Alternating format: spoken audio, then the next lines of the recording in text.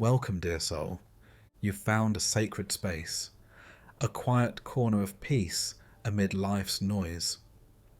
Here, under the gentle canopy of forest leaves and beside streams of still waters, we journey through the Psalms, words breathed centuries ago, yet pulsing with life, healing and hope today. These aren't just readings, they're invitations to restoration. As you listen, may the melodies of creation and the sacred text bring deep rest to your body, comfort to your heart, and renewal to your spirit. Before we begin, I'd love to know, where in the world are you watching or listening from? Let us know in the comments below. It's beautiful to see how far these sacred words travel. Now, settle in, close your eyes, let the forest hold you. Let the Psalms guide you home. The evening mist had begun to curl between the tall pines like a dream drifting through the forest. The light was soft, golden at first, then slowly fading into lavender shadows as the sun dipped behind the hills.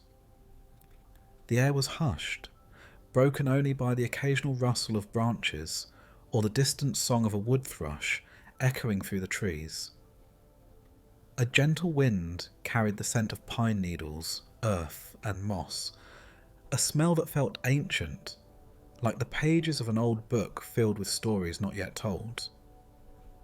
The shepherd walked slowly now. His legs were tired from the day's journey, and his staff leaned heavily in his hand. Each footstep sank into the thick bed of forest needles that cushioned the ground.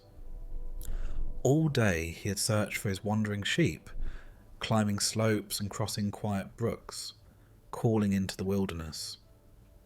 His voice, at first firm and commanding, had grown soft with weariness.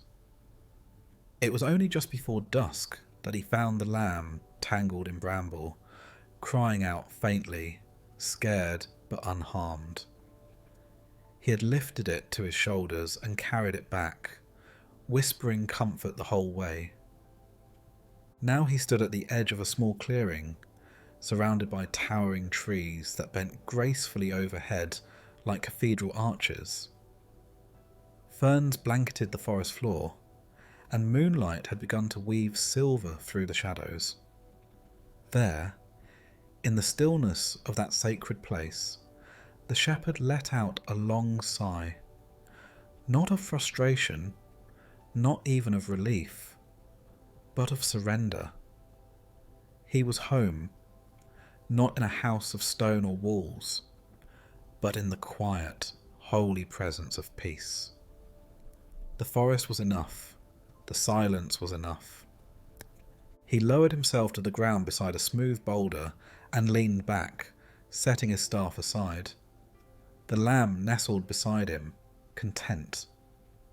The shepherd looked upward, through the open lattice of branches where the last light flickered, and he began to pray, not with the formal words of ritual, but with the psalms that had lived in his heart since he was a boy. They came now like water from a deep well, pure and clear. The Lord is my shepherd, I shall not want.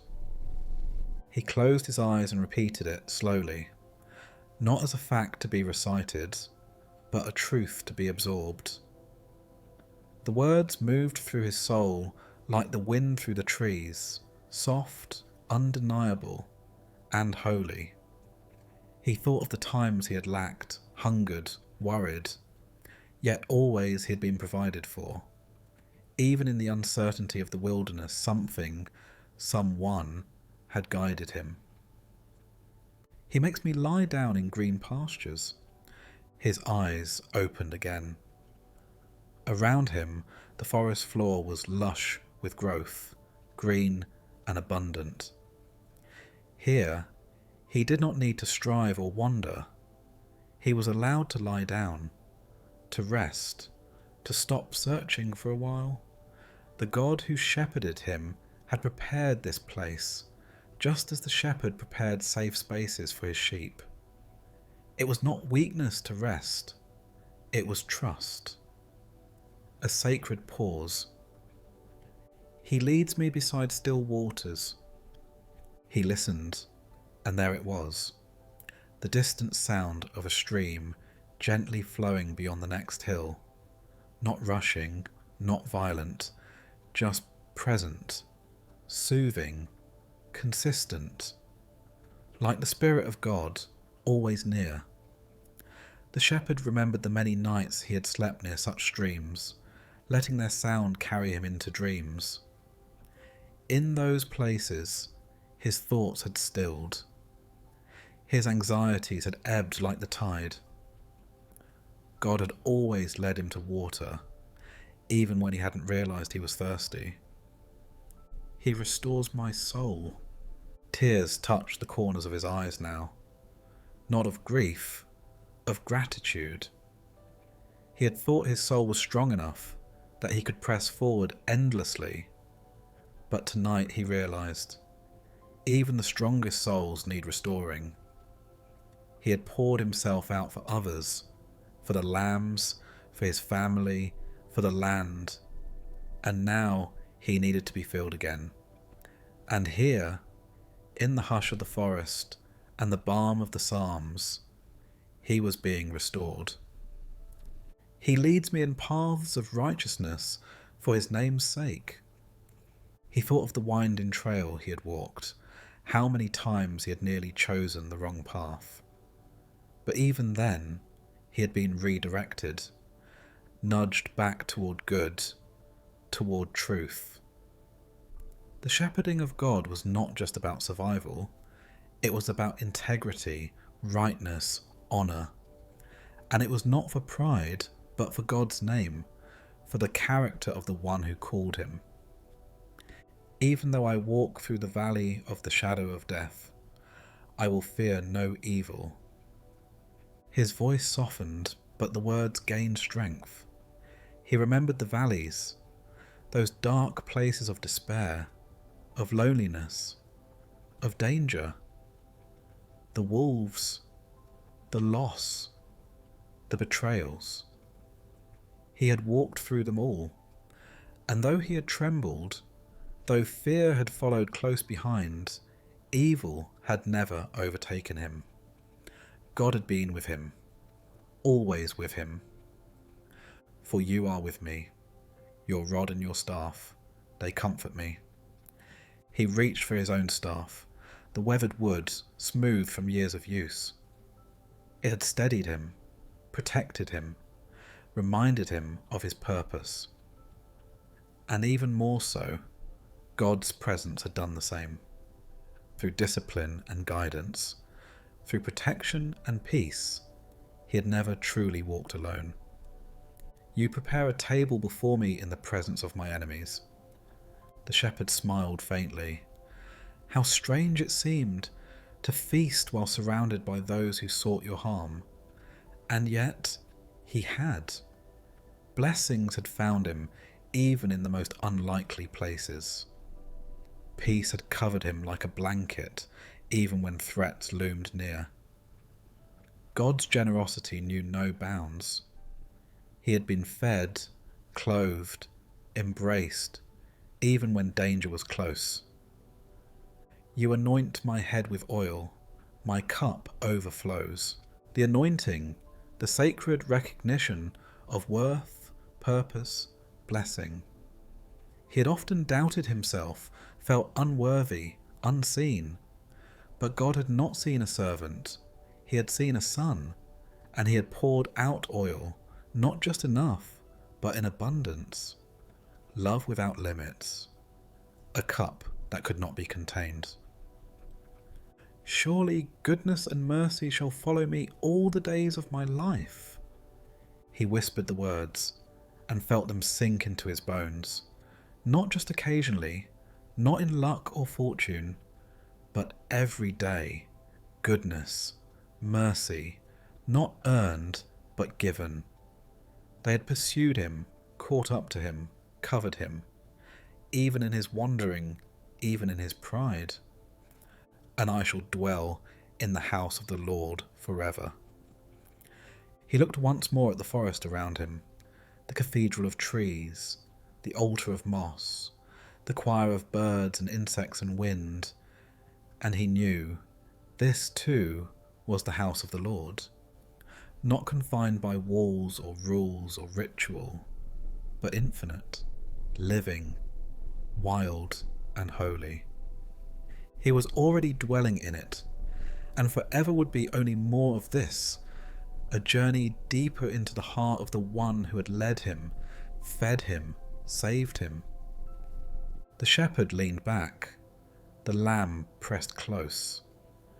The wind whispered psalms through the pines, and sleep, deep and undisturbed, finally came. The lake was still, so still that it seemed to hold its breath. Morning mist hovered like a soft veil above the water's glassy surface, and along the shoreline dew clung to blades of grass and wildflowers as if the earth itself had been weeping in the night. Trees bowed gently toward the water, their reflections shimmering in perfect symmetry. The forest beyond was quiet, hushed with the reverence of a sanctuary before the first hymn is sung. She sat on a low, moss-covered stone near the water's edge, arms wrapped around her knees, chin resting atop them. Her breath was slow, heavy. Her eyes, though open, were far away, fixed not on the beauty before her, but on a place deep within, a place tangled with grief, longing, and unanswered prayers. Her name was Miriam, and this lake had always been her sacred place. As a girl, she had come here with her father, collecting stones, listening to the calls of the loons, tossing breadcrumbs to ducks. It had been a place of laughter, stories, and small joys. Later, she had come here to write poetry, to think, to breathe. And now she came because her soul didn't know where else to go. This place had seen every version of her, and it alone could hold the broken pieces she couldn't show the world. Her lips parted. A breath escaped like a sigh wrapped in sorrow. Then the words came, softly at first, but with aching familiarity. As the deer pants for streams of water, so my soul pants for you, O God. The words were a psalm she had memorized years ago, back when faith had come easily, back when worship was like breathing. But now they returned not from joy, but from desperation. The image clung to her, a deer trembling with thirst, searching for water in a parched land. She understood it now in ways she hadn't before. Her soul was that deer. My soul thirsts for God, for the living God. When can I go and meet with God? A tear slid down her cheek, followed by another. They left trails in the fine layer of dust that had settled on her face during the walk through the woods. She had come searching, not for a place, but for a presence. And yet, she still felt far. She still felt alone. My tears have been my food day and night, while people say to me all day long, "Where is your God?" She choked on the memory, the well-meaning words of friends, the silence on the other end of her prayers, the nights spent crying into her pillow. Where is your God? The question echoed, cruelly, relentlessly. She had asked it herself, over and over. Where are you? Why have you hidden? Why do you feel so far from me when I need you most? But the psalm didn't end there. Her voice wavered, but she continued. These things I remember as I pour out my soul. how I used to go to the house of God, under the protection of the Mighty One, with shouts of joy and praise among the festive throng. Memory rushed in like a flood, singing with her church choir, laughing on Sunday mornings, dancing barefoot in the rain after answered prayers. There had been joy once, real joy. There had been intimacy with God, not the kind born of ritual, but of relationship. What had happened? When had the light dimmed? Why, my soul, are you downcast? Why disturbed within me? The question was one she had wrestled with for weeks, for months. Depression had settled over her like fog, thick and unmoving. She could smile when necessary, hold conversations, perform tasks, but inside, her soul had curled in on itself. She felt like a boat cut adrift, a bird flying in circles, a voice lost in the wilderness. Yet even now, the psalmist whispered hope. Put your hope in God, for I will yet praise him, my Saviour and my God. And the words were not an answer. They were a choice. A declaration made in the middle of the ache, not at the end of it.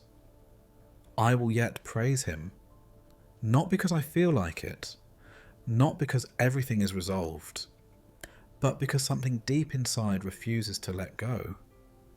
Because even here, even now, praise is still possible.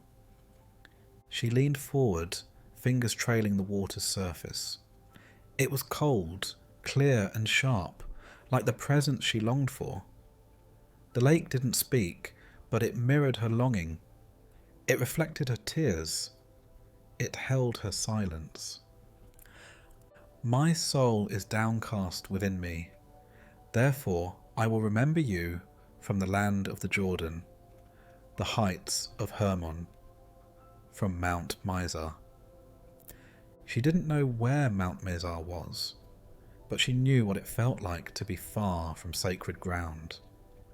She knew the ache of remembering better days, of trying to trace the outline of God in the fog of confusion. And still she reached. Still she remembered. Because even in the wilderness, memory can be a lifeline. Deep calls to deep in the roar of your waterfalls. All your waves and breakers have swept over me. She had always loved that verse, not because it promised ease, but because it acknowledged the truth. Sometimes God's presence is overwhelming, not gentle or soothing, but like a waterfall crashing into the depths of who we are.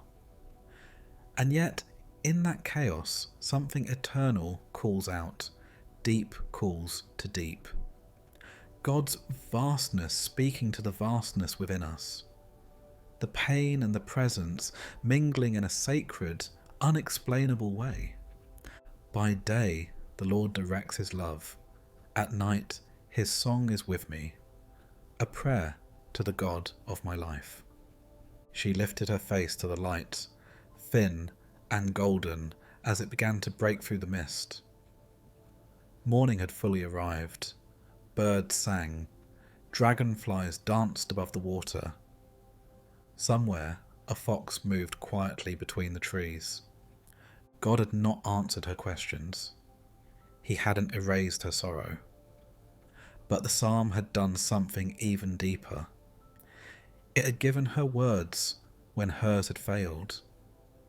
It had placed a hand on her shoulder and whispered, "You are not alone in this ache. Others have walked this path.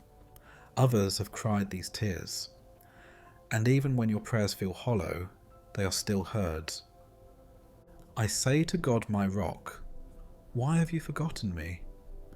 Why must I go about mourning, oppressed by the enemy?" She didn't shy away from the honesty. The Psalms never did. And so she spoke the rawness aloud. She accused. She questioned. She brought the fullness of her doubt into the open, not to abandon God, but to bring him closer. Her voice cracked again near the end. Why, my soul, are you downcast? Why so disturbed within me? Put your hope in God, for I will yet praise him, my Saviour and my God. And this time, it wasn't just a psalm, it was her prayer, her commitment, her hope, fragile, trembling, but real. The mist lifted, the sun spread across the surface of the lake, and with it, warmth touched her face. Miriam breathed in deeply. The heaviness didn't vanish, but it loosened, like a tight knot being gently unwound. She reached for a small stone at her feet and placed it in her pocket, a reminder, a marker of this morning, this prayer, this psalm. And then, slowly, she stood.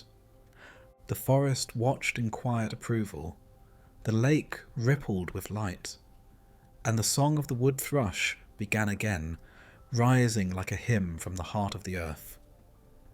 The storm had been gathering for hours, thick, restless clouds pushing in from the western ridge like an army of shadows.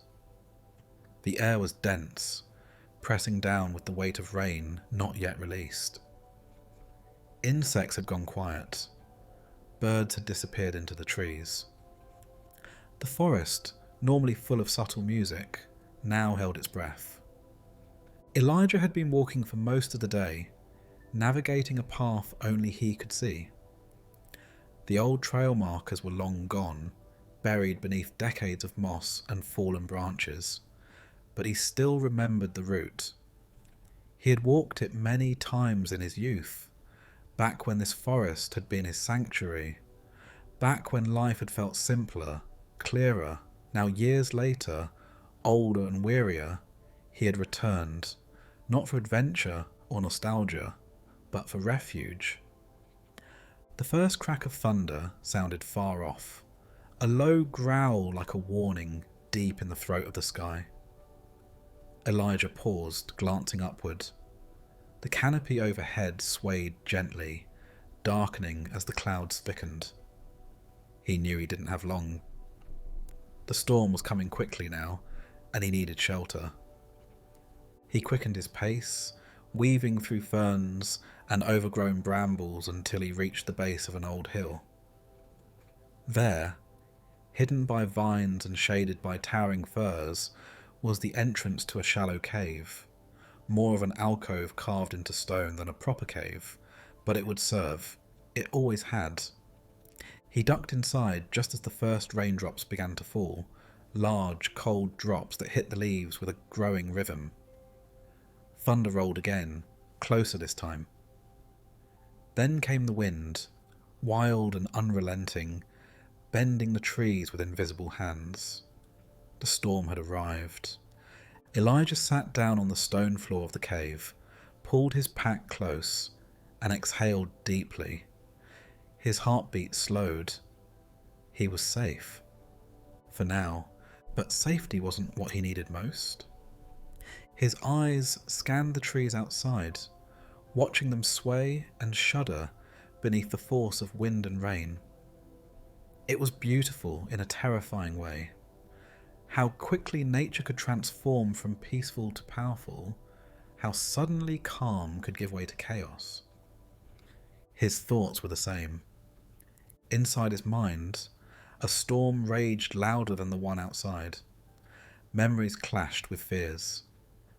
Guilt twisted with grief.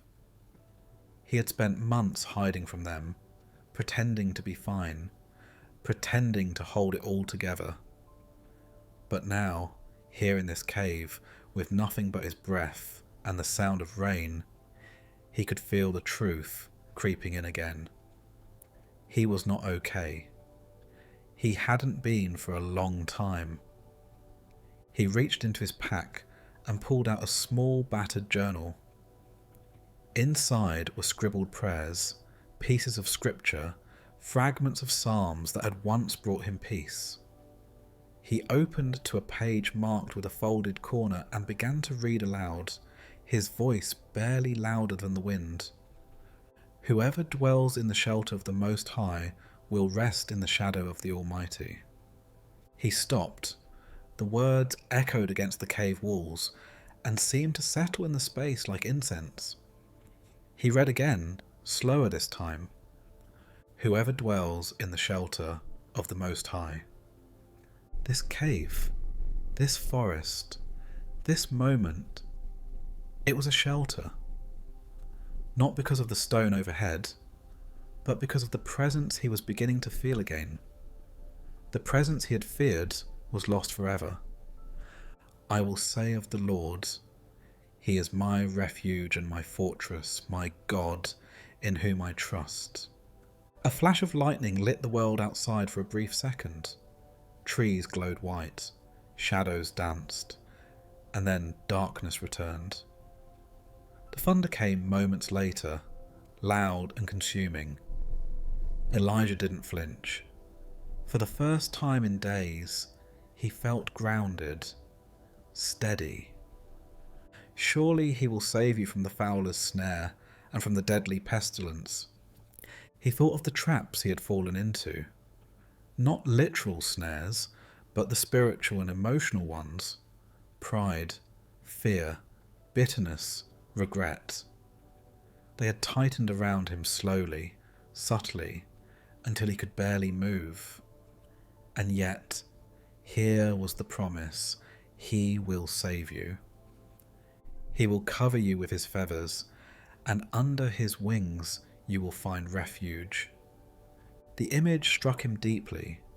A bird, wings outstretched, shielding her young from the storm, vulnerable yet fierce, soft yet strong. That was what he longed for.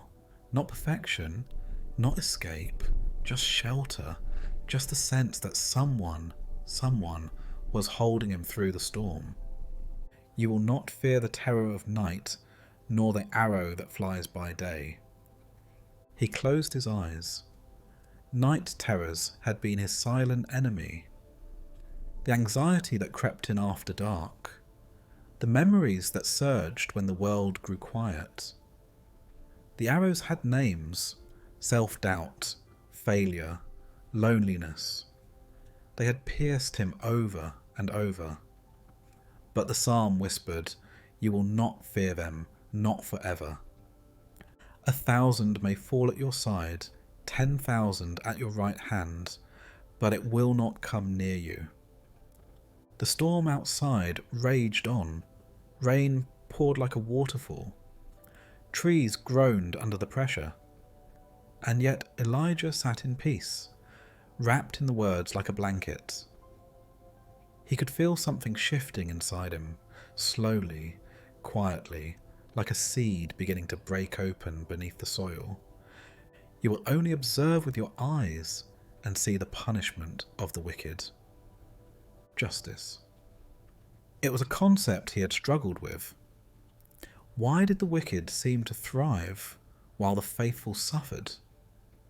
But the psalm didn't promise that evil would always prevail.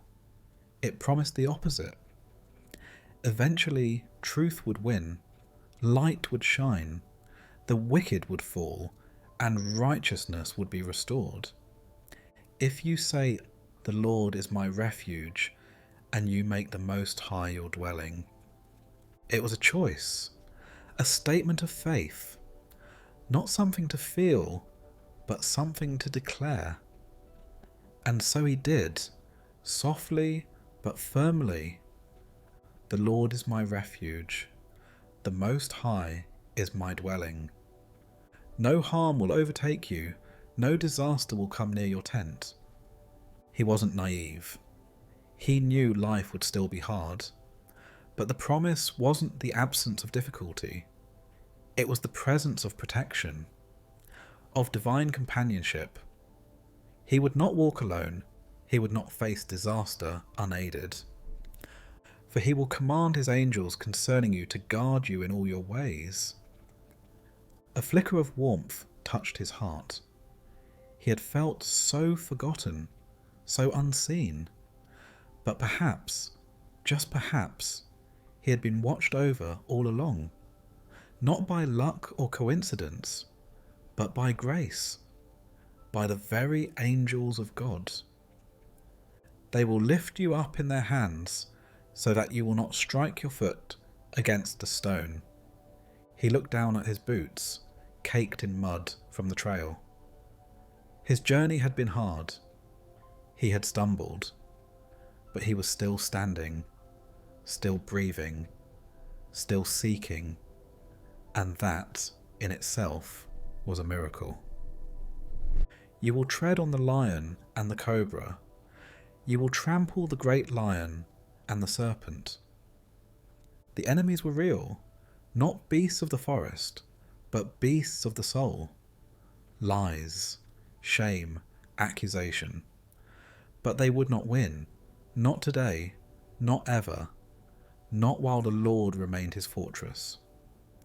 Because he loves me, or says, Veladiu, oh, I will rescue him. I will protect him, for he acknowledges my name. A lump rose in Elijah's throat. These were not just ancient words, they were present tense promises. Because he loves me, because he remembers me, I will rescue him. He will call on me, and I will answer him. I will be with him in trouble. I will deliver him and honour him. With long life I will satisfy him and show him my salvation. The final words settled like rain on dry soil. They didn't erase his pain, but they planted hope. Elijah sat for a long time in the mouth of the cave, watching the storm begin to soften. The thunder grew distant. The rain eased. The trees stopped thrashing and began to sway gently once more. Light, pale and new, peeked through breaks in the cloud. He stood, stretched, and stepped out into the wet forest. The ground was soaked, the air rich with the scent of renewal. He walked slowly now, not because of weariness, but because each step felt sacred. He had come to the forest for shelter. He had found much more. The tower stood at the forest's edge like a silent sentinel watching over the valley below. Its stone walls were covered in ivy, worn by time and weather, but still sturdy. It was not tall by comparison to castles or fortresses, but it rose just high enough to see above the tree canopy, offering a view of the rolling hills to the east and the shadowy mountains to the west. The watchman's chamber at the top was simple: a wooden stool, a small oil lamp, and a bell that had not rung in years. Isaac sat there now, wrapped in a wool cloak against the night chill, his back straight, eyes trained on the horizon. He had held this post for years, first as a young apprentice, now as the sole guardian of a post long abandoned by most. The world had grown quieter, or so they said. The wars had passed, the roads had emptied, and few believed there was any reason left to watch. But Isaac stayed.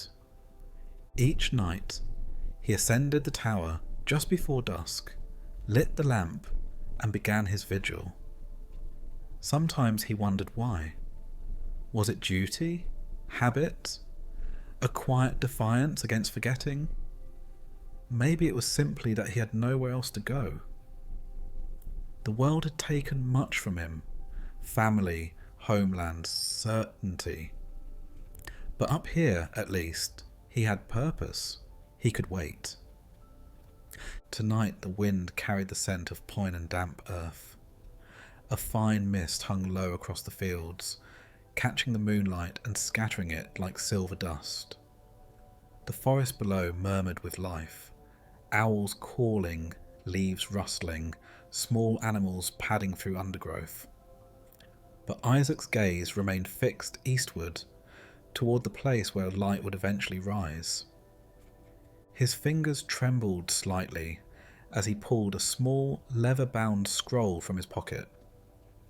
It was old, worn at the edges, the ink faded from years of handling. He unrolled it slowly, his eyes scanning words he had read 1,000 times, but which still pierced him anew each night. And then, as he had done every evening for nearly a decade, he began to read aloud. "Out of the depths I cry to you, O Lord." His voice was rough from silence but steady. It rang out across the tower, mingling with the night air. The psalm was not a formal recitation. It was a plea, a confession, a lifeline.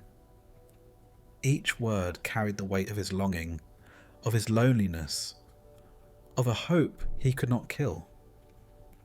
"Lord, hear my voice. Let your ears be attentive to my cry for mercy." He paused and closed his eyes. Mercy. That was what he longed for most. Not just forgiveness, though he needed that too, but tenderness, compassion, the feeling of being seen, known, and still loved. He had cried for it many times when no one else was listening, cried for it in sickness, in sorrow, in the silence of days that stretched without meaning. And yet, he kept crying, because even the act of crying out was a declaration. Someone is listening. "If you, Lord, kept a record of sins, Lord, who could stand?" A bitter laugh escaped him before he caught it. He had kept his own record of sins, written in the silence of memory and regret. Times he had failed to act, words he should have spoken, love he had withheld out of fear. It was easy to believe God did the same, that he had tallied each failure with divine precision. But with you there is forgiveness, so that we can, with reverence, serve you. The wind shifted, rustling the scroll in his hands. Forgiveness. It still stunned him that God, in all his righteousness, had chosen mercy over wrath, that he invited not slaves, but servants, reverent, but not afraid, that he could look at someone like Isaac, wounded, worn, imperfect, and still call him worthy to serve. "I wait for the Lord, my whole being waits, and in his word I put my hope." He gripped the edge of the stone windowsill, leaning into the coolness, waiting. That word defined his life, not just up here in the tower, but in his soul. He waited for clarity, for restoration, for love, for peace. And though it had not yet come in the way he expected, he still waited. He watched as the mist began to drift higher, climbing toward the base of the tower. Below, the forest was vanishing into fog, as if heaven itself were folding down over the earth. "My soul waits for the Lord, more than watchmen wait for the morning, more than watchmen wait for the morning." He repeated it, letting the rhythm carry him. More than watchmen wait for the morning. Who else could understand those words like he did? He had waited for so many mornings, waited through storms, through blackness so complete he could not see his own hands, waited through winters when the sun rose only in name, and summers when the heat burned his hope dry. And still, each morning, the light came, always, eventually, faithfully. So he waited again. The sky began to lighten, imperceptibly at first, just the faintest silvering along the eastern ridge. It would still be hours before the sun broke through, but it was enough. Proof that morning was coming. That night would not last forever. Israel, put your hope in the Lord, for with the Lord is unfailing love, and with him is full redemption." Isaac's voice grew stronger now. These words were no longer whispers. They were declarations, spoken into darkness as defiant truth. With the Lord is unfailing love. Love that didn't depend on worth or perfection. Love that reached into towers and tears and time. He himself will redeem Israel from all their sins. Isaac bowed his head. Redemption, restoration, return, not just of a nation, but of a man, of himself. The scroll trembled slightly in his hands as he rolled it shut. Below, the first birds were beginning to sing. The world was stirring. Light, thin and golden, traced the tops of the trees.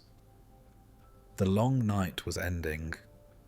He stood slowly, joints stiff but spirit lighter.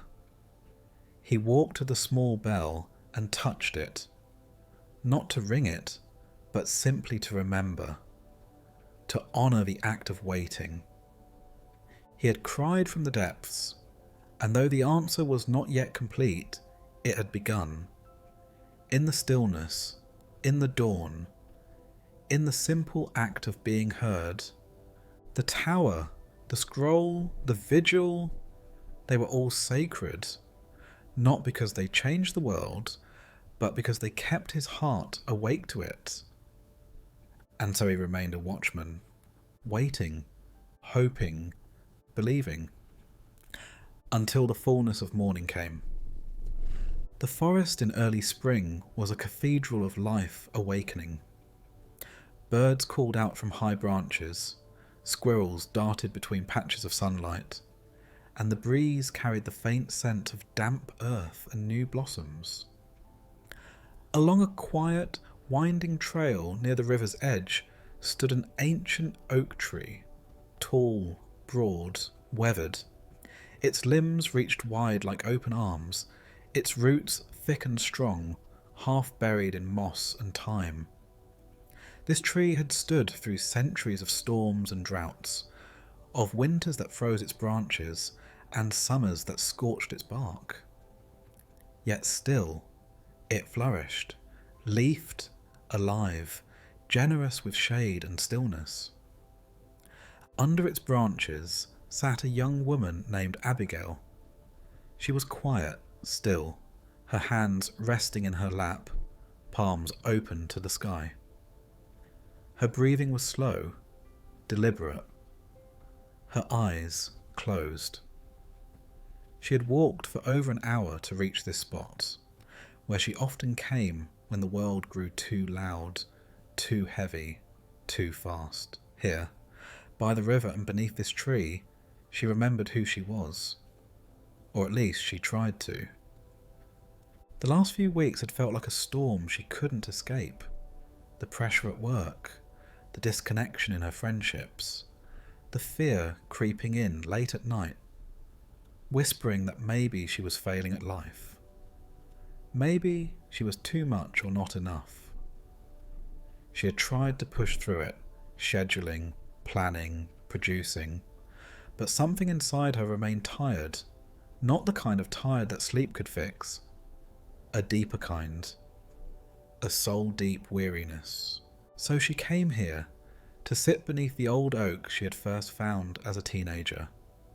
She still remembered that day, how she had stumbled upon it after getting lost on a summer hike, her cheeks streaked with tears, her chest tight from trying to be strong too long. She had sat then, as now, with her back against the rough bark, and had felt, without explanation, safe. As if the tree had known her before she introduced herself, as if the wind had already heard her prayers. She opened her eyes now, looked up through the branches swaying gently overhead. Light filtered through the leaves in golden green patterns that danced on the forest floor. Everything here moved slowly, purposefully, Nothing rushed, and in that rhythm, Abigail felt her heart begin to soften. She reached into her backpack and pulled out her Bible, soft covered and marked with worn edges. She flipped through the pages until she found the passage she was looking for, and began to read aloud, voice soft and reverent. Blessed is the one who does not walk in step with the wicked, or stand in the way that sinners take, or sit in the company of mockers. The words settled around her like dew on grass. She had read this psalm so many times before, but today it landed differently. She paused, letting the first lines soak in. Blessed is the one who does not walk, who does not stand, who does not sit. There were choices in those words, not about perfection, but about direction. The psalm wasn't just describing the wicked, it was describing drift. How a person could begin by walking near danger, then standing still in it, then sitting down with it as if it belonged. Abigail felt the sting of recognition. How easy it was to slide away from peace. How subtle the drift. But then came the contrast. But whose delight is in the law of the Lord, and who meditates on his law day and night? Delight, a word so far from what she had been feeling lately. Her faith had become routine, sometimes even burdensome, but this psalm reminded her. Delight was not about force, it was about presence. Returning again and again to truth, letting it fill the soul like rain fills the soil. Not just once, not when convenient, but day and night. Steady, like breath, like roots. She read on. That person is like a tree planted by streams of water, which yields its fruit in season, and whose leaf does not wither. Whatever they do prospers. Abigail looked up at the oak tree towering above her. The verse had always reminded her of this very spot. A tree planted by water, steady in its place. It didn't strive, it didn't chase. It simply stayed, rooted, fed, flourishing, and that the psalm said was the vision for the faithful life. To be rooted, not in anxiety, not in busyness, not in the approval of others, but in God. She ran her hand along the tree's bark. It was rough and beautiful, full of grooves like wrinkles in an old face. How long had this tree been here? How many storms had it weathered? How many springs had it seen? And still it stood. Still it bore fruit in season. Still its leaves had not withered. Abigail felt a quiet longing rise in her. She wanted that life. Not a life of striving, but of abiding. Not of frantic energy, but of grounded peace. A life where her soul could stretch its roots deep into something eternal, where no matter what chaos swirled around her, she could remain nourished. Not everything would bloom all the time. The verse had made that clear. It yields its fruit in season. There would be times of growth and times of quiet, times of harvest and times of hiddenness. But through it all, the tree was planted, secure, sustained. She read the next lines, the contrast again stark. Not so the wicked, they are like chaff that the wind blows away. Chaff, light, dry, rootless, useless. It drifted wherever the wind carried it. No weight, no staying power, no anchor. That was the danger, a life built on fear, comparison, performance, That kind of life could never hold up to the storms. And the psalmist had seen it clearly. Therefore the wicked will not stand in the judgment, nor sinners in the assembly of the righteous. For the Lord watches over the way of the righteous, but the way of the wicked leads to destruction. The wind picked up, moving through the branches in a steady hush, like breath from the mouth of God. Abigail closed her eyes again, this time with more ease. She breathed in deeply, filling her lungs with the scent of earth and tree and early blossoms. She felt something inside her begin to rest. She didn't have all the answers. Her problems hadn't vanished. But the psalm had pointed her back to something deeper than resolution. It had pointed her back to rootedness. She didn't need to fix everything. She needed to plant herself, again, by the water, to show up beneath the word like soil beneath rain, to stop running, to choose delight, not duty, to meditate, not just memorize, to become like the oak. She opened her hands in prayer. No polished words, just silence, just presence, just surrender. After a while, she stood slowly, feeling her feet firm against the earth. She touched the tree one more time, a wordless thank you passing from her heart to its branches. With her Bible tucked under one arm, she turned toward the trail. The sun was warmer now, the path brighter. As she walked away, Abigail knew something within her had shifted, not fixed, but rooted. And that was more than enough. The leaves fell in slow spirals, each one a fragile flame drifting through the crisp air before resting gently on the earth. Reds, golds, russets, and deep browns layered the forest floor like a painter's forgotten palette. The sound of their descent was subtle but constant, a soft whisper of time slipping away, moment by moment. Autumn had fully claimed the woods, and with it came a stillness, a quiet melancholy, and the kind of beauty that only comes with letting go. Along a path barely visible beneath the fallen leaves, an old man walked slowly, one hand clutching a wooden cane, the other trailing along tree trunks as he passed. His steps were deliberate, not out of caution alone, but out of reverence. He had walked this trail for decades, first as a child with his father, then as a young man in solitude, then with his own children, and now alone once again. The forest had changed over the years, just as he had, but it always welcomed him back like an old friend, unchanged in soul, even as its shape shifted with the seasons. His name was Thomas. His back was slightly hunched now, and his beard had turned the colour of ash. His eyes, however, were sharp and clear, reflecting not just age, but experience, wisdom carved from joy and suffering alike.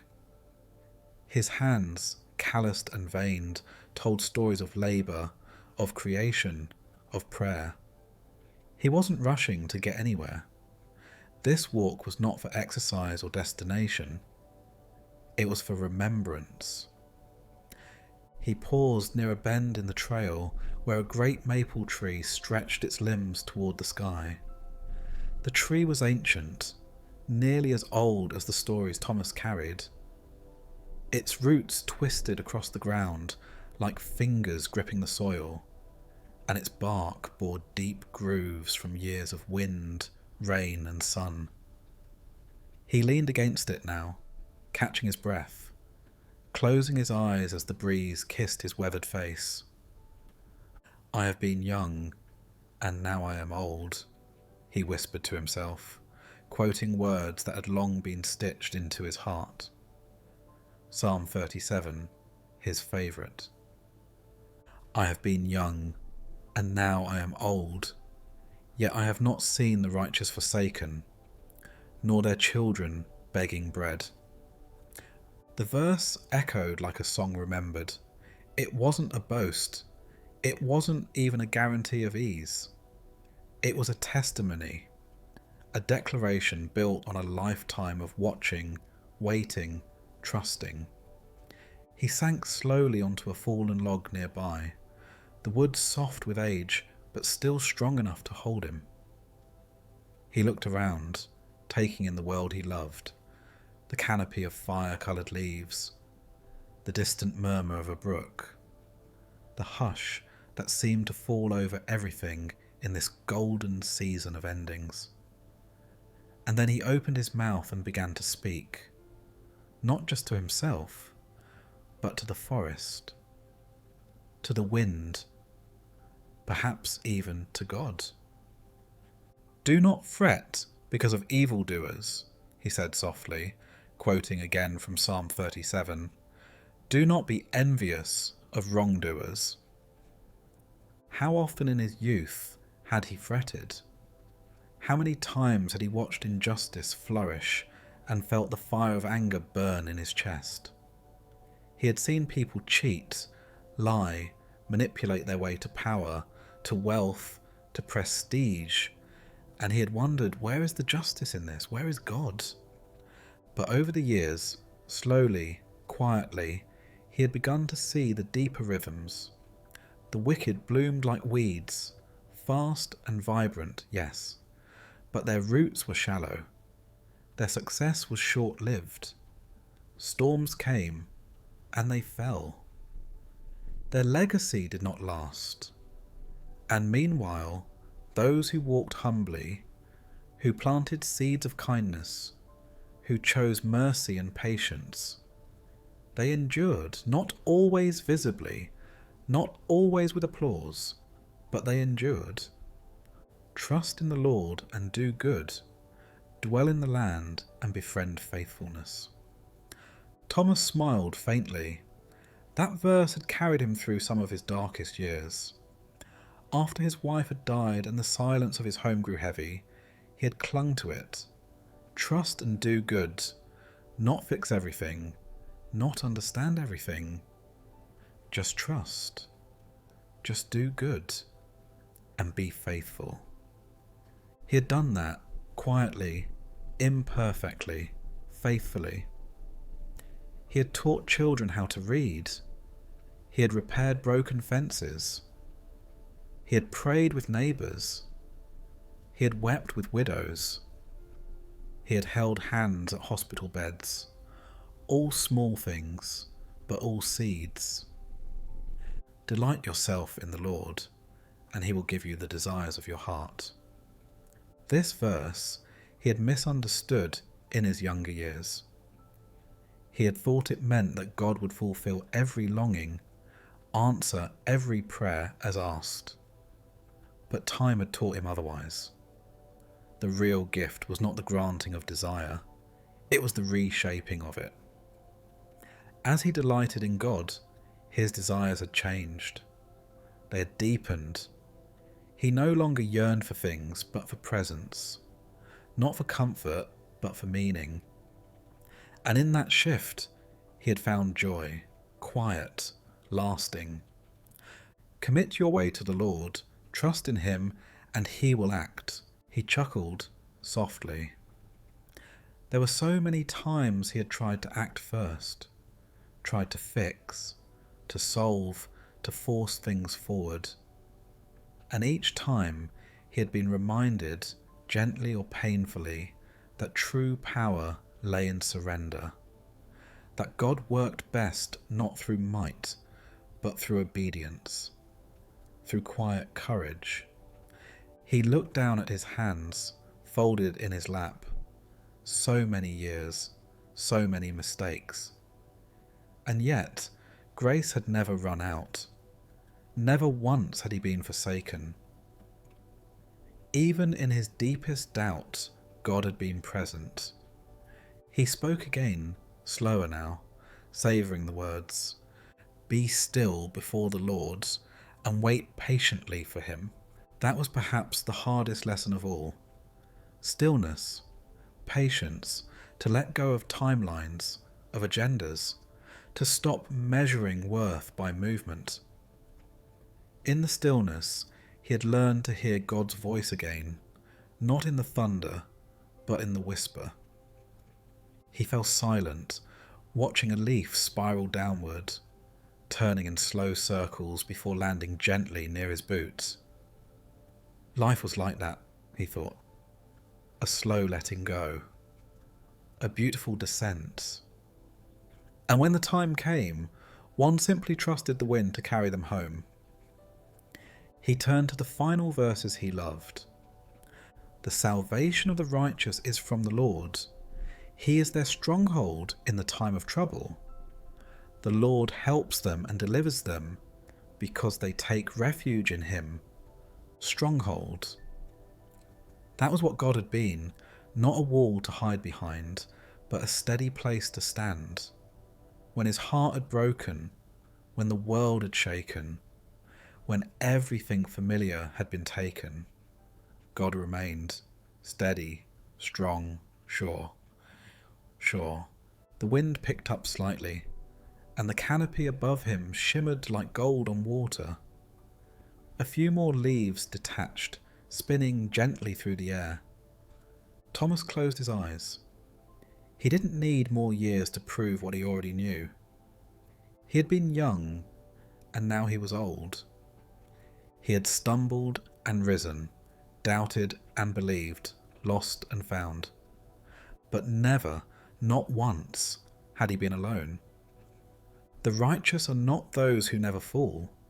They are those who rise, again and again, because they trust not in their strength, but in God's. And now, as another leaf landed softly on his knee, Thomas breathed in deeply, smiled, and whispered one final time, "The steps of a good man are ordered by the Lord, and he delights in his way." The morning began with birdsong. Long before the sun crested the hills and painted the forest with gold, the air was already alive with the voices of sparrows, warblers, thrushes, and robins. Their melodies rose gently through the mist, a soft chorus of praise offered not for applause, but because singing was simply what they were made to do. There was no conductor, no sheet music, only instinct, only joy. The forest clearing was bathed in dew. The grass, soaked from the night, sparkled under the first rays of sunlight. Trees stood like tall sentinels, their branches bowing toward the earth, heavy with early light. In the middle of it all, sitting on a fallen log, was a boy named Elias. He couldn't have been older than 10. His cheeks were ruddy from the cold morning air, his hair tousled from sleep, and his hands were cupped around a small notebook and pencil. He came here every morning when he could, slipping out of the small cabin where his grandmother still slept, making his way barefoot down the well-worn path until he reached this quiet grove. It was his favourite place in the world. Here, he felt different, less anxious, less restless. Here, he didn't have to be brave, or clever, or loud. He could simply be. Elias watched the sparrows flit from branch to branch above him, singing as they moved. One, a little brown bird, with a streak of white above its eye, landed on the branch just above where he sat. It tilted its head toward him and chirped twice before fluttering to another tree. He smiled. "I like your song," he whispered. Elias had always been fascinated by birds, their freedom, their simplicity, their courage. They were so small, so fragile, yet they soared. They sang even when the world was dark. They built homes out of twigs and string, and yet they raised generations in them. They trusted the skies. He opened his notebook and began to draw. The lines were rough, not perfect, but it didn't matter. What mattered was the attention, the presence. Drawing helped him see more clearly. He sketched the bird's small beak, the angle of its wings, the shadows cast by the morning sun. Then he stopped and opened the small Bible tucked beside the pages of sketches. It had once belonged to his grandfather, who had passed away 2 winters ago. Inside, the margins were filled with notes and underlined verses. One page had been bookmarked with a torn piece of cloth, and Elias turned to it now. His grandfather had read it to him many times. "How lovely is your dwelling place, O Lord of hosts! My soul longs, yes, faints for the courts of the Lord. My heart and flesh sing for joy to the living God." Elias whispered the words aloud, slowly, letting each phrase settle over him like the warmth of sunlight. Even as a child, he felt the truth of them. He didn't always understand everything about God, not why people got sick, or why grown-ups argued so much, or why sometimes prayers didn't seem to get answered. But he understood this, that God's presence felt like this clearing, like early morning light, like bzzzt bird song, like stillness that calmed your chest. He continued reading. "Even the sparrow finds a home, and the swallow a nest for herself, where she may lay her young at your altars, O Lord of hosts, my King and my God." He read it again, louder this time. Then he looked up and smiled. "Even the sparrow finds a home." He whispered it over and over, even the sparrow. He thought about how often people overlooked the sparrow. They weren't colourful like cardinals or bold like hawks. They were ordinary, small, easy to miss. And yet God had given them a home right at the altar. Elias closed his eyes and imagined it. A tiny bird fluttering into the great temple of God, building a nest in a corner of the sacred place. No one stopping it, no one shooing it away. Just welcomed, just safe. A tear formed in the corner of his eye, not from sadness but from recognition. Because sometimes Elias felt like that sparrow, small, quiet, easy to overlook. At school he wasn't the fastest, he wasn't the funniest. He often didn't raise his hand because he was afraid of saying the wrong thing. He didn't always know how to join in the games at recess. Sometimes the world felt too big, too noisy. But here, in the forest, reading the Psalms, watching the birds, he felt noticed, held, home. He continued reading. "Blessed are those who dwell in your house, ever singing your praise." And there it was again, the singing. He looked back up at the trees. The birds had not stopped.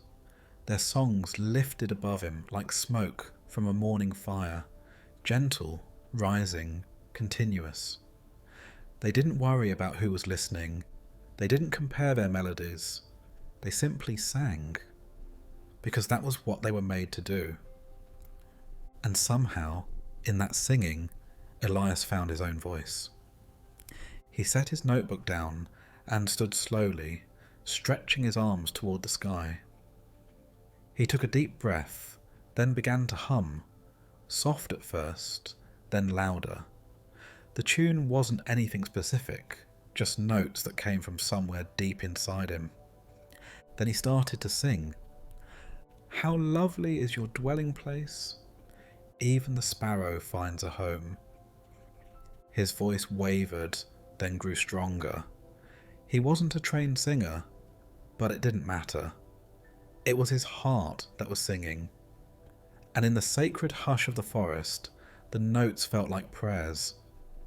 Elias didn't know how long he stood there, singing with the birds, his feet damp with dew. his eyes lifted to the treetops. But when he finally stopped, the world felt different. Not because it had changed, but because he had. He picked up his Bible and notebook and began walking back toward the cabin. The trail was bathed in sunlight now. Every step felt lighter, as if the weight he hadn't known he was carrying had been lifted. Even the sparrow finds a home. That promise nestled into his chest like a seed ready to grow. He would carry it with him, into his classroom, into the noisy hallways, into moments of doubt. He would remember that he had a home, a place, a God who saw him. And he would remember the birds, who rose each morning without fear, who sang before the sun rose, who made their nests near the altar, and who, without knowing it, preached a sermon of praise in every note. The forest was hushed beneath a soft blanket of morning fog. Tendrils of mist wove their way between tree trunks, drifting silently over moss-covered roots and between low-hanging branches.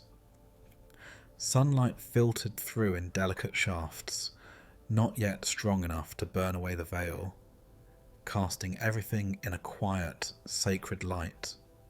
The air smelled of damp leaves, wild herbs, and something older, ancient bark, turned earth, the breath of time itself. In the stillness, every sound was amplified. The delicate plop of dew from a leaf, the distant caw of a raven, the slow, rhythmic beat of wings overhead. And then, just beyond a rise in the land, a sound that did not quite belong. A rustle, unsteady and strained, followed by a soft, irregular thud. It was the sound of struggle. From the thick undergrowth emerged a deer, limping badly, one hind leg dragging awkwardly behind it. Its flank was streaked with dirt and dried blood. The wound wasn't fresh, but it had not healed either. With each step, the deer winced, pausing every few feet to lift its head and listen. It was a young buck, its antlers still small, its eyes wide and cautious. It was not running now. It could no longer run. It had survived the chase, but just barely. The buck reached a clearing where the grass grew thick and soft, and collapsed onto its side with a low groan of pain. Its breathing was fast, shallow. Flies circled lazily above its wound. The animal did not resist them.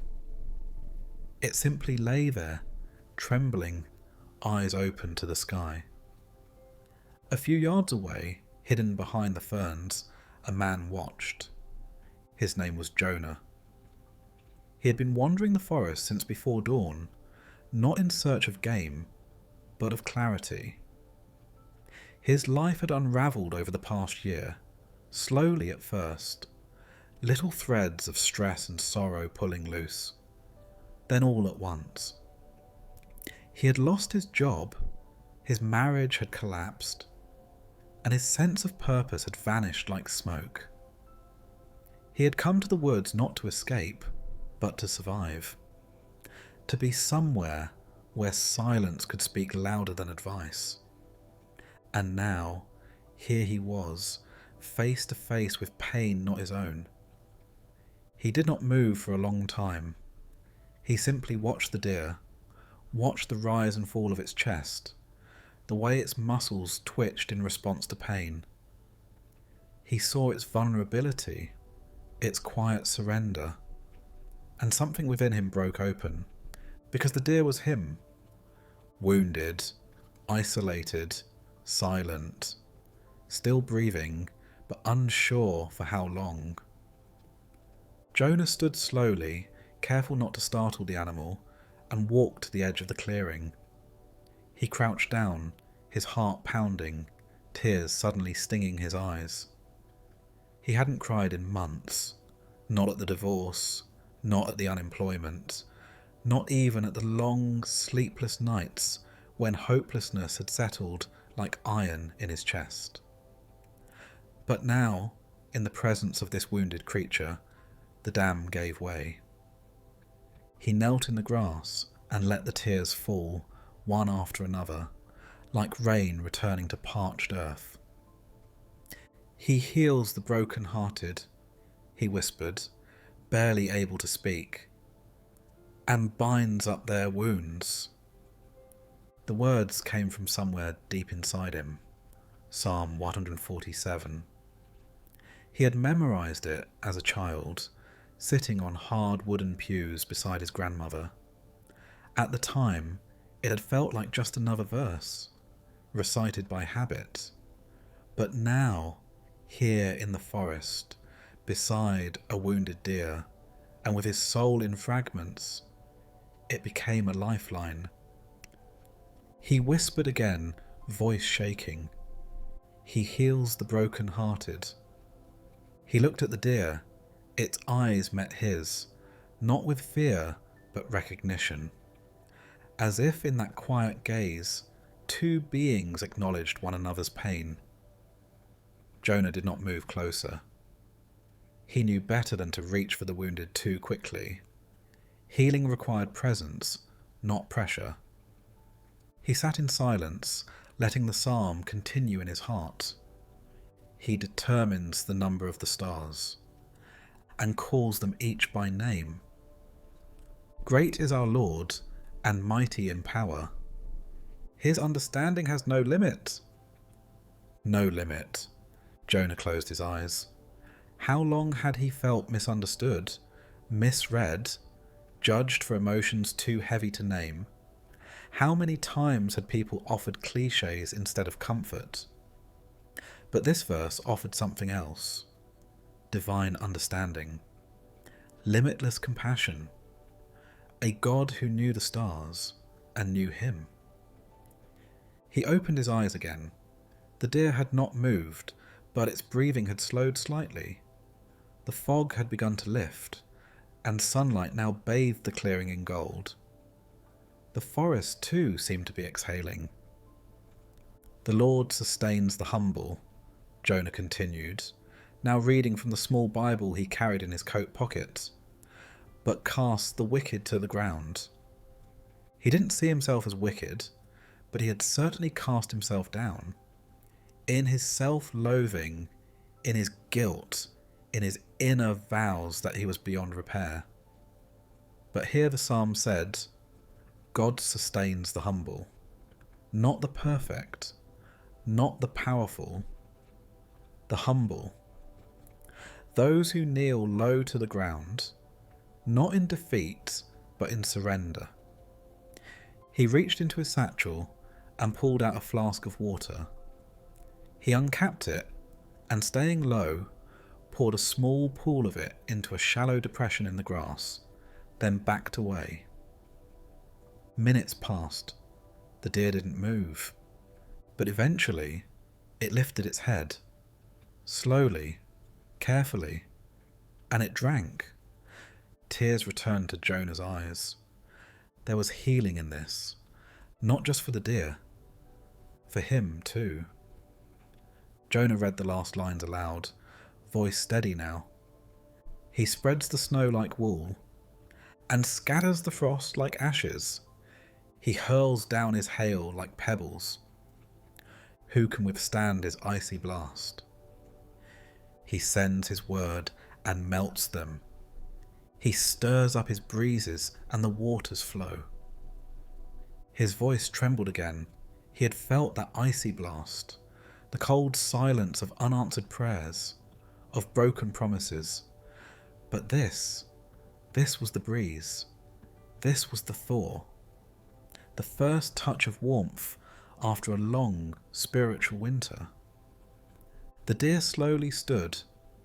It limped, yes. The wound was still real, but it stood. Jonah rose too. They both stood in the light, two broken creatures beginning again. Neither of them was fully healed. but neither was alone. Jonah looked up through the trees, the sky bright and clear now, and for the first time in a long while he didn't feel lost. He felt seen. He felt held. He closed the Bible and whispered the words once more, not just as scripture, but as his truth. He heals the broken-hearted and binds up their wounds. Then with the breeze at his back and a quiet hope rising within him, Jonah turned and began to walk back through the trees, his heart a little lighter, his spirit a little stronger. And behind him, the deer stepped forward into the sun. The sun was just beginning to climb the sky, scattering pale gold across the treetops and sending warm, dappled light down to the forest floor. The world seemed to be waking slowly, with a kind of sacred hush. The birds were already in song, their voices rising like incense through the stillness, and a gentle breeze moved through the leaves, creating a sound like a distant sea. It was the kind of morning that promised clarity, the kind that seemed to whisper, "Peace is possible." Along a narrow path that wound through the trees and followed the riverbank, a woman walked alone. Her name was Lydia. Her hands were tucked into the sleeves of her sweater, shoulders slightly hunched. Her gaze drifted toward the ground as she walked, eyes tracing the shapes of roots and stones beneath her feet. She had come to the forest not out of whimsy, but necessity. The tension in her chest had grown too tight, the noise of her thoughts too loud. The city, her apartment, even her own heartbeat. Everything had begun to feel like a drumbeat she couldn't silence. So she came here, into the trees, to seek something she couldn't name but desperately needed. Her thoughts chased each other in loops, worry about finances, fear over her job, the ache of loneliness, the pressure of expectations. Lately, even her prayers had felt mechanical, as if she were mailing words into the void. Her faith, once vibrant and alive, had grown thin, tired. She missed the days when she had felt God's nearness like warmth on her skin. Now, even when she whispered his name, it felt like she was speaking into wind. She stopped to rest at a bend in the trail, where the path narrowed and the river flowed gently beside her, its waters clear and calm. She crouched there, watching the water glide past rocks and fallen leaves. It was beautiful, but more than that, it was steady. It moved with purpose, not hurried, not idle.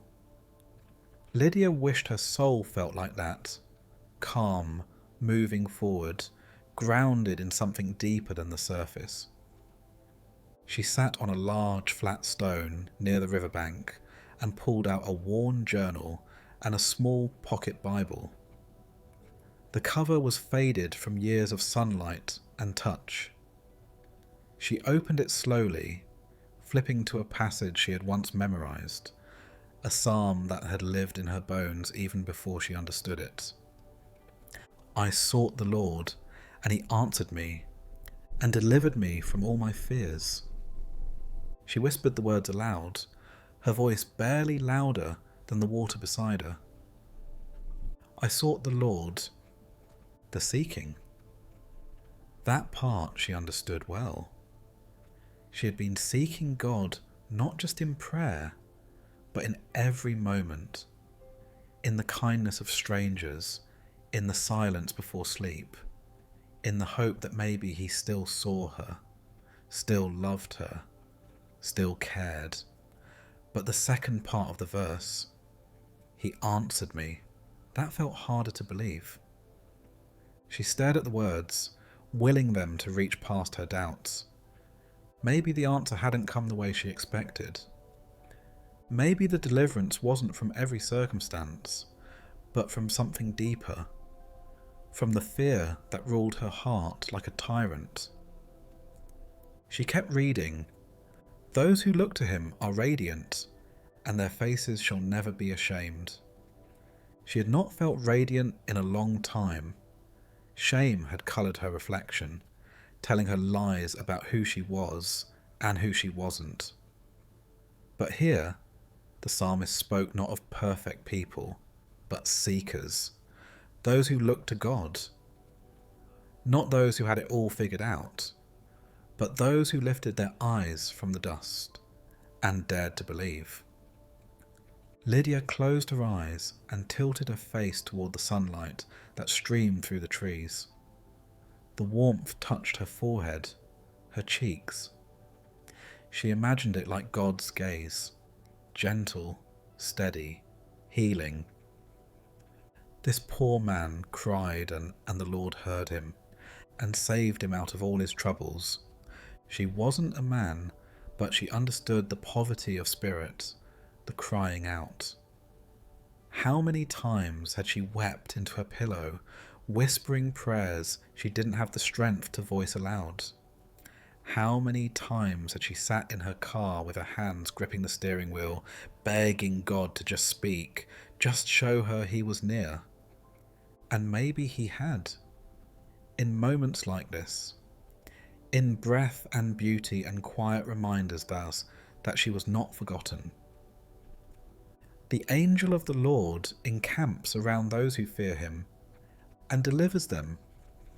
She imagined that, an encampment, a ring of divine presence surrounding her. Not visible to the eye, not always felt, but real, protective, constant. What if, even in her anxiety, God had been closer than she ever knew? What if her fear hadn't driven him away, but drawn him nearer? Oh, taste and see that the Lord is good. Blessed is the one who takes refuge in him. She opened her eyes again and smiled faintly. Taste and see. It wasn't just an invitation to believe, it was a call to experience, to live into God's goodness, to notice it, to let it surprise you. She stood and walked toward the water, removing her shoes and stepping carefully into the river's edge. The cold rushed around her ankles, sharp and exhilarating. She closed her eyes again, listening. The Lord is near to the broken-hearted and saves the crushed in spirit. The verse met her like an embrace. She hadn't realized how broken-hearted she was, how crushed her spirit had become beneath the weight of life's demands. But now that the words named her condition, she felt seen, known, loved, not condemned. She opened her journal and began to write. Not a long entry, just a few lines. God is near, even here, even now.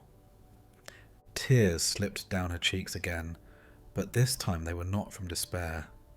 They were from release, from relief. The psalm continued to echo in her mind as she walked back to the stone and sat again. Many are the afflictions of the righteous, but the Lord delivers him out of them all. Many are the afflictions. That part she could accept. Life was not easy. Faith did not erase pain. But the promise was this: deliverance was coming, sometimes slowly, sometimes through unexpected means, but always, always, God was at work. She stayed there until the light began to shift, until the shadows lengthened and the river shimmered in the golden hue of late morning. The path behind her waited. The life she had to return to still held its challenges, but something in her had changed. She didn't have all the answers, but she had peace. Not a loud, dramatic peace, a quiet one, steady, like the river. As she stood and gathered her things, she whispered a final verse, her voice steady and full of hope. Turn away from evil and do good. Seek peace and pursue it. She would pursue peace, even in the busyness, even in uncertainty. She would seek it, not in perfection, but in presence. And she would find it, again and again, here in the forest and in the Word, and in the quiet trust that she was not alone. Night had fallen slowly, like a heavy curtain being drawn across the sky. The last hues of twilight, deep indigo and faded rose, had long since faded beyond the trees, replaced by a deep, endless black scattered with stars. In the heart of the forest, nestled between ancient oaks and tall firs, a small campfire flickered to life.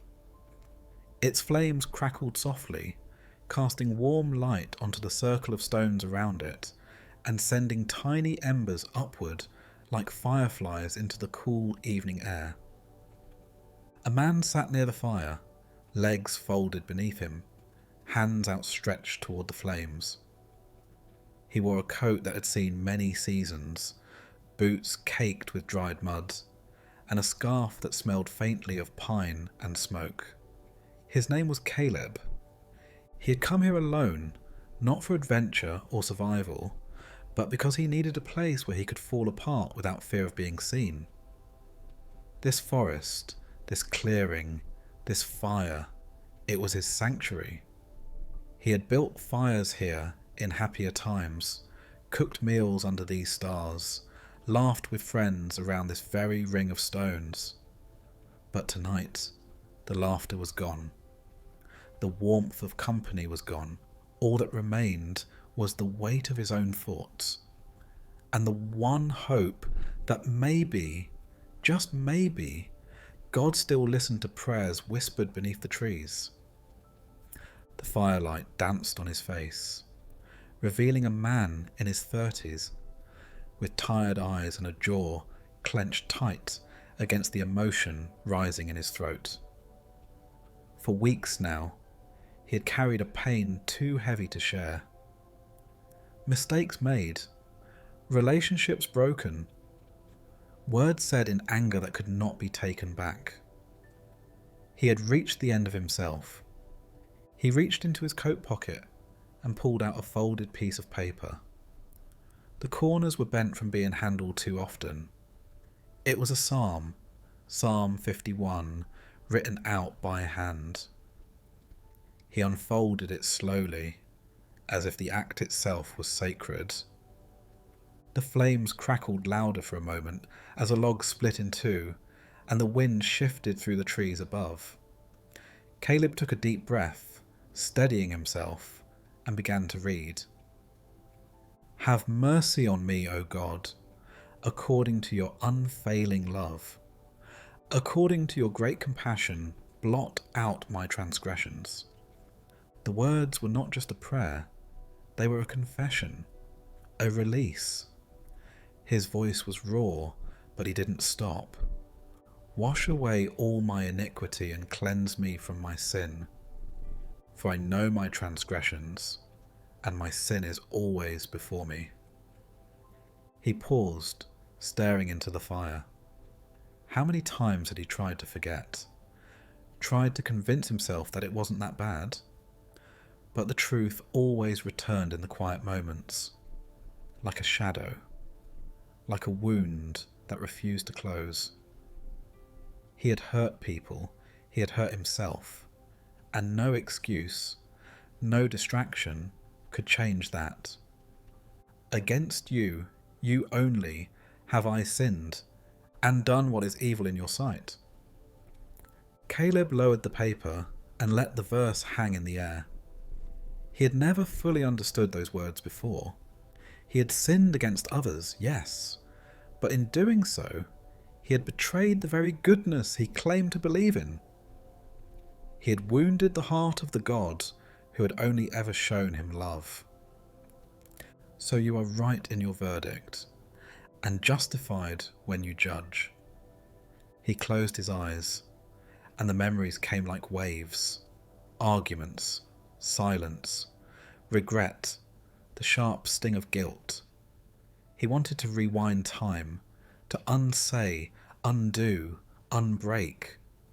But time was a one-way road, and the only way forward now was through repentance. Surely I was sinful at birth, sinful from the time my mother conceived me. Yet you desired faithfulness even in the womb. You taught me wisdom in that secret place. There was no hiding, no pretending. God had seen him at his best and his worst, in every hidden thought, every private failure. And yet still, God called him to return, to bring the broken pieces and lay them down in honesty. He read on, his voice beginning to tremble. Cleanse me with hyssop, and I will be clean. Wash me, and I will be whiter than snow. A tear slipped down Caleb's cheek. He let it fall, unashamed. He needed to believe these words were more than poetry. He needed them to be true. That cleansing was possible. That newness could come even to the dirtiest parts of his soul. Let me hear joy and gladness. Let the bones you have crushed rejoice. He reached toward the fire, not to warm his hands, but as if trying to grasp something invisible, some hope, some mercy. He felt like those bones, crushed, weary, brittle. But the psalm promised something miraculous. Not just survival, but joy. Rejoicing. A heart restored. Hide your face from my sins, and blot out all my iniquity. He folded the paper slightly, holding it between his palms, and then spoke the next lines from memory. These were the words that had always stirred something in him. The words he had prayed as a teenager, and now returned to with more desperation than ever before. Create in me a clean heart, O God, and renew a right spirit within me. He repeated it, again, louder. Create in me a clean heart. Renew me. The wind picked up suddenly, rustling the leaves and sending sparks from the fire into the sky. Caleb sat still, unmoving, his eyes closed, his breathing slow. He was offering the deepest parts of himself now, not just the guilt, but the grief, the shame, the fear that he was too far gone. Do not cast me from your presence, or take your Holy Spirit from me. Restore to me the joy of your salvation, and grant me a willing spirit to sustain me. He felt those words settle into his chest like a balm. He had feared abandonment, feared that he had forfeited God's nearness. But here, beneath the stars, in the hush of the woods, he felt something shift. Not a dramatic sign, not a voice from heaven, but a gentleness, a presence, as if God was saying, I'm still here. Caleb opened his eyes and looked up. Through the branches, stars glittered like scattered diamonds. The sky felt impossibly vast, yet intimate. He took a deep breath, then read on. Then I will teach transgressors your ways, so that sinners will turn back to you. Deliver me from the guilt of bloodshed, O God, you who are God my Saviour, and my tongue will sing of your righteousness. A small, surprised laugh escaped his lips. Sing? Could he really imagine singing again? Praising again? The thought felt distant, like a sunrise on the far side of night. But the psalm didn't promise perfection before praise. It promised that brokenness, when brought to God, could become a song. Open my lips, Lord, and my mouth will declare your praise. You do not delight in sacrifice, or I would bring it. You do not take pleasure in burnt offerings.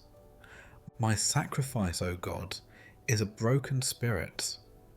A broken and contrite heart, you, God, will not despise. He whispered that last line again, eyes closed, heart open. A broken and contrite heart you will not despise. It was enough. His guilt no longer disqualified him. His tears were not a weakness. His broken heart, laid bare before the Creator, was not a reason for rejection, but an offering.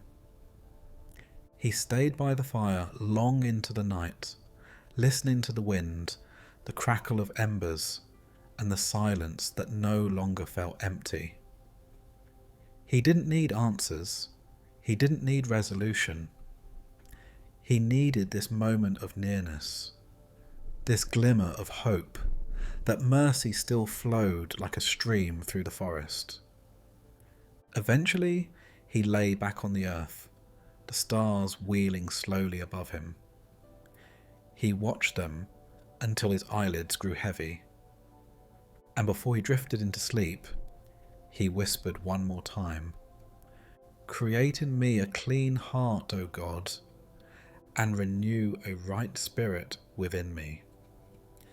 And somewhere beyond the canopy of trees, in a heaven not so far away, a God of mercy heard. The wind howled low through the dense pines, a sound that was more than mere weather, more like breath, ancient and alive. The forest was cloaked in a heavy dusk, though the sun had not yet set. A storm was coming, the kind that carried more than rain. The sky above had turned the colour of charcoal, and thunder rumbled like distant drums. Birds had gone quiet. Even the usual rustling of small creatures beneath the underbrush had stilled, as if all of creation was holding its breath. A figure moved through the trees, swift but cautious. His cloak, damp from mist and sweat, clung to his shoulders as he wove between trunks and ducked under branches. His face was drawn, his jaw clenched, and his eyes, though sharp, held the shadow of fear. His name was Marcus. He was a soldier, had been for most of his life. Trained to fight, trained to survive. He had seen the worst of men, had stood on battlefields soaked in blood, and cried out prayers that never seemed to reach past the smoke-filled sky. He had done things he no longer spoke of, things that crept into his dreams like phantoms and robbed him of rest. And now, for the first time in many years, Marcus was running. Not from a battle, not from an enemy, he was running from himself. He had left his post, walked away from the barracks with nothing but a pack and a prayer, unable to continue the charade. The world called him brave, but he knew better. He was exhausted, haunted, angry, afraid. What terrified him most wasn't what he had seen in others. It was what he had discovered within himself. The rage, the hardness, the silence, the emptiness. He broke through the trees and found himself on the edge of a rocky outcrop. Below, the land stretched in dark green waves. The wind picked up, slamming into him like a wall, nearly knocking him off balance. He dropped to one knee and took a deep breath. Thunder rolled again. He was alone now. There was no commander to follow, no orders to obey. There was no mission, at least not one written down. But somewhere deep in his spirit, beneath the armour of cynicism and weariness, something stirred. A desire, a whisper, a longing for peace. Not the peace of treaties and guarded borders, but peace within, peace in the place that still believed in light. Marcus reached into his satchel and pulled out a small leather-bound scroll. It was old, the edges curled, the ink faded. He had carried it with him through every battle. every campaign. It was the only thing he hadn't left behind. He didn't know why he kept it. It had been given to him by a chaplain who died many years ago. At the time, he had accepted it out of politeness, not belief. But over the years, when fear crept in or guilt grew too heavy, he had opened it, and the words had spoken to something buried in him. Tonight, in the hush before the storm, he unrolled it once more. The page opened to a psalm he had read countless times, and yet never truly understood, until now. The Lord is my light and my salvation. Whom shall I fear? He whispered the words aloud, and they caught on the wind, as if carried toward heaven. He read again, louder. The Lord is the stronghold of my life. Of whom shall I be afraid? His eyes filled with tears he didn't know he still had. These were not the tears of weakness. They were the tears of a man who had finally stopped fighting what he could not control. He rose slowly and took a few steps closer to the edge of the cliff, the wind wrapping around him like a cloak of reckoning. When the wicked advance against me to devour me, it is my enemies and my foes who will stumble and fall. He had faced enemies before, ones with swords, with armour, with hatred in their eyes. But the worst enemies weren't out there. They were inside. The bitterness, the self-loathing, the fear of never being enough, of never being forgiven. Those were the foes that haunted him now. Though an army besiege me, my heart will not fear. Though war break out against me, even then I will be confident. He clenched his fists as he read, his voice rising with the wind. It wasn't bravado. It wasn't the confidence of the battlefield. It was the confidence of surrender. The confidence that came when you had nothing left to offer but yourself, broken and bare, and still found that God did not turn away. One thing I ask from the Lord, this only do I seek, that I may dwell in the house of the Lord all the days of my life, to gaze on the beauty of the Lord, and to seek him in his temple. He spoke the words as a vow. This was what he wanted. Not more victories, not praise, not medals or honour or the respect of men. Just God, just presence, just rest in the arms of something, someone greater than all he had known. For in the day of trouble, he will keep me safe in his dwelling. He will hide me in the shelter of his sacred tent, and set me high upon a rock. Lightning flashed, illuminating the forest below. Marcus looked out over the land, breathing deeply.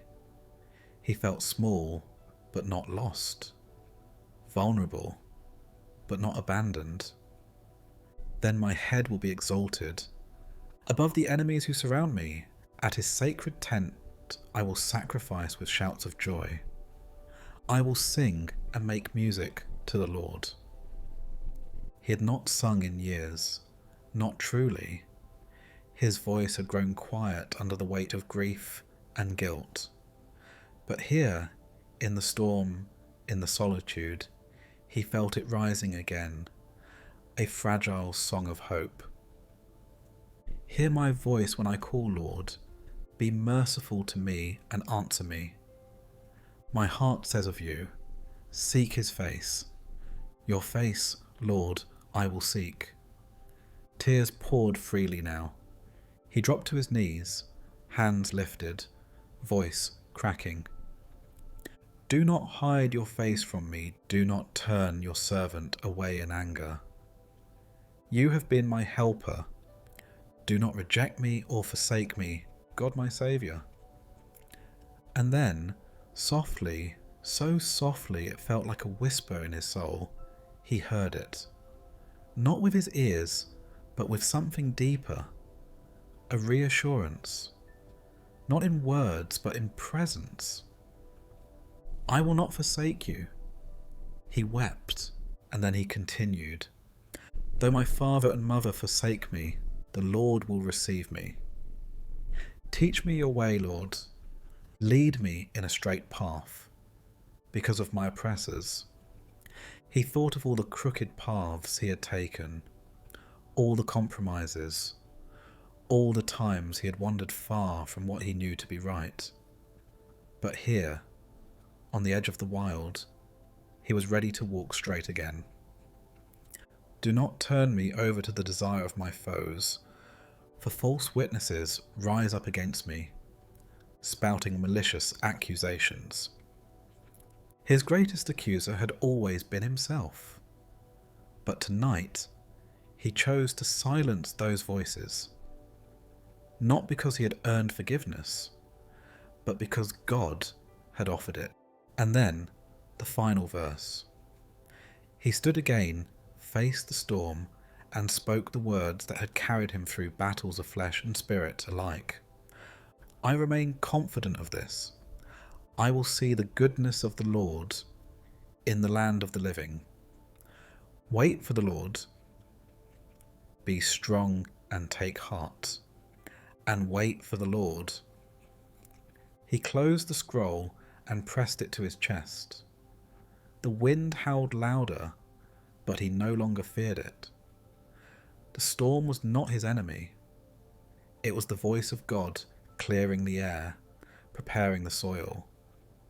He stood there until the rain came, soft at first, then steady. It soaked his clothes, washed his face, mingled with the tears he no longer tried to hide. And in that rain, in that wild, holy storm, Marcus found what he had not known he was searching for: peace. Not because the storm had passed, but because at last he knew he wasn't facing it alone. The last traces of twilight had faded from the sky, leaving behind a canopy of darkness speckled with stars. The forest, once alive with birdsong and the low murmur of bees, had quieted. A few insects still chirped in the underbrush, and an owl hooted far off in the distance, but the day had clearly surrendered to night. The moon, pale and nearly full, hung low above the trees, casting a silver glow over the clearing and illuminating the narrow trail that wound through the woods like a ribbon of shadow. In a small glade near the edge of the forest, a canvas tent stood, its sides gently billowing with each passing breeze. A lantern flickered inside, soft and golden, the only source of light besides the moon. It cast shifting patterns across the walls and onto the face of the woman lying awake within. Her name was Miriam. She lay curled on her side, wrapped in a blanket, her head resting on a rolled-up jacket. Her eyes were wide open, gazing at the fabric ceiling above her, but they didn't really see it. They saw instead the thoughts racing through her mind, the unresolved conversations, the unanswered prayers, the what-ifs and if-onlys. Her breathing was shallow, her brow slightly furrowed, and her hands, though still, were clenched beneath the blanket. She had come to the forest in hopes of rest. Not just sleep, but deep, soul-level rest. The kind that heals something hidden, something sore. Life had grown heavy in recent months. Tension at work, a friendship unravelling, and a general unease that seemed to settle over her like a fog. She prayed, but her words felt dry. She read scripture, but the pages felt flat. She showed up for others, but went home empty. Now surrounded by the quiet beauty of the woods, she had hoped to find peace, but it had not arrived, not yet. The silence pressed in, thick and weighty. She turned onto her back, exhaling loudly, trying to breathe slower. She listened to the rustling of the trees outside, the gentle movement of the wind. It was beautiful, yes, but her thoughts were louder. Her soul was restless. She sat up, reaching for her journal, then paused. Instead, she opened the small, leather-bound Bible that always travelled with her. Its pages, worn and fragile, opened easily to the Psalms, her favourite refuge when words failed her. She ran her fingers down the pages, flipping slowly until she found the familiar lines she had often whispered in the dark. Answer me when I call to you, my righteous God. Give me relief from my distress. Have mercy on me and hear my prayer. Her voice was hoarse from silence, but it rose steadily in the quiet of the tent. She spoke the verses not like a scholar or a preacher, but like someone desperately trying to believe what she read. Each word felt like a step down a long, dark hallway, trusting that at the end, light would meet her. How long will you people turn my glory into shame? How long will you love delusions and seek false gods? She knew David had written those words about others, his enemies, those who opposed him. But tonight, they echoed in her heart, not as accusations, but as questions she asked herself. How long would she love delusions? The delusion that she had to hold everything together. That if she just worked harder, prayed longer, smiled wider, she could make it all okay. That she didn't need rest. That she didn't need God quite as much as she used to. But she did. Oh, she did. Know that the Lord has set apart his faithful servant for himself. The Lord hears when I call to him. She paused, letting that sentence linger. The Lord hears. Not just sometimes, not just when she felt it, but always. She leaned her head back against the tent wall, closing her eyes. She had prayed dozens of times in recent weeks, asking for clarity, for peace, for healing. And though she hadn't heard an answer in the way she'd hoped, the psalm told her plainly, He hears. She whispered again, softer this time. The Lord hears when I call to him. It was a promise. It was enough. Tremble and do not sin. When you are on your beds, search your hearts and be silent. She laughed quietly, almost bitterly. On your beds, search your hearts and be silent. That was exactly what she'd been doing, lying awake, turning thoughts over, questioning herself. But the verse didn't say worry.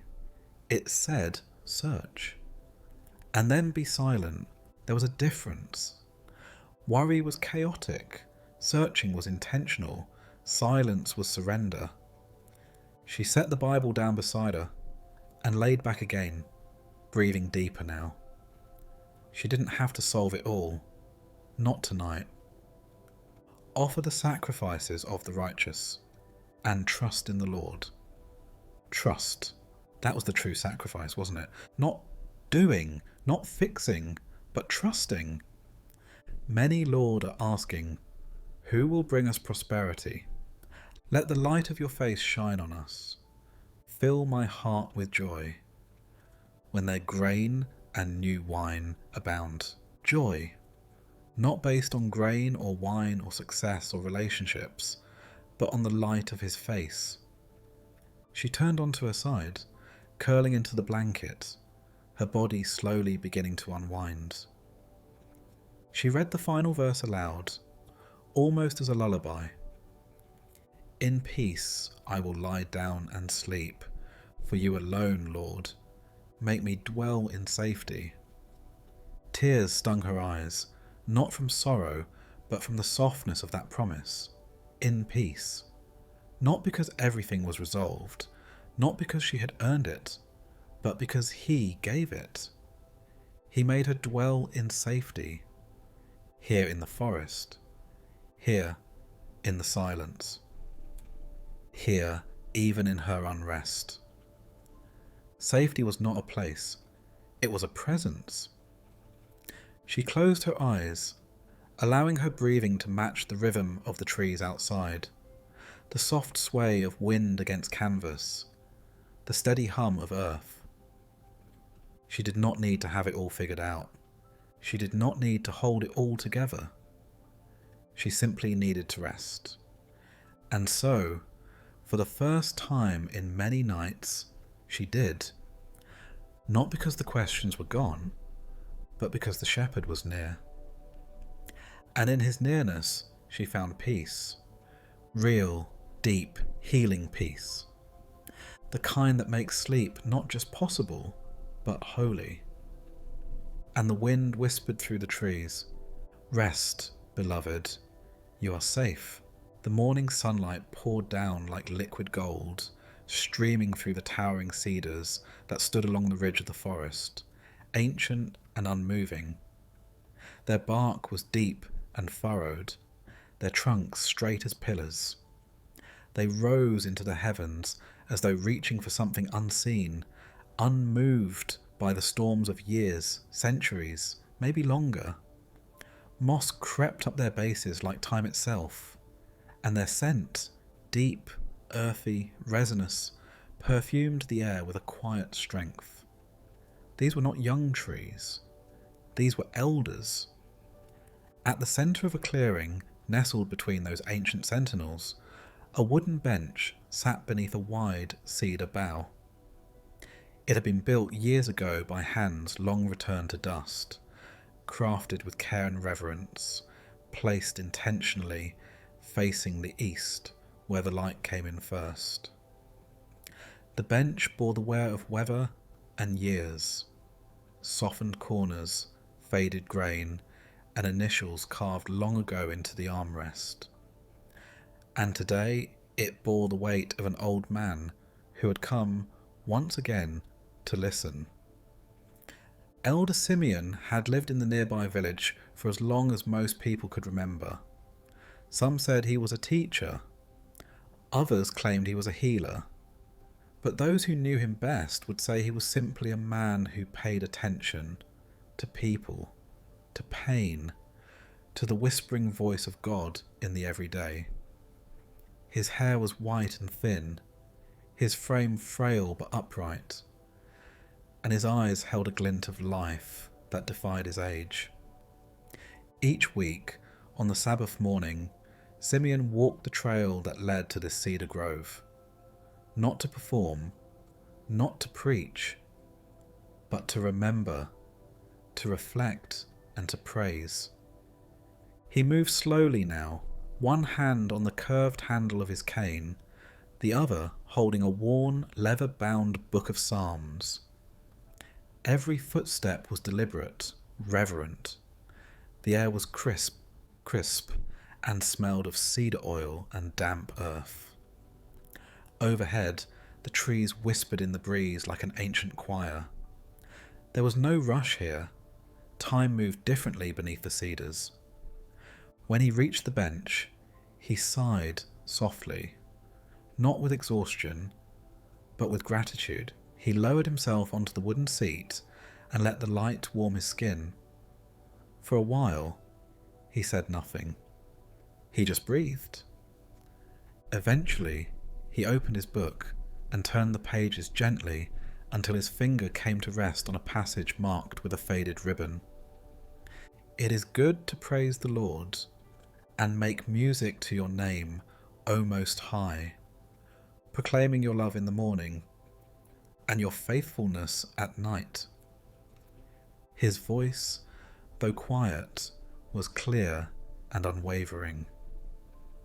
The words fell like morning dew on the soil of the clearing, ancient words spoken beneath ancient trees. "To proclaim your love in the morning," he repeated, "and your faithfulness at night."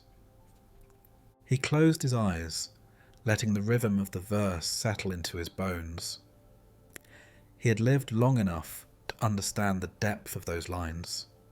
Love in the morning, faithfulness at night.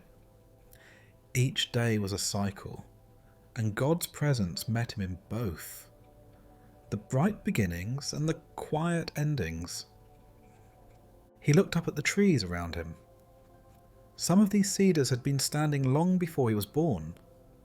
They had seen fires, floods, storms, and still they stood, firm, rooted, reaching.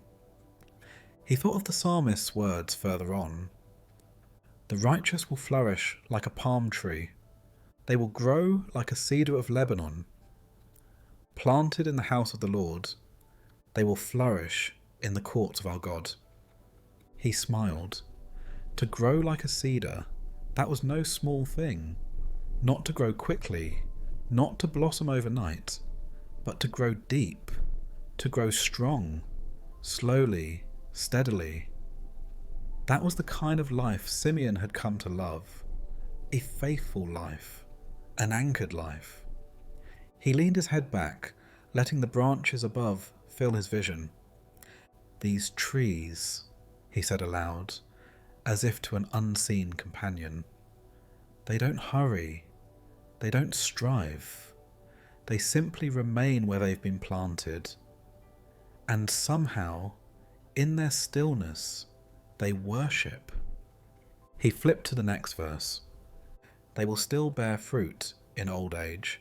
They will stay fresh and green, proclaiming, "The Lord is upright. He is my rock, and there is no wickedness in him."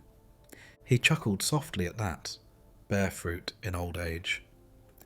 The younger men in the village sometimes assumed he had nothing more to give, that his usefulness had passed, but the psalm said otherwise. Age was not the end of purpose, it was the refinement of it.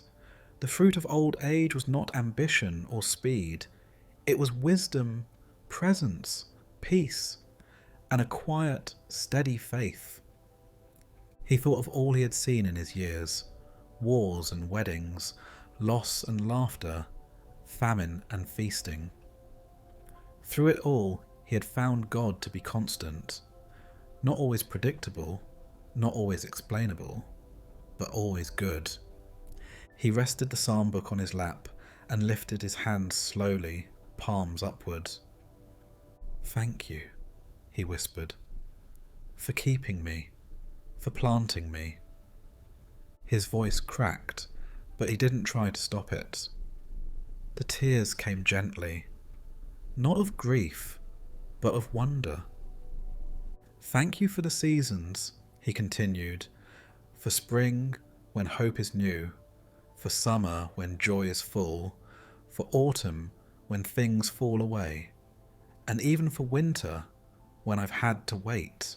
The breeze stirred again, rustling the high branches, and a shaft of sunlight broke through the canopy, illuminating the bench where he sat. It felt like an answer. He picked up the psalm book again and turned to another favourite. "Those who trust in the Lord are like Mount Zion, which cannot be shaken but endures forever. As the mountains surround Jerusalem, so the Lord surrounds his people, both now and forevermore."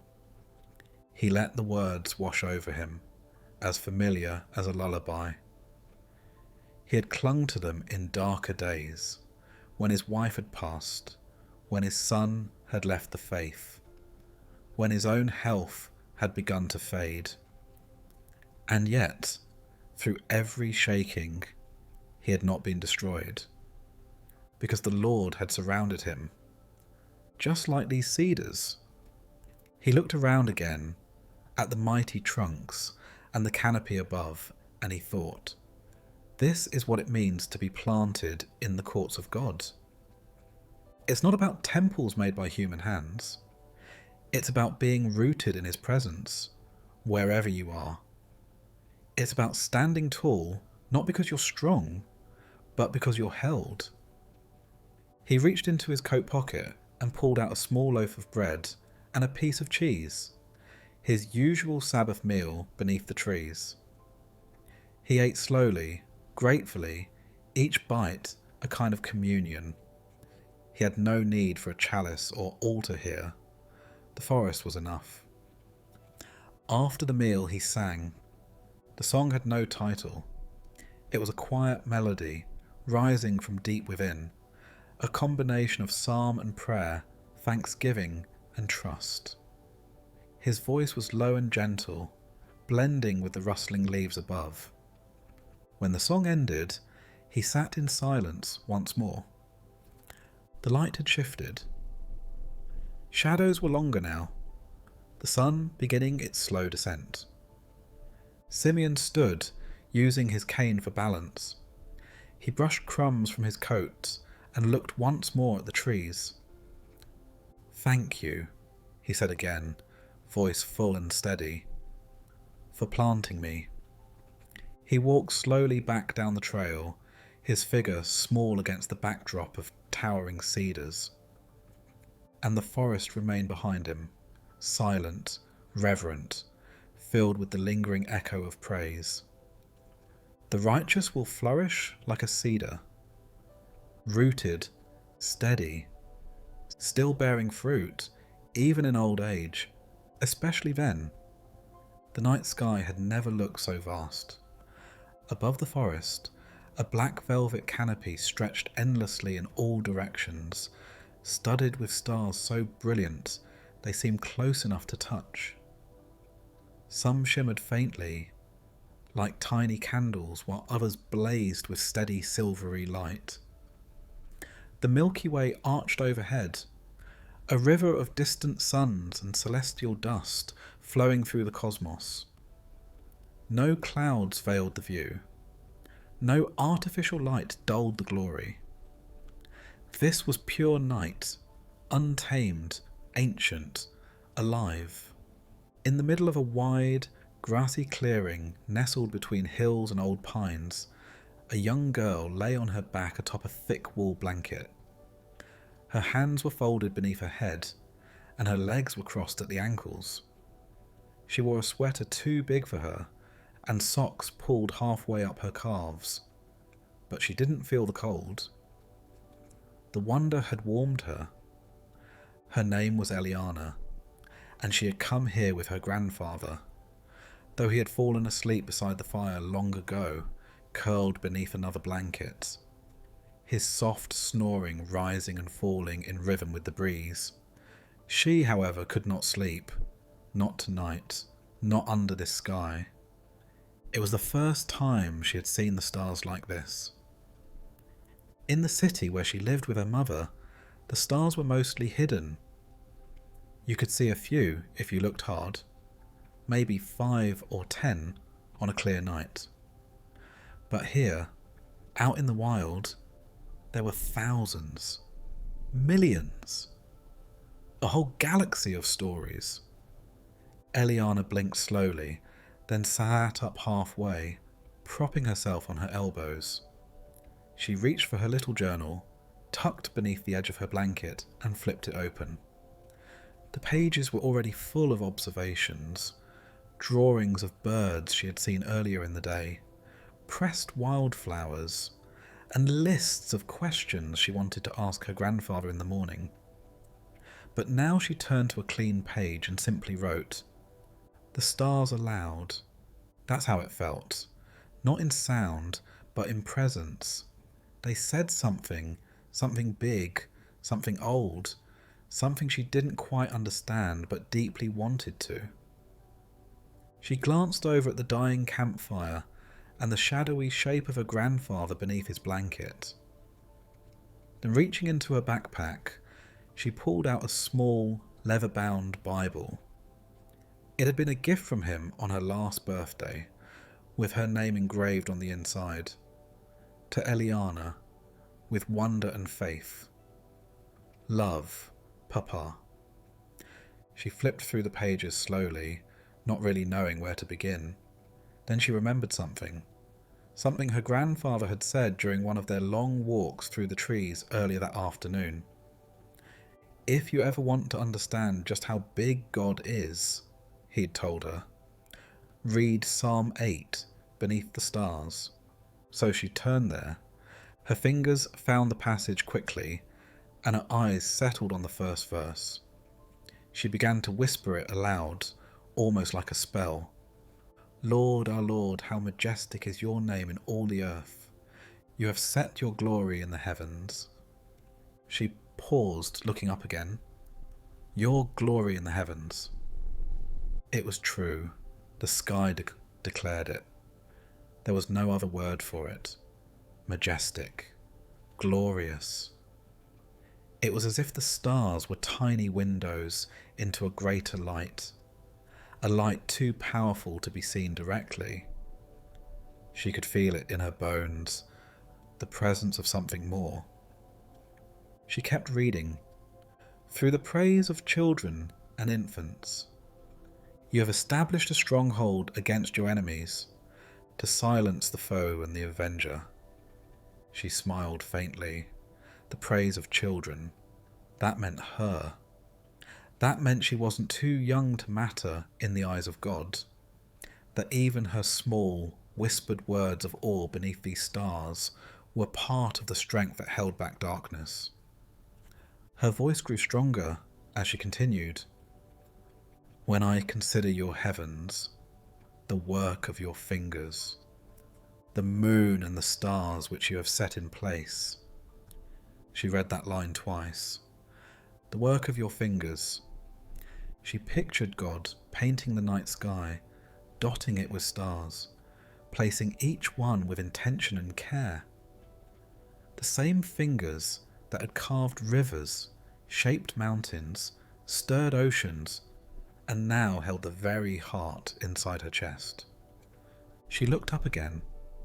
The stars shimmered in response. Then came the verse that stopped her breath. What is mankind that you are mindful of them, human beings that you care for them? A chill ran down her spine. She felt so small. How could the one who hung those stars, who sculpted galaxies and named every burning sun, know her, care for her, pay attention to her prayers, her thoughts, her tears? She closed the Bible gently, resting it against her chest, and lay back down, staring up in silence. She imagined the vastness of space stretching out in all directions, light travelling for thousands of years, stars that had died before she was born, whose light still danced through the sky, planets she would never visit, moons she would never see, and in the middle of it all, her, not lost, not forgotten, seen, loved. She whispered into the dark, Who am I, God, that you even notice me? The wind stirred through the clearing, brushing her hair back from her face like a gentle answer. She thought about how many people in the world were hurting tonight, how many children were going to bed hungry, how many were crying quietly into pillows, how many people felt unseen, unheard, unloved. And yet, somehow, the same God who made these stars cared for each one, including her. It made no logical sense, and yet it was the truest thing she had ever felt. She turned her eyes back to the Bible and opened again to the last part of the psalm. You have made them a little lower than the angels, and crowned them with glory and honour. You made them rulers over the works of your hands. You put everything under their feet. Eliana let out a breath she didn't know she had been holding. Crowned with glory and honour. That's how God saw people. Not as problems or accidents, but as his own creation, reflections of his image. She looked at her hands, small and ink-stained from writing, and wondered how such ordinary fingers could hold such a divine purpose. She wasn't just a girl in the woods. She was part of something vast, eternal. She was known by the creator of stars. She returned to the first verse, her favourite. Lord our Lord, how majestic is your name in all the earth. She whispered it like a prayer, like a song. Then she closed the Bible, pulled the blanket tighter around her shoulders, and finally let her body relax. Her thoughts were still full, but no longer racing. The ache in her chest had softened. The questions didn't all have answers, but that was okay. The stars still sang, and she, in her small and holy wonder, sang with them. The night held her like an embrace, and sleep came slowly, gently, like a promise kept. Above her the heavens continued their silent praise, telling the glory of God without a single word. And beneath them, one small heart rested in peace. The path to the cliff's edge was steep and stony, winding through thick brush and wild laurel, bordered by jagged rocks and moss-draped trees. The sun was just beginning to dip below the ridge behind him, casting long, golden beams through the forest, like fingers of fire reaching toward the earth. Everything was bathed in amber light.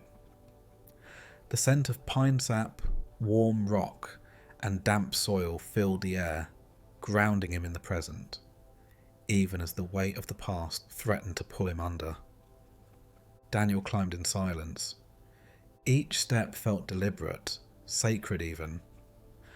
Not because the trail was treacherous, it was in places, but because he carried more than just his body up the mountain.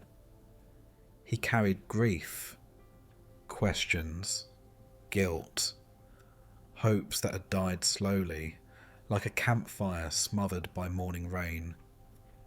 He carried memories too, some bright, some bitter, all of them too heavy to leave at the base of the hill. He had chosen this spot on purpose.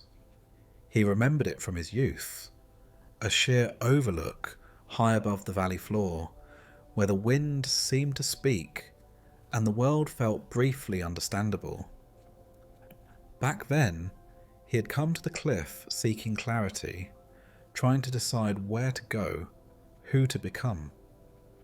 He hadn't known then what life would ask of him, what it would take, what it would reveal. He reached the top just as the last sliver of sun disappeared, leaving the horizon ablaze with soft oranges and purples. The cliff extended like the bow of a ship above the valley, and beyond it, mountains rose in layers, each a deeper shade of blue.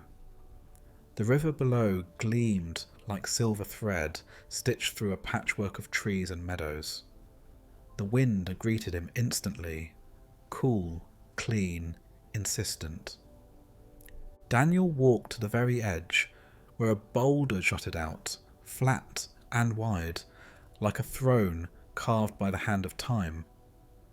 He sat down, exhaling deeply, eyes scanning the horizon. The silence was profound. Not empty, but full of presence. The kind of silence that listens back. He reached into his jacket and pulled out a small Bible, its pages marked with time and use. The leather cover was creased, corners worn, and tucked inside were folded notes, some prayers, some journal entries, all written in desperate hope. He thumbed through until he found the passage he had come to read, his favourite, his anchor. Psalm 18. He looked out over the valley once more, then began to speak, softly at first, as if unsure whether he was being heard. I love you, Lord, my strength. The words emerged like breath, like surrender. The Lord is my rock, my fortress and my deliverer. My God is my rock, in whom I take refuge, my shield and the horn of my salvation, my stronghold. He paused, closing his eyes. Rock, fortress, deliverer, shield. These weren't metaphors tonight. These were lifelines. He had lost count of the times he had needed God to be all of those things. When everything else had shifted, when relationships crumbled, when plans failed, when illness came, God had remained. Quiet, perhaps, mysterious, but there. I called to the Lord, who is worthy of praise, and I have been saved from my enemies. Daniel's jaw tightened. The enemies weren't always people. Sometimes they were fears that whispered in the dark, lies that wrapped around the heart like vines, voices that said he was too broken, too far gone, too late to start again. But he had been saved. Not always in the way he asked for, but always in the way he needed. The cords of death entangled me. The torrents of destruction overwhelmed me. The cords of the grave coiled around me. The snares of death confronted me. He had felt that, the drowning sensation, the weight pressing down, sleepless nights, panic attacks that came like thieves, days when the idea of hope felt like a cruel joke. But the psalm didn't end there. In my distress I called to the Lord. I cried to my God for help. From his temple he heard my voice. My cry came before him, into his ears. Daniel whispered those lines again, slowly. He heard my voice. That was it. The whole reason he had come, to remember that God heard him. Still, not because he was worthy, but because God was faithful. The wind picked up, swirling around him, tugging gently at the pages of his Bible. He turned toward the next section, eyes scanning the dramatic imagery. Fire, smoke, darkness, thunder. A God who came down. Smoke rose from his nostrils. Consuming fire came from his mouth. Burning coals blazed out of it. He parted the heavens and came down. Daniel smiled faintly. He'd always loved that image. God not sitting passively in heaven, aloof and untouched, but breaking through the skies, roaring with justice and mercy, fierce in his love. He read on, letting the words fill the silence. He reached down from on high and took hold of me. He drew me out of deep waters. He rescued me from my powerful enemy, from my foes who were too strong for me. Tears welled in his eyes. That verse, that one, was the story of his life. God had reached down again and again, when he lost his father, when his marriage dissolved, when depression pulled him into darkness so thick he forgot what light felt like. God had reached down, not always visibly, not always quickly, but always with tenderness, always with power. They confronted me in the day of my disaster, but the Lord was my support. He brought me out into a spacious place. He rescued me because he delighted in me. He couldn't explain that part. Delighted in me. It was the hardest part to believe. That God could know him, all of him, and still delight. Not just tolerate, not just forgive, but delight. He leaned back against the rock, eyes closed now, letting the wind play in his hair. The stars were starting to appear, shy at first, then bold. The spacious place. He understood that now, not as a location, but as a condition of the soul. A place where fear no longer dictated his steps. A place where love replaced shame. Where presence replaced panic. Where peace was more than a word. He stayed there long into the night, reading more of the psalm, pausing often, whispering prayers between the lines. You, Lord, keep my lamp burning. My God turns my darkness into light. With your help, I can advance against a troop. With my God, I can scale a wall. Yes, that was it. He had scaled many walls, climbed many cliffs, not just this one, not in his strength, never in his strength, but always with hands held by a God who didn't let go. As the sky turned black and brilliant, Daniel rose slowly. He stood at the edge of the cliff again, arms at his sides, heart steady. He whispered the final lines of the psalm. The Lord lives, praise be to my rock. Exalted be God my Saviour. He gives his king great victories. He shows unfailing love to his anointed. He looked up at the stars. Then, placing one hand over his heart, he said softly, to the one who hears, to the one who rescues, to the one who is my rock, thank you. And as the wind carried his words across the valley, Daniel turned and made his way down the mountain, lighter than he had come, steadier than he had hoped, and certain now of the rock beneath his feet. The rain began before dawn. It wasn't the kind of violent storm that tears branches from trees or floods riverbanks. This was something gentler, steady, persistent, sacred. The kind of rain that soaks slowly into the soil and the soul. Each drop landed with a soft sound, a rhythm as ancient as the earth itself. On the leaves, on the moss, on the rocks, it fell like a song sung without words. The forest drank it in with quiet gratitude. Along a narrow footpath, barely visible beneath the fallen needles and curling ferns, a figure walked slowly beneath a broad hood. Her steps were soft, deliberate. The earth was slick beneath her boots, and droplets clung to her coat, collecting at the edges of her sleeves. Her name was Naomi, and she had come seeking silence, not escape. She reached the edge of a small clearing, one she had discovered accidentally years ago, and stopped to take it in. The clearing was surrounded by birches and alder, their pale trunks darkened by the rain. In the centre stood a large flat stone, like an altar shaped by time. Around it grew a ring of wildflowers, faded now from the changing season, but still reaching skyward, beyond the stone. A stream ran quietly, its waters swollen and clear, tracing an elegant path between the roots of trees. Naomi exhaled.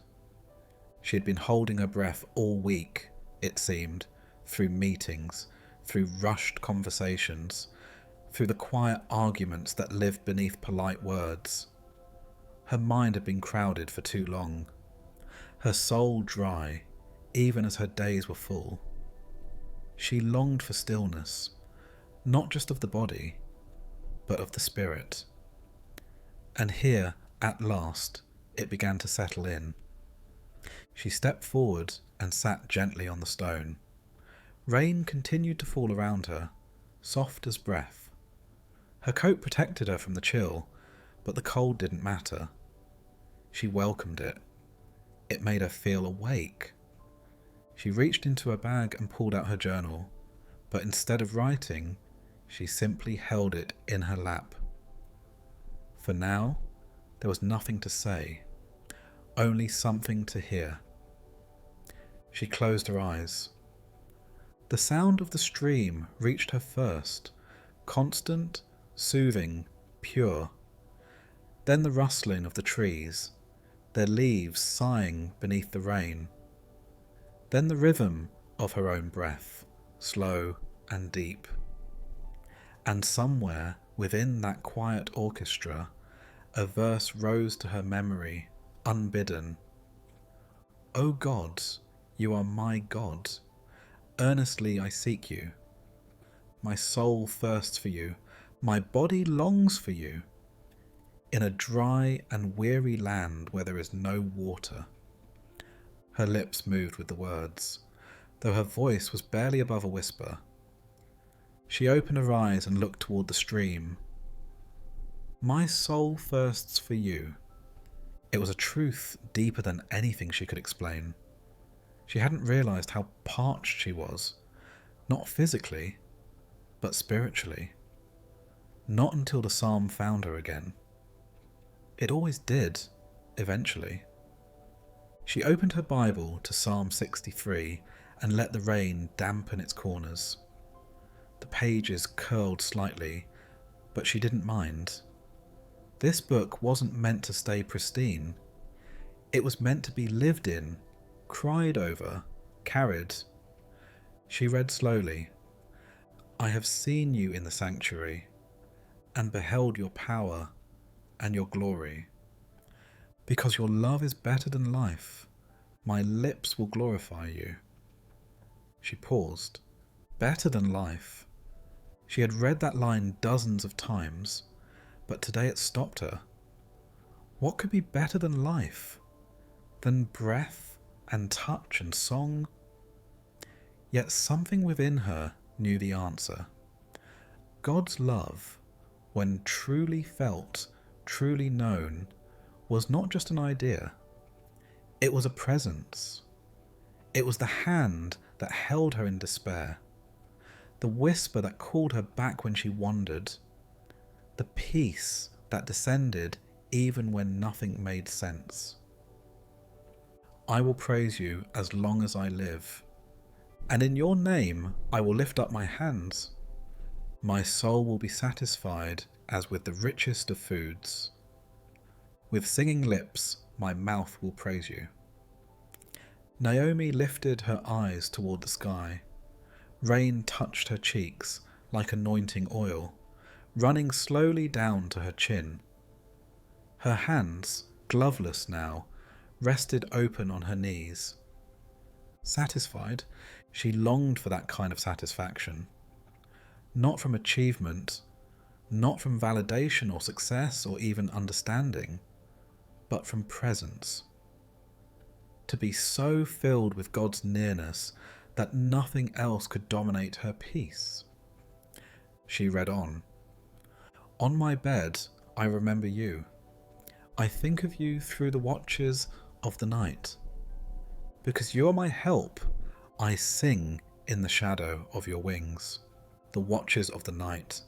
She knew them well. Those hours when sleep fled and worries crowded in, when regret whispered and fear shouted. But now, sitting here in the rain, she remembered. God had been there too. In every watch of every night, in every silent prayer, in every tear that fell alone. The next verse was her favourite, and she spoke it aloud as the rain drummed gently on the trees. My soul clings to you. Your right hand upholds me. Tears blurred her vision. Clings. That was the word she had been holding in her heart all along. Her faith wasn't tidy. It wasn't always brave. But it clung. With everything she had, even when her grip weakened, she held on. And through it all, his hand upheld her. Not because she was strong, but because he was faithful. Naomi let the Bible rest on her knees. She leaned forward slightly, elbows on her thighs, hands covering her face, as emotion finally overtook her. The tears came quietly, mingling with the rain. She did not hold them back. She wept for the weeks she had spent pretending, for the days when she had smiled while aching inside, for the words she never spoke, and the prayers she hadn't dared to pray. And she wept because somehow, here in the quiet rain, she felt seen, utterly, completely seen. She wasn't performing now, she wasn't pretending, she was just a soul, clinging to God beneath the trees. After a long while, The weeping eased. Her body grew still again. Her breath deepened. Her hands unclenched. The rain continued, but it felt lighter now. Not so much a sorrow, but a covering. A baptism of stillness. She sat for another hour, maybe 2. Time passed without notice. Birds began to stir again. The stream, unchanged, sang on. When at last she stood, Naomi did so slowly, not out of reluctance, but reverence. She brushed her damp hair behind her ears and looked up once more. "Thank you," she whispered. It was all she could say, and it was enough. She folded her Bible, slipped it back into her bag, and stepped carefully back onto the path. Her steps were lighter now, not because her burdens had vanished, but because they had been seen, held, shared. She walked through the forest with the rhythm of Psalm 63 in her heart, and the rain falling gently on her shoulders, and the quiet, profound knowing that her soul, thirsty though it had been, was drinking deeply once again. And somewhere deep within, like roots drinking from an unseen stream, she heard it again. "My soul clings to you. Your right hand upholds me," and she walked on, upheld. The road climbed gently at first, winding through sun-dappled meadows and beneath arching branches of maple and ash. Birds sang cheerfully from above, and the scent of honeysuckle wafted through the warm morning air. But as the path narrowed and curved upward into the foothills, the ascent became steeper. Rocks jutted out from the soil like buried memories, and patches of moss-covered roots made each step a cautious one. The sun, though still shining, began to hide behind the towering pines that lined the trail, casting long, cool shadows. Caleb was used to the climb. He had made this journey before, many times in fact. It had become a kind of ritual, a pilgrimage of sorts, one that never failed to still his heart and clear his mind. This particular path led to the top of a ridge that overlooked the valley where his family had lived for generations. From that quiet summit, you could see rolling fields, scattered barns, and in the distance, the faint glimmer of the lake that marked the town's edge. But Caleb wasn't climbing today for the view. He was climbing for peace. The last few months had drained him. His mother's illness had worsened. His job had been uncertain, then gone. And then, slowly, as often happens, relationships around him began to fray, tension with his brother, distance from friends. There were days he barely spoke aloud, and nights when he couldn't sleep more than an hour or 2 at a time. Even his prayers had grown thin, hollow echoes of what they once were. But he hadn't given up entirely. He had, after all, remembered this path, and the psalm, the one he had memorized as a child, when everything was simpler, and faith came as naturally as breathing. The one his father used to recite aloud when they'd hike this very trail. The words had stayed with him, even when everything else felt like it was slipping away. "I lift up my eyes to the hills. Where does my help come from?" Caleb stopped to catch his breath, leaning on a crooked walking stick he had fashioned from an old branch years ago. He turned slowly in place, taking in the hills around him, green, steady, ancient. They had stood through wars, through storms, through generations. The hills were unshaken. The same could not be said for him. He whispered the words again. "My help comes from the Lord, the maker of heaven and earth. The maker of heaven and earth. The one who painted every leaf, who set the rivers flowing, who carved the very path he now stood on.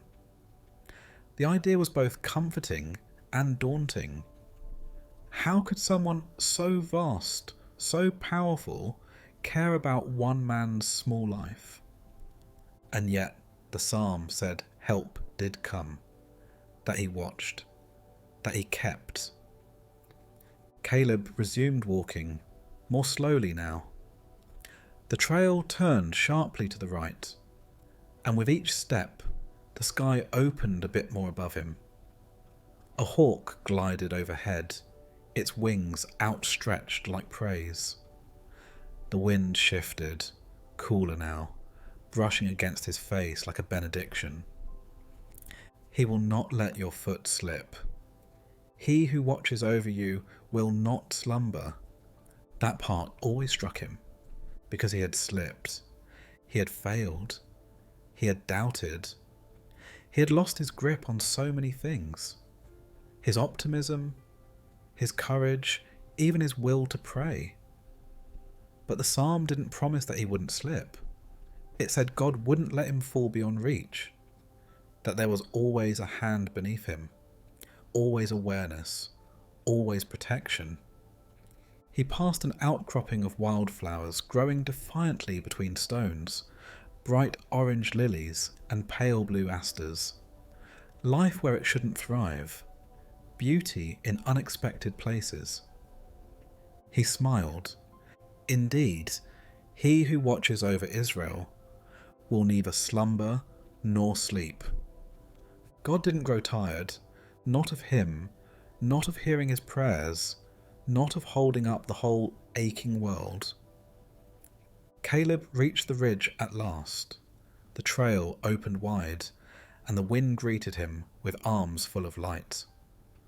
He stepped onto the overlook, breath catching as the view expanded before him. The valley spread out in soft hues of green and gold, the lake sparkling far below, and the sky, oh the sky, endless blue, brushed with thin, drifting clouds. He sat on a large stone near the edge and opened his journal. He hadn't written in it for weeks. Not because he didn't have things to say, but because he hadn't had the strength to hope. Now, though, something stirred. Not energy exactly, but quiet. And in that quiet, a flicker of peace. He read the next lines aloud. The Lord watches over you. The Lord is your shade at your right hand. The sun will not harm you by day, nor the moon by night. Shade, protection. Even in the brightness of success, even in the dark of depression, he was present. He saw the things no one else could see. He understood the weariness that didn't show on the surface. The Lord shaded his right hand, the very place where the sword was held, where strength came from. Even when his hand trembled, God steadied it. Caleb looked down at his hands, not shaking now, just open. He whispered the final lines, voice catching on the breeze. The Lord will keep you from all harm. He will watch over your life. The Lord will watch over your coming and going, both now and forevermore. Coming and going, every arrival, every departure, every chapter beginning, and every one ending. God would keep him, not just guard his body, but guard his soul. Caleb closed the journal. He didn't need to write anything today. The psalm had said it all. He sat in silence for a long time, watching the wind ripple through the trees below. There was no voice from the sky, no miracle, no sudden understanding of his problems. But there was presence, and that presence was enough. It had always been enough. When he finally stood to make the journey back down, he felt different. Not stronger, exactly, but steadier, as if the mountain had reminded him of something he had forgotten. that he was not alone, that the God who made the path was walking it with him, that every step, forward or backward, was seen. The clouds parted slightly overhead, and sunlight poured down like grace. He whispered one last time, as the wind carried his voice through the trees. I lift up my eyes to the hills. Where does my help come from? My help comes from the Lord, the maker of heaven and earth. And with that, Caleb began the descent, not to escape the valley, but to live in it again, this time with the quiet certainty that he was watched, held, and guided every step of the way. The lake was perfectly still.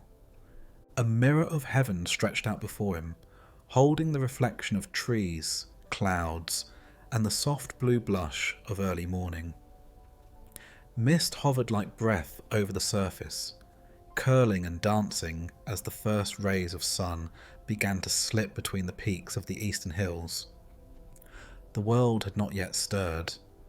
No bird song, no footsteps. Only the occasional drop of dew falling from a pine branch and the faint creaking of the old wooden dock as it adjusted to the lake's gentle rhythm. Jonah sat at the end of the dock, legs folded, hands resting on his knees, eyes closed. He had been coming here for years, long before the world had broken open in his hands, before his wife's diagnosis, before the silence that followed her passing, before the slow unravelling of joy that he hadn't even noticed at first. This place, this quiet edge of water and wind, had always been his sanctuary. Today, he needed it more than ever. He exhaled slowly, letting the air leave his lungs in one steady stream. The dock felt solid beneath him, anchored to the shore by nothing but age and memory. The lake, wide and deep, stretched beyond what his eyes could take in. Somewhere out in the distance, the mountains met the sky with quiet strength. As if holding back time itself, he reached into the canvas satchel at his side and pulled out a small book, his Psalter. The pages were swollen from years of damp air and gentle use, corners softened, the spine worn down by time and prayer.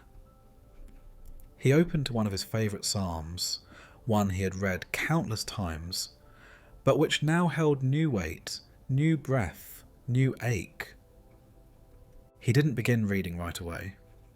Instead, he let his fingers rest on the page, allowing his heart to settle into the silence. Then with reverence, he spoke the words aloud, though no one was there to hear but the trees, the water, and perhaps God himself. The Lord is my shepherd, I lack nothing.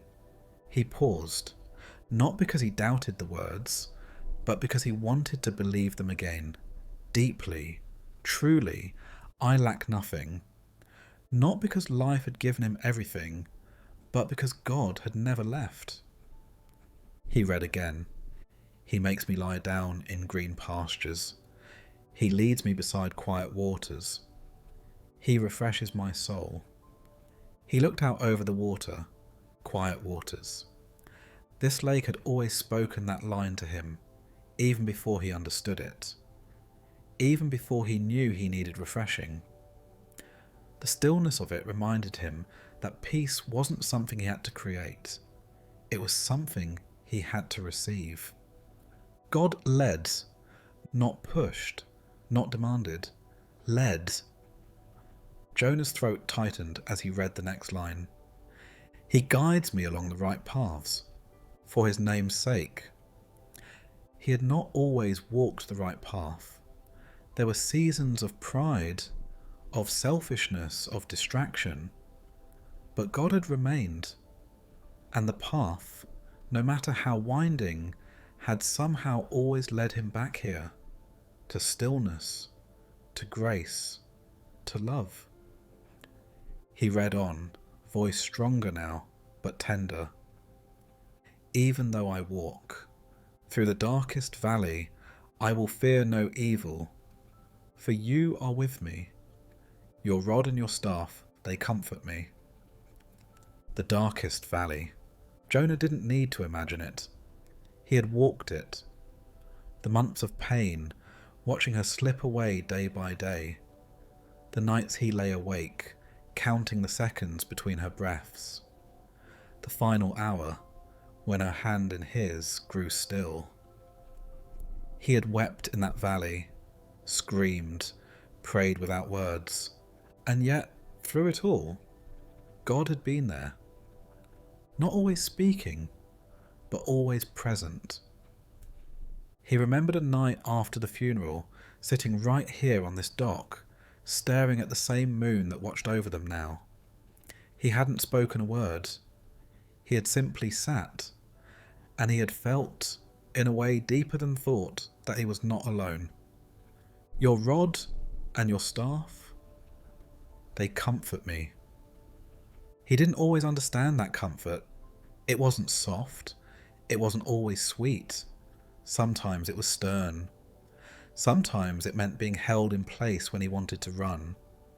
Sometimes it meant facing the pain rather than numbing it. But it had never left him. He blinked back tears and read the next verse. You prepare a table before me in the presence of my enemies. Jonah had learned over the years that enemies weren't always men. Sometimes they were thoughts, doubts, fear, guilt, regret, loneliness, and yet God had set a table right there, in the middle of the battle, a feast of grace in the company of grief, a place to sit even when the storm hadn't passed. He turned the page slowly, as if the act itself was sacred. You anoint my head with oil. My cup overflows. Jonah smiled. It wasn't a smile of triumph. It was the quiet smile of someone who had survived. Of someone who had found that even sorrow could be sacred. That tears, when poured out at God's feet, became a kind of offering. His cup overflowed, not with ease or answers, but with nearness, with beauty, with love that had endured the fire. He whispered the final verse, surely your goodness and love will follow me all the days of my life, and I will dwell in the house of the Lord forever. He closed his eyes. The wind moved through the trees behind him. The sun had risen fully now, casting long bands of gold across the water. A bird called from the reeds. A fish jumped once, then disappeared. All the days of my life, even the hard ones, even the lonely ones, even these, he would be followed, not by shame, not by failure, but by goodness and love. He didn't have all the answers. The ache in his chest still throbbed. The loss was still real, but so was God. Jonah sat in silence for a long while, the psalm still open in his lap, his eyes tracing the horizon where lake met sky. Eventually, he stood. He stepped to the edge of the dock and looked down into the water. It reflected his face, older now, more lined, more tired, but with eyes that still held wonder.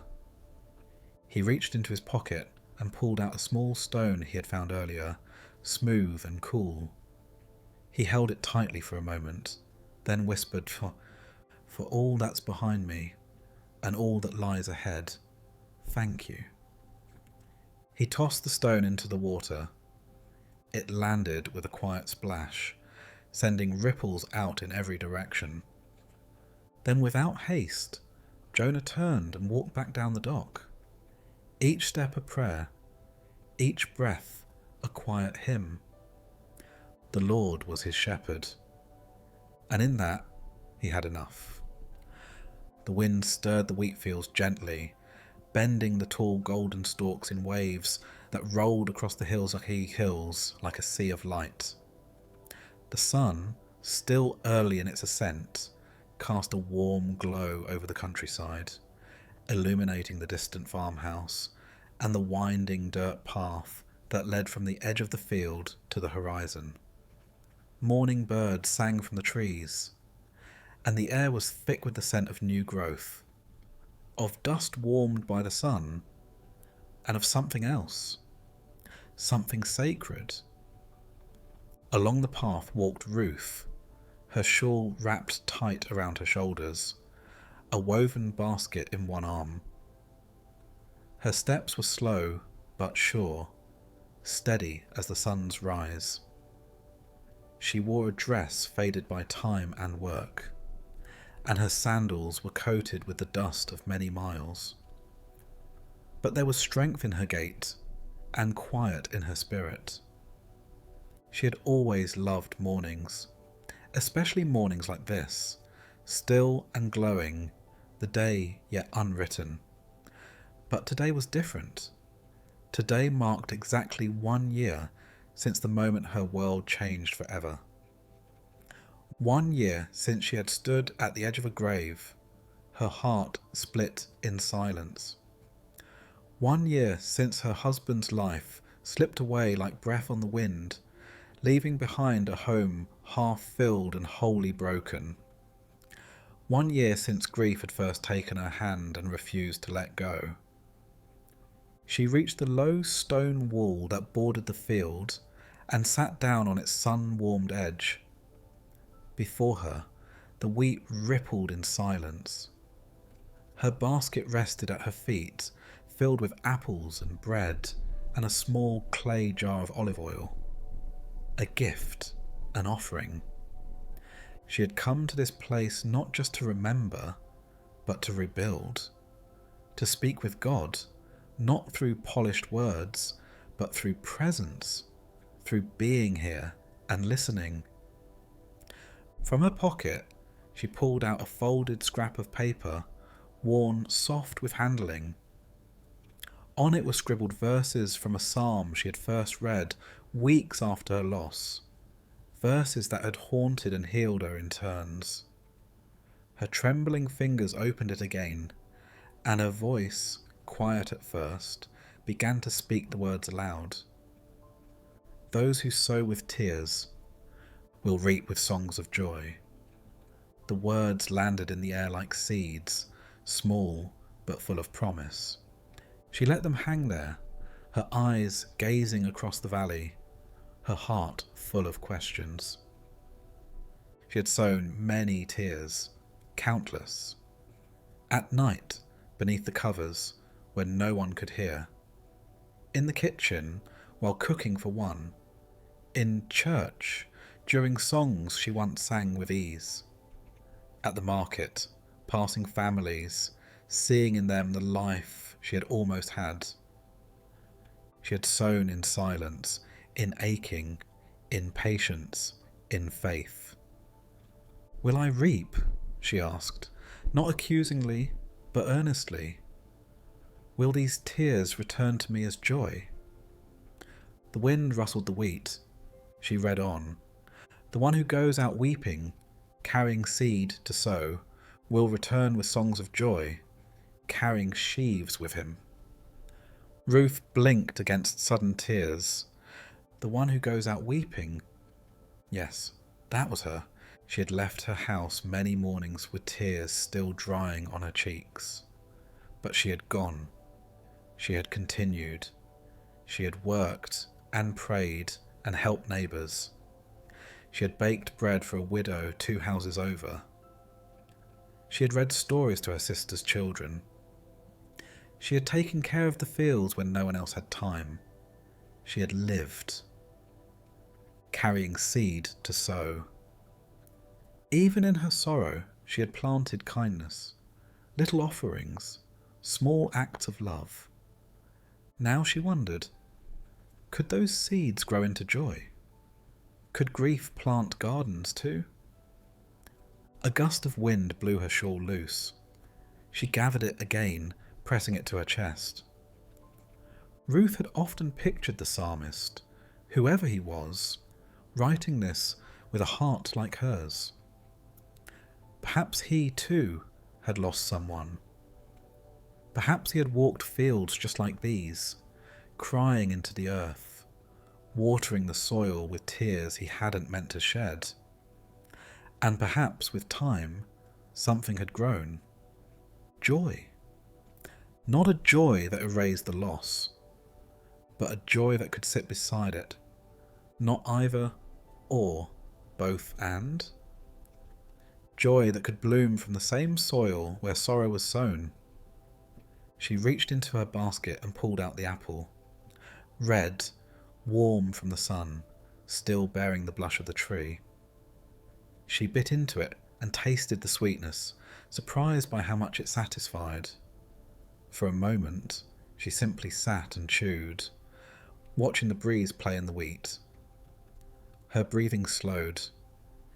In the distance, a flock of birds lifted from the trees and flew overhead, their shadows flitting across the ground like blessings. Ruth took that as an answer. Joy may not come quickly, but it would come, not in the form she had expected, not as a return to what once was, but as a new harvest, one born of sorrow, watered by tears, blessed by a faithful hand. She looked down at the psalm again, then back to the fields. "Let it be so," she whispered. "I will keep sowing, even if the tears still come. I will keep walking, even if the path is steep. I will believe, again, that you are not done with me." And the earth seemed to agree. She gathered her basket, rose from the stone wall, and stepped into the field. With one hand, she reached out and let her fingers glide over the tops of the wheat. Each stalk bent slightly at her touch, golden and alive. These were the fruits of someone's labour. Someone had planted this. Someone had believed it would grow. She would do the same. She would plant love where there was bitterness. She would plant hope where there had been despair. She would plant joy, even if it began in sadness. And one day she would gather it. Songs would return to her lips. Sheaves would be in her arms. And she would know, without doubt, that the Lord of the harvest had seen every tear, counted every sorrow, and turned them gently into something sacred. She walked on, the wind behind her, the psalm in her heart. And the fields, golden and waving, sang softly in time. The old chapel stood at the edge of the forest, cradled between tall oaks and maples, whose branches arched protectively overhead. Its stone walls, weathered and worn, bore the soft etchings of time, moss growing along the cracks, ivy tracing delicate patterns across its sides. The wooden door, arched and heavy, creaked when it opened, and the bell in the steeple had long since fallen silent. Yet inside it held a kind of hush, a reverence not born of silence alone, but of generations of prayer, of whispered names and wept confessions, of songs sung when no one else was listening. Clara stepped inside just as the rain began to fall. The first drops tapped against the roof like fingers on a drum, slow and steady, as she paused near the back pew. She had walked here through the woods, a path she hadn't taken in years, led by something she couldn't quite name. Her coat was damp, and her boots left a trail of water across the stone floor, but she didn't rush forward. Instead she stood, breathing in the scent of old wood, melted wax, and the faintest trace of incense that lingered in the air like memory. She had not been to this place since she was a child, not since before her mother's voice had changed, from singing to sighing, Not since before her father stopped attending, not long after grief hollowed him, not since her own heart had built quiet walls to protect itself from prayers that seemed to echo unanswered. But she was here now, and she had brought Psalm 46 with her. She had found it again late last night, buried in the pages of an old journal, written in her mother's looping handwriting. A psalm of strength, a psalm of presence, a psalm that promised something Clara desperately needed to believe in again. She moved toward the front and sat in the fourth pew, just where she used to with her mother. She reached into her bag, pulled out the torn page of the psalm, and unfolded it slowly, her hands trembling slightly. Whether from cold or memory, she couldn't be sure. God is our refuge and strength, an ever-present help in trouble. The words were a whisper, barely audible. She read them again. Refuge. She let that word settle inside her. She had been searching for one, for shelter that could hold more than her body, shelter for her thoughts, her questions, her aching heart. The kind of refuge that didn't depend on answers, only presence. Ever-present help. She'd known absence more than presence lately. The kind of emptiness that visits in the middle of the night and sits like a stone on the chest. She had cried out, but God had felt distant. Until now. Until this place. Until this psalm. She looked up at the stained glass windows, most of them cracked, one partially missing, but still holding colour. Beams of grey-blue light filtered through the panes, falling across the floor in soft, fractured shapes. It was imperfect, but it was enough. Therefore we will not fear, though the earth give way, and the mountains fall into the heart of the sea, though its waters roar and foam, and the mountains quake with their surging. She closed her eyes. The earth had given way for her, not physically, but emotionally. The security she once had in her career had crumbled overnight. Relationships she thought were anchored had drifted away in silence. The foundation she stood on, dreams, plans, timelines, all had shifted like sand beneath her feet. And yet the psalm said not to fear. Not because things wouldn't shake, but because God would not.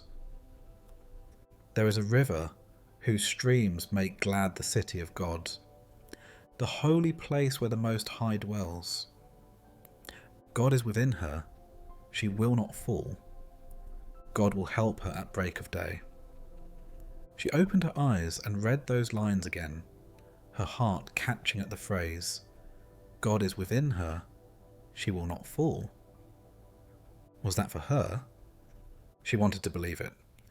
To believe that though everything around her felt uncertain, something deeper, stronger, held her upright. That even if her strength failed, God's presence would not. God is within her. Maybe that's what her mother had seen all those years ago, when she'd first copied the psalm into her journal.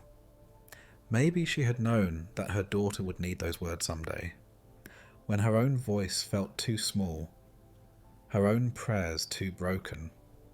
Clara breathed deeply, the air cold and still around her.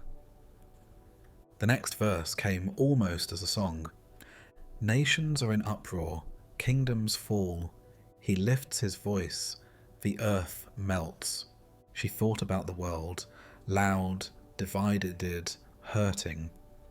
About her own soul, crowded with noise and longing.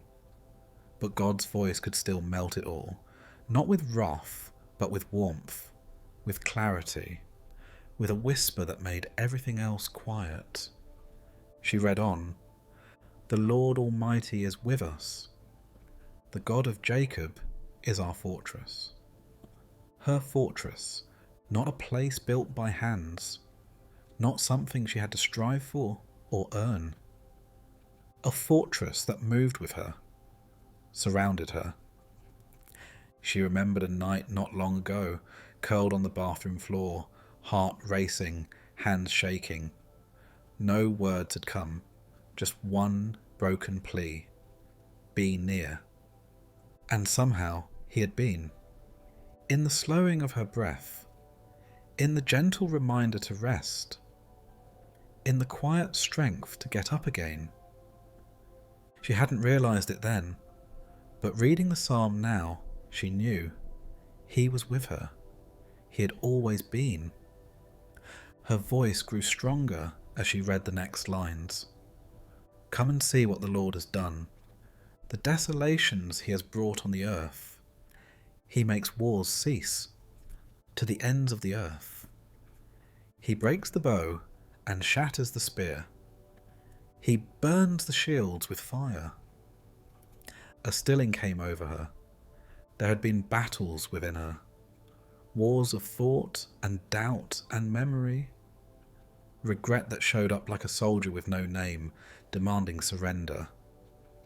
But the psalm declared a God who made wars cease, who shattered weapons, who burned old defences, a God who could stop the war within.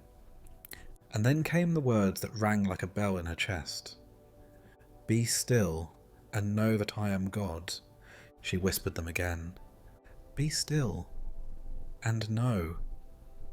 She let them fall like rain into the soil of her soul. Be still. Let go. Stop striving. Stop solving. And know. Know not just in the mind, but in the marrow. Know in the silence, in the breath, in the return, I am God. Not her, not her worries, not the outcomes she feared. God, unmoving, present, enough. Tears welled in her eyes, but she did not wipe them away. They were not sorrowful, they were sacred. She sat in the pew for a long time, the psalm in her lap, the silence alive around her. Outside, the rain had softened to a mist. When she finally stood, her knees were stiff, but her spirit was lighter.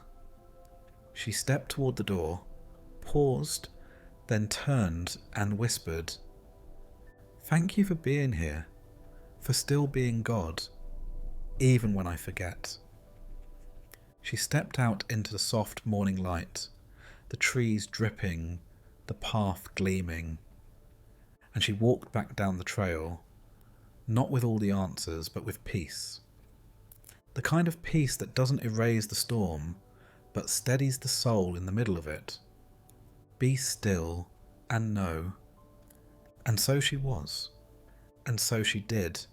The desert stretched in every direction, vast, golden, and endlessly quiet. Not the kind of barren wasteland people often imagined, but a sacred emptiness, alive with subtle colour and ancient rhythm. The sand was warm beneath Elias's feet, fine and soft like powdered stone.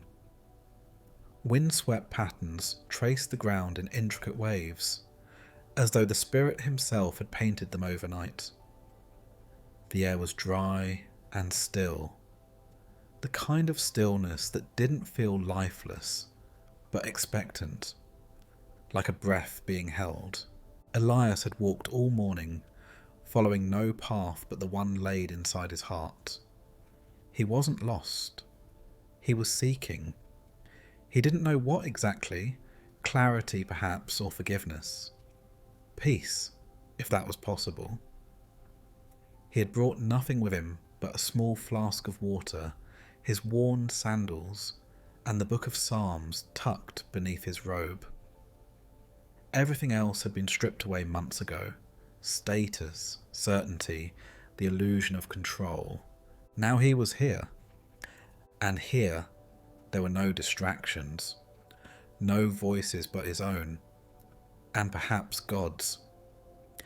He reached a wide sandstone formation that rose out of the ground like a wave frozen mid-crest. Its face was worn smooth by time and wind, its curves shaped by years of unseen forces. At its base, there was shade. Elias sat beneath it, the rock cool against his back, and let the silence settle around him like a blanket. He closed his eyes. This was not the first time he had found himself in a wilderness. Years ago, in a very different kind of desert, one made of noise and ambition, he had learned how quickly a soul could dry up. He had been successful then, admired. His words held weight, and his confidence made people believe. But somewhere in the rush of it all, his heart had grown hollow. And now, stripped of titles, sitting alone beneath a rock, he felt closer to truth than he ever had. He pulled out the little book and opened to Psalm 91, his mother's favourite. He could still hear her voice reading it in the dark when storms raged outside their cottage window. Her words had steadied him then. He hoped they would steady him now. He began slowly, reverently.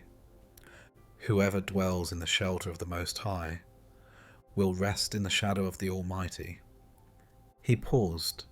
Dwells, not visits, not glances in passing. Dwells, to live, to remain. He had spent too many years rushing in and out of God's presence like a stranger passing through. But this psalm spoke of dwelling, of making God the permanent address of one's soul. Rest in the shadow. Even here, in a land with no trees, the rock had offered shade. And in that shadow, he found relief. Not from all pain, but from exhaustion, from pretending, from carrying burdens never meant to be borne alone. He continued, I will say of the Lord, He is my refuge and my fortress, my God, in whom I trust. He swallowed hard at those last words. In whom I trust. Could he still say that? Could he trust when the answers hadn't come? When the healing hadn't arrived? When the losses had piled so high, they obscured the horizon? The psalm didn't promise understanding. It promised presence. And that he could trust. He read on, slower now. Surely he will save you from the fowler's snare and from the deadly pestilence. He will cover you with his feathers, and under his wings you will find refuge. His faithfulness will be your shield and rampart. Elias closed his eyes again, imagining it. The wings of God, vast, warm, strong, folding over him like a mother bird over her young.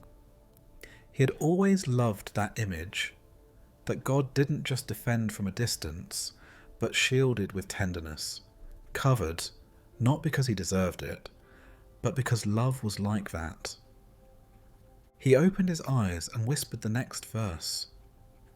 You will not fear the terror of night, nor the arrow that flies by day, nor the pestilence that stalks in the darkness, nor the plague that destroys at midday. The fears were real. He had known the terror of night, the racing mind, the whispered regrets, the shadows that spoke louder than hope. He had known arrows too, not of war, but of criticism, betrayal, shame, words that wounded deeply, silence that left scars. But the psalm was not a denial of danger. It was a declaration of protection in the midst of it. 1,000 may fall at your side, 10,000 at your right hand, but it will not come near you. Elias did not take the words literally, nor dismiss them. He took them as a promise that even in the midst of destruction, internal or external, God's hand would remain. That somehow, even if the world collapsed, his soul could be preserved. He read further, "If you say, 'The Lord is my refuge,' and you make the Most High your dwelling, no harm will overtake you, no disaster will come near your tent. For he will command his angels concerning you, to guard you in all your ways." The sun had climbed higher now, casting light across the stone and the sand. Elias tilted his head back and let the warmth fall on his face. The light was strong, almost too bright to bear, but he did not turn away. Guard you in all your ways. He thought back to the roads he had taken, some noble, some foolish, some paved with good intentions, others lined with pride. Yet somehow he was still here, breathing, seeking, still guarded, still loved. The next lines felt bold, even dangerous. "They will lift you up in their hands, so that you will not strike your foot against a stone. You will tread on the lion and the cobra. You will trample the great lion and the serpent." He did not feel like a man treading on serpents. He felt small, fragile. But perhaps the victory was not in his strength. Perhaps it was in knowing that he was carried, lifted up in unseen hands. He read the closing words slowly, savouring each promise. "Because he loves me, Selodo. Oh, Scheiß, the woolly daughter, I will rescue him. I will protect him. For he acknowledges my name. He will call on me, and I will answer him. I will be with him in trouble. I will deliver him and honour him.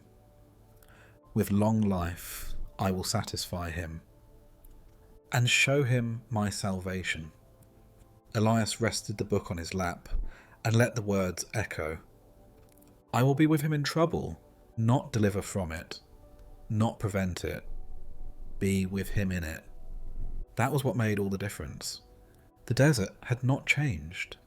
The wind still whispered. The future still held unknowns. But Elias's heart felt steadier. God had not promised an easy road, but he had promised himself, and that was enough. He remained beneath the rock until the sun dipped low and the air cooled again. Then he stood, brushing sand from his robes, and turned back toward the path. He carried nothing new in his hands, but in his soul he carried something eternal, the presence of the Most High. His shelter, his fortress, his home. The sky was heavy with twilight, streaked with deep purples and burning orange, as the first stars began to appear over the rolling hills. It had been a long day, one filled with questions that had no answers, and emotions that came in quiet, relentless waves. The land had grown still now. Even the wind had calmed, brushing only lightly across the tops of the grass and stirring the wildflowers that dotted the edge of the pasture. Somewhere in the distance, a single bird sang its last song of the day. Slow, mournful, beautiful. Isabel stood beneath a large oak tree, her hands wrapped around a steaming mug of tea. The air had grown cool. She wore her late father's coat, oversized and patched, the fabric stiff in places from age, but still carrying the faintest scent of cedar and tobacco. It brought comfort. She needed that now more than ever.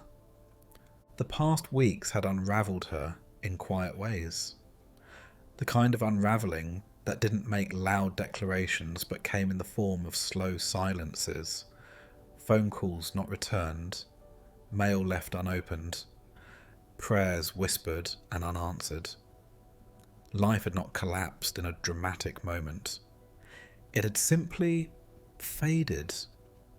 Her sense of direction, her clarity, her joy, faded like the light now slipping behind the hills. And yet, tonight, she had come outside not just to think, but to speak, not to herself, not even to the wind, but to God. She reached into her coat pocket and pulled out a folded piece of paper. On it were verses from a psalm that had come to her unexpectedly days ago, when she was sorting through her mother's old books. Psalm 121. One she hadn't read in years. One she hadn't known she needed. She unfolded the paper and whispered the first line aloud. I lift up my eyes to the hills. Where does my help come from? Her voice trembled slightly, but the words felt grounding. She looked toward the horizon, where the last light of day was slipping behind the ridge. The hills stood tall and silent, unshaken by time. She remembered climbing those hills with her brother when they were children, their laughter echoing through the trees. Back then, life was filled with wonder, simpler, safer. Now those same hills stood like sentinels of memory and mystery. She repeated the question again, slower this time. Where does my help come from? She didn't say it as someone doubting. She said it as someone searching. Someone hoping the answer would come not as a flash of lightning, but as a whisper in the quiet. The breeze picked up, cool against her face, and with it, the next verse rose from her lips. My help comes from the Lord, the maker of heaven and earth. Her eyes closed. That was the anchor. Not a help that came from circumstances, not from solutions or schedules or successes, but from the Maker. The one who had hung the stars that now flickered faintly above her. The one who had shaped the mountains, who carved rivers into the earth and breath into her lungs. If God had made all of this, surely he could hold her too. She sank slowly to the ground, resting her back against the oak, the grass soft beneath her legs. She wrapped the coat tighter and read on. He will not let your foot slip.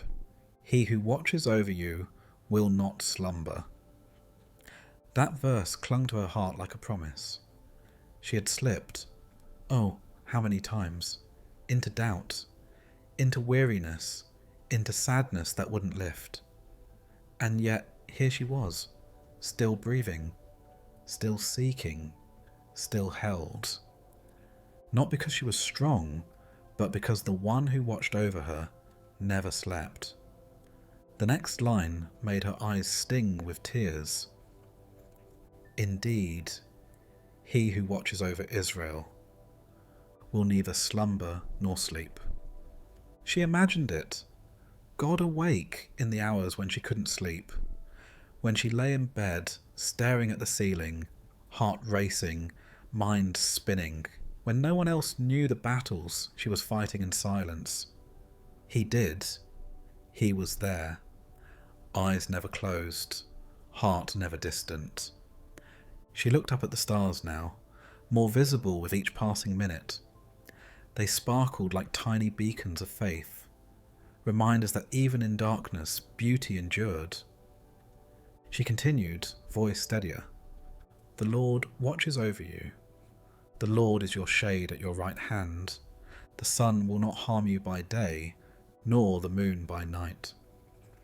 Shade, protection, a nearness that could not be shaken. She had felt exposed lately, vulnerable to people's opinions, to uncertainty, to her own relentless self-criticism. But here was a God who didn't just look on from afar, but stood beside her, at her right hand, guarding not just her body, but her soul.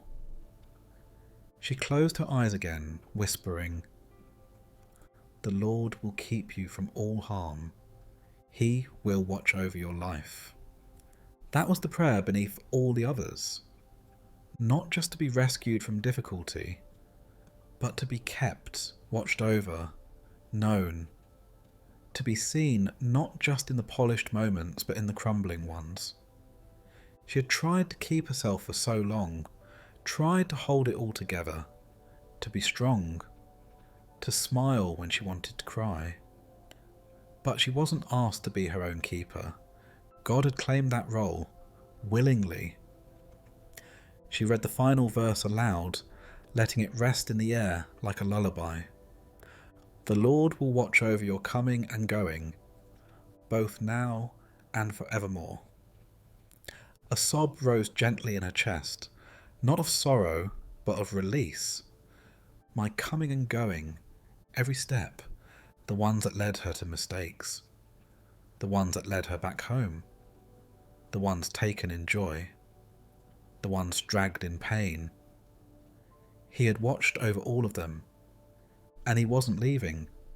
Not now, not ever. She leaned her head back against the tree, the stars now brilliant above, and breathed deeply.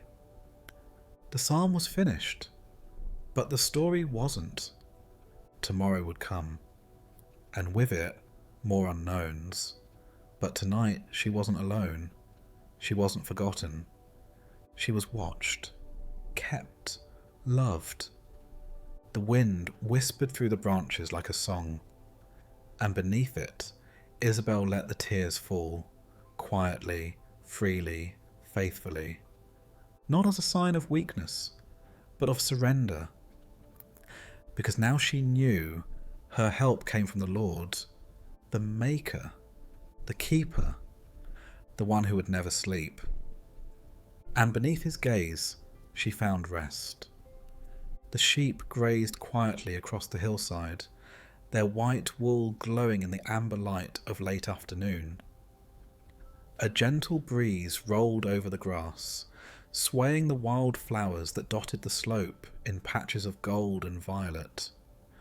High above, the sky stretched endless and blue, a canvas painted by a steady, unseen hand. The sun was beginning its descent behind the ridge, casting long shadows across the valley below. All was still. Micah stood with his staff in hand, leaning against the trunk of an olive tree, watching over his flock. His eyes moved slowly across the field, noting the ones that wandered too far, the lambs that stuck close to their mothers, the older ones lying in the shade, chewing cud in contentment. His fingers curled around the weathered wood of the staff, a tool used more for guiding than striking, more for guarding than punishing. He had been a shepherd since he was a boy. It was a life of rhythm, of quiet mornings and long afternoons, of sunburnt days and moonlit watches, of listening more than speaking. The land had become his companion, the stars his calendar, the sheep his charge. But in all these years, no matter how many lambs he had raised or predators he had driven off, Micah had never stopped reading Psalm 23. He carried it with him always, not just in a scrap of parchment folded in his robe, but in his heart. Every line, every word had become part of him. The psalm was more than poetry. It was truth. Today, as the breeze picked up and the sheep settled near a cluster of rocks, Micah whispered the words aloud, almost without thinking. The Lord is my shepherd, I shall not want. He closed his eyes. He knew what it meant to be a shepherd, knew the burden of care, the cost of protection, the weight of responsibility. To call the Lord his shepherd, what a humbling thing. It meant he was not in charge of his own keeping. He didn't have to have all the answers. He was not alone. I shall not want. It was not a statement of denial, it was a declaration of trust. He had known want before. There had been lean seasons, when the rains did not come, when wolves circled at night, when sickness took his father. But even then, the Lord had not abandoned him. Somehow, provision had always arrived. Somehow his soul had been sustained. He opened his eyes and looked across the field as he continued. He makes me lie down in green pastures. He leads me beside still waters. He smiled softly. He had often watched his sheep resist rest, fidgeting, anxious, needing to be calmed before they would lie down. Sometimes he had to gently push them toward the grass, to guide them to the waters they didn't know they needed. He knew now that he had been the same. God had led him to stillness many times, not by force, but by patience. He had brought rest when Micah had run too fast, striving in his strength.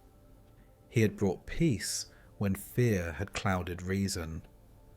Green pastures, still waters. These were not luxuries. They were lifelines. He restores my soul. He said the words more slowly now. There had been days when his soul felt fractured, broken by loss, by disappointment, by the ache of prayers that had not yet been answered. But the shepherd had always found him, always gathered the pieces gently, quietly. He didn't demand Micah be whole before leading him. He restored him as he walked. The breeze whispered through the trees as he read on. He leads me in paths of righteousness, for his name's sake. Micah had wandered before. Paths that looked easier, more exciting, less painful. But they always led to trouble. And even then, even when he had left the narrow way, the shepherd had come for him. Not to scold, to lead. He had not earned righteousness. It had been offered to him. For God's name, not his own. Grace had always gone before him. Micah looked up at the lengthening shadows and let the next verse fall from his lips like an offering. Even though I walk through the valley of the shadow of death, I will fear no evil, for you are with me. Your rod and your staff, they comfort me. That valley was not just metaphor to him. He had walked it, holding the hand of his brother as fever claimed his breath, digging graves in dry ground with trembling fingers, watching dreams die in the quiet places of the heart. He had known the valley, its darkness, its silence, its weight, and yet he had never walked it alone. God had not removed the valley. He had entered it. And there, even in the shadow, there had been comfort, not from ease, but from presence. Micah gripped his staff tighter, thinking of the times he had used it to fend off danger, to nudge the weary, to rescue the lost. It had always been close, as God's had always been to him. You prepare a table before me in the presence of my enemies. He had seen it with his own eyes. God's kindness had never been dependent on circumstances. He had eaten the bread of peace even while fear prowled. He had known joy with sorrow standing in the same room, a table set in the wilderness, grace defiant against despair. You anoint my head with oil, my cup overflows. Micah reached into his pouch and pulled out a small vial of oil, olive oil mixed with myrrh.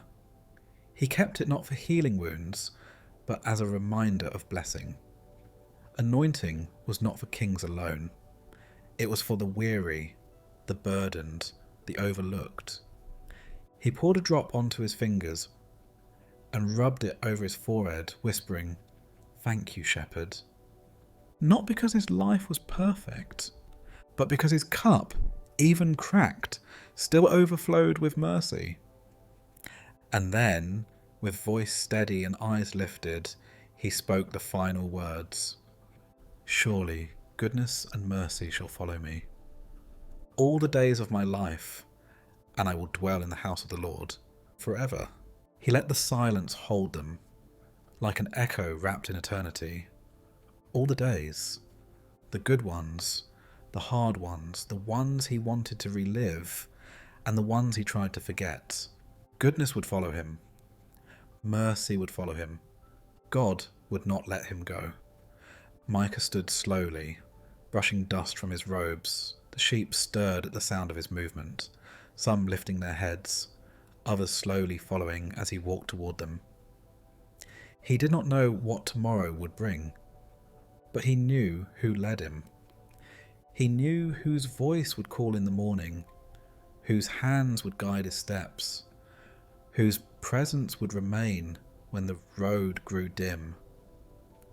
The Lord was his shepherd, and that was enough. The rain had come steadily for hours, falling in thin, silver strands across the countryside, softening the earth and quieting everything beneath its gentle rhythm.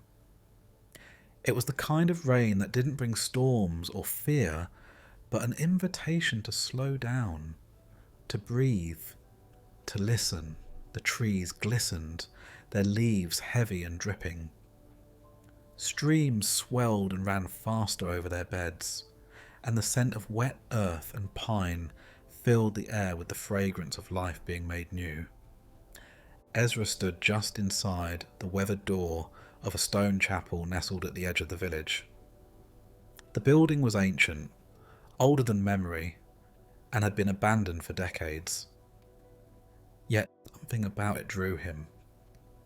Perhaps it was the way the ivy still curled lovingly around the windows, or the way the bell tower, though broken, reached upward like hands in prayer.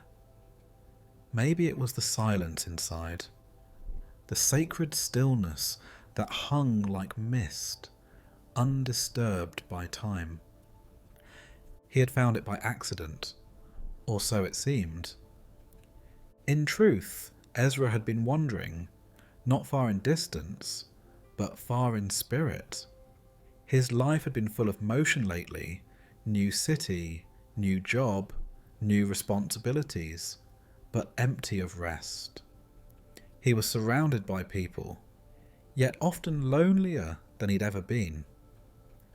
His heart carried a quiet heaviness, one he couldn't explain or shake. So this morning, without planning, he left the path he knew and followed a narrow trail through the woods. It curved unexpectedly and brought him here, to this quiet, rain-wrapped chapel, standing like a forgotten sentinel at the edge of the forest.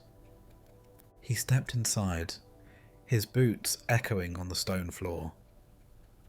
The wooden pews were worn smooth by generations of hands and prayer, and sunlight filtered through a broken window, casting beams of soft gold into the shadowed corners.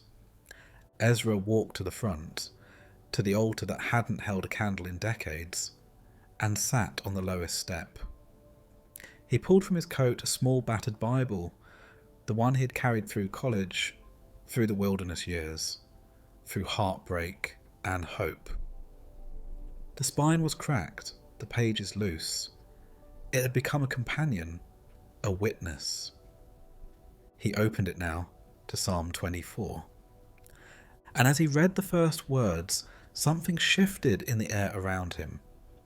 The stillness deepened. The earth is the Lord's, and everything in it, the world, and all who live in it, for he founded it on the seas, and established it on the waters. Ezra paused. The rain outside answered the words, drumming gently against the roof and splattering against the stone ledge of the window. Everything belongs to him. This world, the trees, the rain, the aching heart inside him, it all belonged to the Lord. He had spoken it into being, formed it with care, cradled it in his hands. Nothing was random. Nothing was outside his reach. Ezra had been living like everything depended on him. every task, every relationship, every outcome. But this psalm reminded him that he was not the centre. The world didn't rest on his shoulders. It rested in God's hands. He continued, "Who may ascend the mountain of the Lord? Who may stand in his holy place? The one who has clean hands and a pure heart, who does not trust in an idol or swear by a false god." These words pierce deeper. Clean hands, pure heart. Ezra knew what it was to strive for purity, to long for holiness, but fall short again and again. He also knew the idols he had chased: approval, success, control.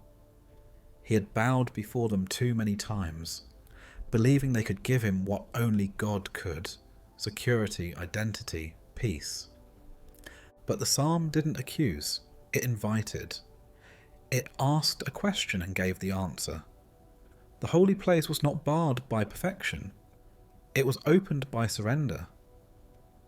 He exhaled slowly, resting his head against the wall behind him. The rain continued its sacred song. They will receive blessing from the Lord, and vindication from God their Saviour. Such is the generation of those who seek him, who seek your face, God of Jacob. To seek his face.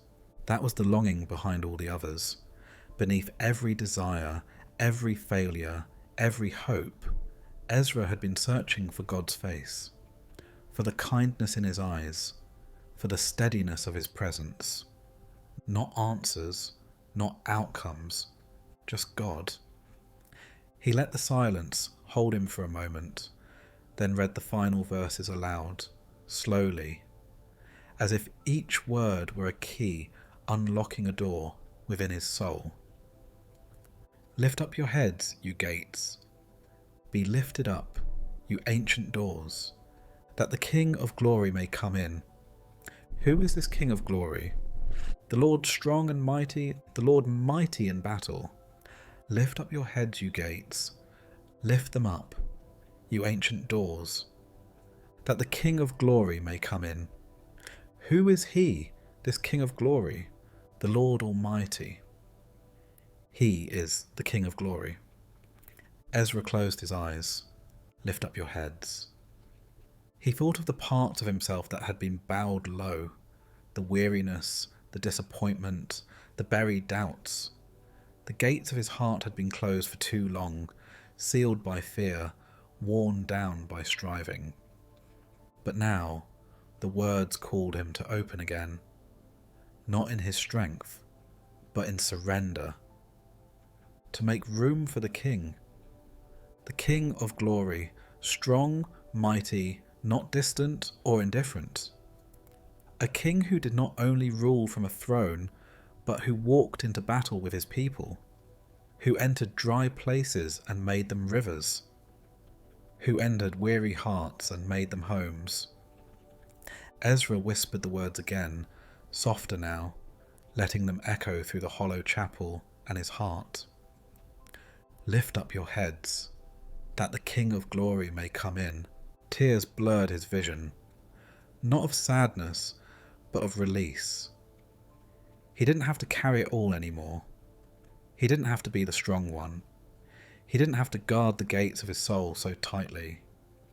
The King had come, not with fanfare, but with rain, with quiet, with a psalm and a whisper, and a grace that met him where he sat. Ezra didn't rush to leave. He remained there, breathing slowly, the peace settling deep. The chapel, though broken and forgotten, had become holy ground once again. And as the rain eased and the sky began to lighten beyond the trees, Ezra stood, Bible still in hand, and stepped back into the world. Not as someone lost, but as one found by the King of Glory, whose kingdom began not at a distance, but within. A single candle flickered on the windowsill, casting long shadows across the wooden floor of the small cottage. The room was quiet, wrapped in the hush that follows deep sorrow. Outside, snow had begun to fall in delicate spirals, covering the ground in a soft, pure layer that muffled every sound. It was the kind of snow that made the world feel paused, suspended in something sacred and still. Naomi sat alone at the small table near the hearth, her hands wrapped around a cup of warm broth that had long since cooled. She hadn't eaten, not really. The cup gave her something to hold, something to focus on. Grief made the minutes stretch endlessly, and she had learned that stillness was both balm and burden. The fire had dwindled to coals, their red glow casting a dim warmth, but she hadn't moved to stoke it. This night marked the 7th day since her father's passing. 7 days of silence, of visitors coming and going, offering words that dissolved before they reached her soul. 7 days of prayers that felt more like sighs. She had cried, yes, but more often she simply sat like this, heart too heavy for tears, too full for speech. Her father had loved Psalm 25. She could still hear him reciting it on early mornings, voice low and unwavering as the sun rose behind the hills. He had spoken it with conviction, as though each word had roots in his soul. Naomi remembered walking past his study and hearing the words float into the hallway, strong and gentle, all at once. She had opened her Bible to it again tonight, not out of ritual, but because she needed to remember. Not just him, but the God he had clung to. The God he had trusted when times were good, and even more fiercely when they were not. Naomi unfolded the passage now, her finger tracing the lines as she whispered them aloud into the quiet. In you, Lord my God, I put my trust. Her voice cracked slightly, but the words felt like a lifeline. Trust. She had wrestled with it these past few days, trusting God when prayers felt unanswered, trusting when healing didn't come, trusting when the one who had been her anchor, her protector, her compass, was gone. But the psalm began with trust, not explanation, with surrender, not clarity. She continued, I trust in you. Do not let me be put to shame, nor let my enemies triumph over me. Enemies. She didn't think of people. Her enemies now were fear, despair, loneliness, the kind of sorrow that makes you question the future and wonder whether joy will ever feel real again. Do not let them triumph, she prayed quietly.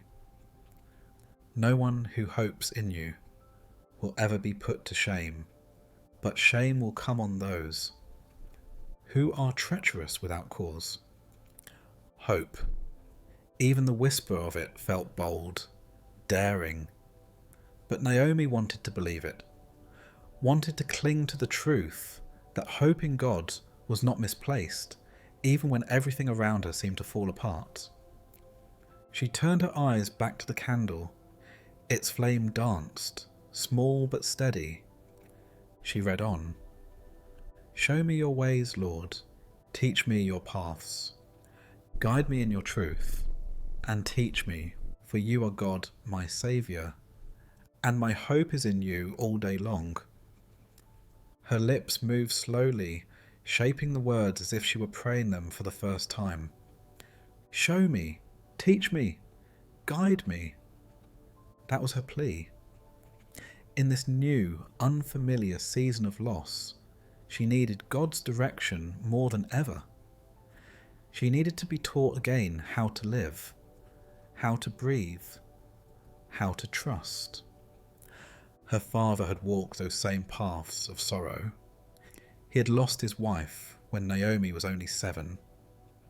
She remembered how he had grieved quietly but deeply, never turning away from God, but pressing deeper in. She remembered him sitting at this very table, tears in his eyes, whispering the same psalm. Now it was her turn. "Remember, Lord, your great mercy and love, for they are from of old.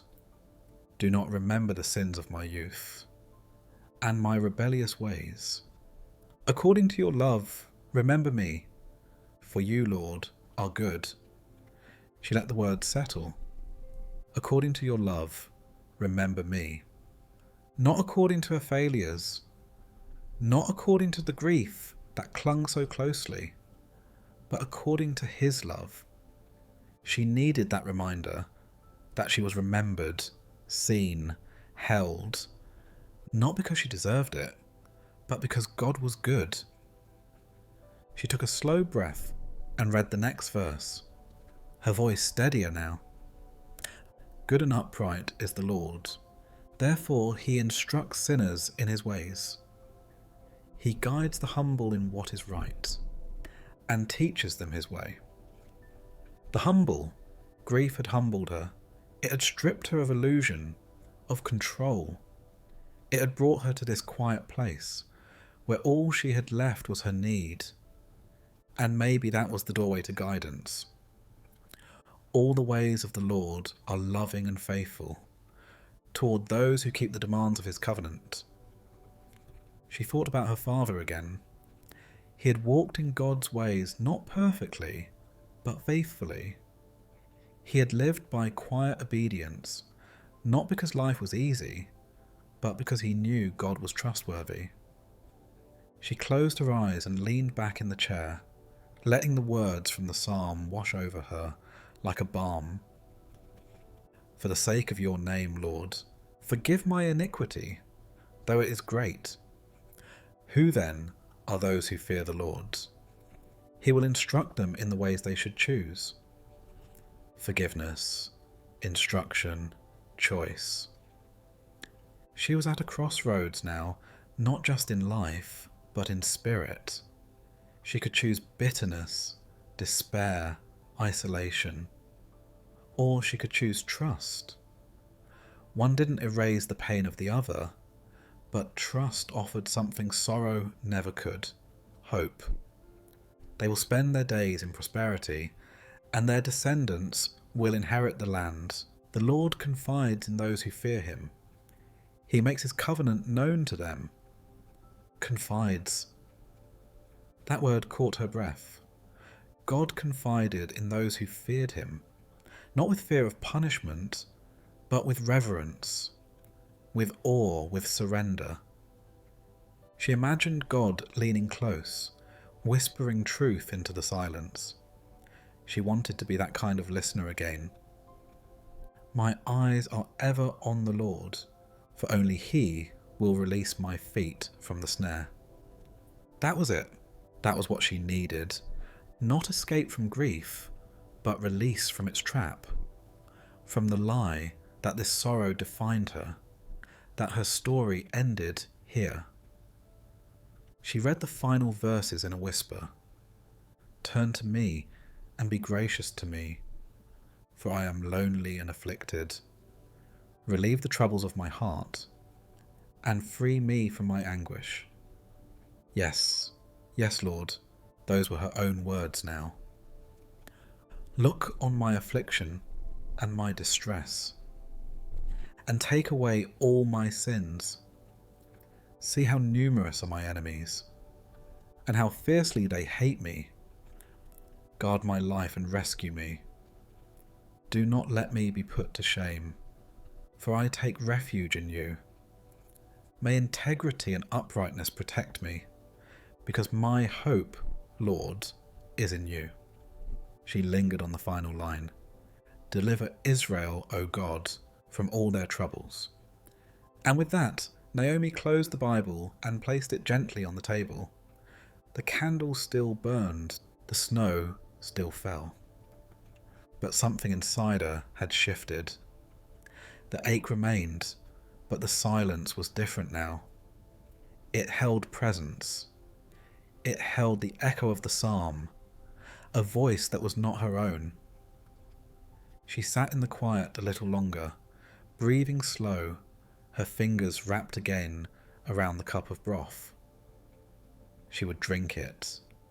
She would stand. She would face tomorrow, not alone, not empty. Her hope was in the Lord, and he had heard her. A heavy mist hung low over the shoreline as the early morning light tried to press through the grey sky. The sea, calm and wide, lapped gently at the sand with a rhythm that felt ancient and unhurried. The tide was low, revealing smooth stones and patches of seaweed scattered like forgotten offerings along the coast. In the distance, gulls called out, their cries sharp and haunting, echoing through the stillness of dawn. Jonah stood at the water's edge, his boots half sunk in the wet sand, the wind pulling at his coat. His hands were buried deep in his pockets, and his eyes, hollow from a sleepless night, searched the horizon as though expecting something to rise from it. He had come here long before the world had stirred, before fishermen returned to their boats or villagers lit their hearths. This was the place he always came when he needed to face something too heavy for words.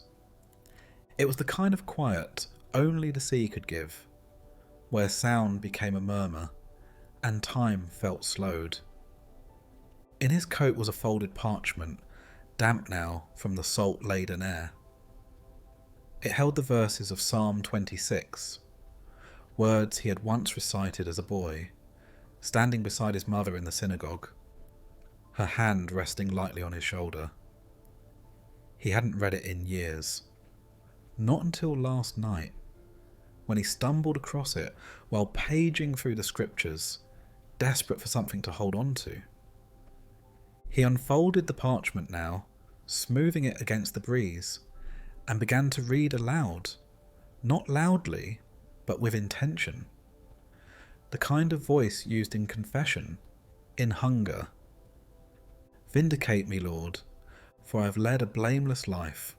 I have trusted in the Lord, and have not faltered. The wind tugged at the words as they left his lips, and Jonah swallowed against the tightness in his throat. Blameless. He hesitated on the word. He didn't feel blameless, not lately. His life, once guided by conviction, had strayed into shadows, not in scandal, but in subtle compromise, half-truths, withheld confessions, choices that wore away at his integrity one quiet moment at a time. It hadn't happened all at once, but it had happened. And now he stood here, asking God not to justify the mess he had made, but to search him again, to restore what had been worn down. He continued, "Test me, Lord, and try me. Examine my heart and my mind. For I have always been mindful of your unfailing love, and have lived in reliance on your faithfulness." Jonah breathed in deeply, the scent of salt and brine flooding his lungs. Test me, try me. Those weren't casual words. They were an invitation to be exposed, to be seen beneath the layers he had built for others. He wasn't sure what God would find in that examination, but he longed to be known again, fully, truly, because beneath all his doubts, Jonah still believed in the unfailing love of God. He remembered it from his childhood, from the day his father died and his mother held him, whispering that God was still with them. From the long journey through illness years later, when healing hadn't come as expected, but peace had. That love had never failed. But Jonah had stopped depending on it. He had relied on himself, and that burden had proven too heavy. I do not sit with the deceitful, nor do I associate with hypocrites. I abhor the assembly of evildoers, and refuse to sit with the wicked. The words stirred something sharp inside him, not judgment of others, but the recognition of how easy it was to drift. He had started surrounding himself with people who looked right on the outside, but harboured shadows within. And slowly, those shadows had bled into his own soul. Compromise didn't announce itself. It whispered. But Jonah didn't want to live two lives anymore. I wash my hands in innocence and go about your altar, Lord, proclaiming aloud your praise and telling of all your wonderful deeds. He looked down at his hands. They were rough, calloused from years of labour, bearing the lines of effort and age.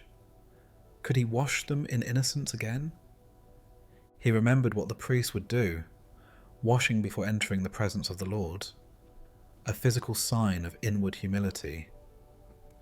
Maybe that's what he needed, not to claim perfection, but to confess the need to be made clean. He reached down and let the cold sea water run over his fingers. It stung slightly. It startled him awake. He lifted his wet hands to the sky for a moment, then whispered, "Make me clean again. Lord, I love the house where you live, the place where your glory dwells. The house of the Lord, not just a temple of stone, but any space where his glory was welcomed." Jonah looked around at the morning landscape, the wide ocean, the rolling fog, the stillness. This too was the house of the Lord, and his own soul, though weary, was a place where that glory could dwell again, if invited. He read on, "Do not take away my soul along with sinners, my life with those who are bloodthirsty, in whose hands are wicked schemes, whose right hands are full of bribes." He felt the weight of those lines, not because he had walked among the openly corrupt, but because he had, in moments of silence, allowed injustice to go unchallenged. He had looked away. He had said nothing when he should have spoken. "Do not take away my soul with them," he pleaded in his spirit, not out of superiority, but desperation. He wanted to return to who he once was, a man who loved the truth, who pursued justice, who walked with God, not as a performance, but as a heartbeat. "I lead a blameless life. Deliver me and be merciful to me." The plea was simple now. Deliver me. Be merciful to me. Not because he was deserving, but because God was merciful. Jonah knew his only hope was grace. The same grace that had carried him before, the same grace he had told others about for years. And now, the final line, "My feet stand on level ground. In the great congregation, I will praise the Lord." He looked down at the sand beneath him, shifting, so if not level, not steady. But in his heart, something settled. It wasn't the shore that gave him footing. It was the promise. God had not turned away. He had met Jonah here, on the edge of surrender. And Jonah, humbled and renewed, lifted his eyes toward the clearing sky. The mist was thinning, and sunlight now stretched thin beams across the sea. He remained there a while longer, letting the water wash his feet, letting the psalm root itself in him again, not just as words, but as a way back. Back to trust, back to truth, back to the altar of praise. He would return to the world soon, but now, here in the quiet, he had stood before the Lord with open hands, and the King of Mercy had not turned him away. The city was beginning to sleep. Shadows stretched long across the cobblestone streets, lit faintly by the glow of lanterns hanging from weathered beams. Stores were shuttered, windows dim, and the echo of footfalls had grown few. Above the rooftops, the sky was deep indigo, scattered with stars that blinked in and out through shifting clouds. It was that strange, thin hour when time seemed to pause, too late to be evening, too early to be morning. The hour when most people dreamed, and a few, like Eliana, stayed awake because sleep would not come. She sat on the edge of the rooftop, legs folded beneath her, wrapped in a woolen shawl her grandmother had woven years ago. The rooftop had become her refuge, high above the voices, the expectations, the noise of a world that constantly pressed in. Up here, only the sky knew her silence. Only the wind heard her prayers. In her lap rested a worn leather journal, pages filled with years of thoughts, questions and psalms. Tonight, she had turned again to Psalm 27, one she had read dozens of times, but which had found her again in a moment of deep weariness. A candle flickered beside her, in a brass holder, its flame dancing in the breeze.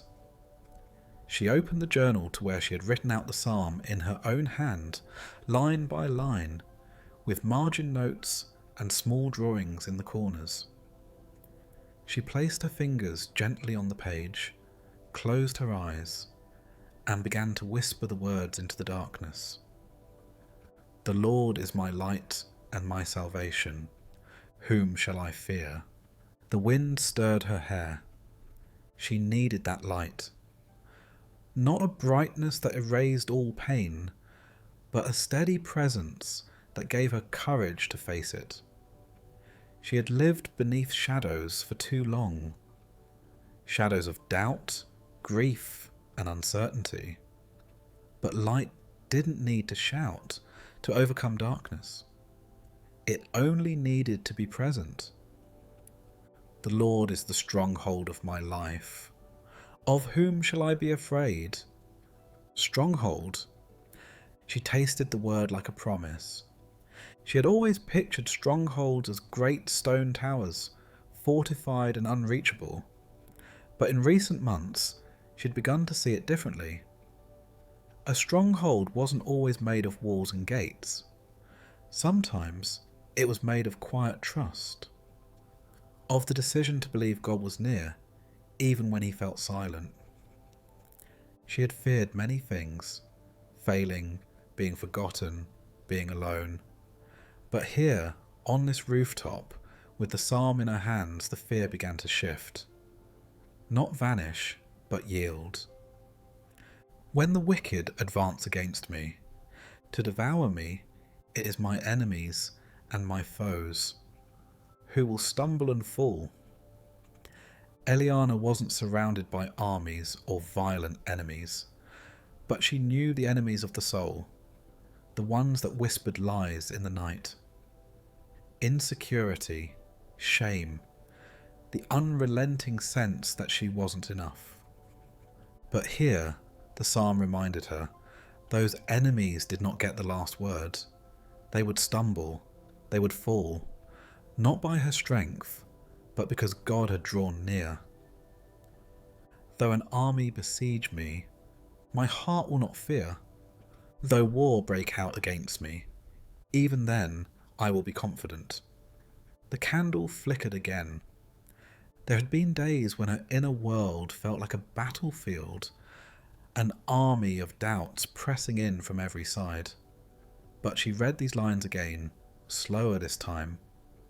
My heart will not fear. Even then, I will be confident. Confidence, she had learned, didn't always look bold. Sometimes it looked like staying, like not giving up, like choosing to show up again tomorrow, even when today had been hard. One thing I ask from the Lord, this only do I seek, that I may dwell in the house of the Lord all the days of my life, to gaze on the beauty of the Lord, and to seek him in his temple. Tears touched the corners of her eyes. That was her prayer too. In a world full of 1,000 voices calling for her attention, she longed for one thing: to dwell, to belong, to be near to the one who knew her deeply and still called her beloved. She didn't want answers more than she wanted presence.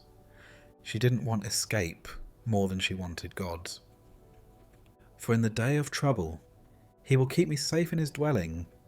He will hide me in the shelter of his sacred tent and set me high upon a rock. Eliana looked out over the rooftops, where the edge of dawn barely teased the horizon. Light would come. It always did.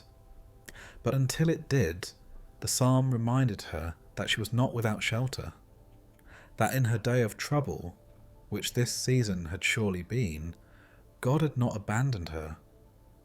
She had been hidden, not forgotten, but held.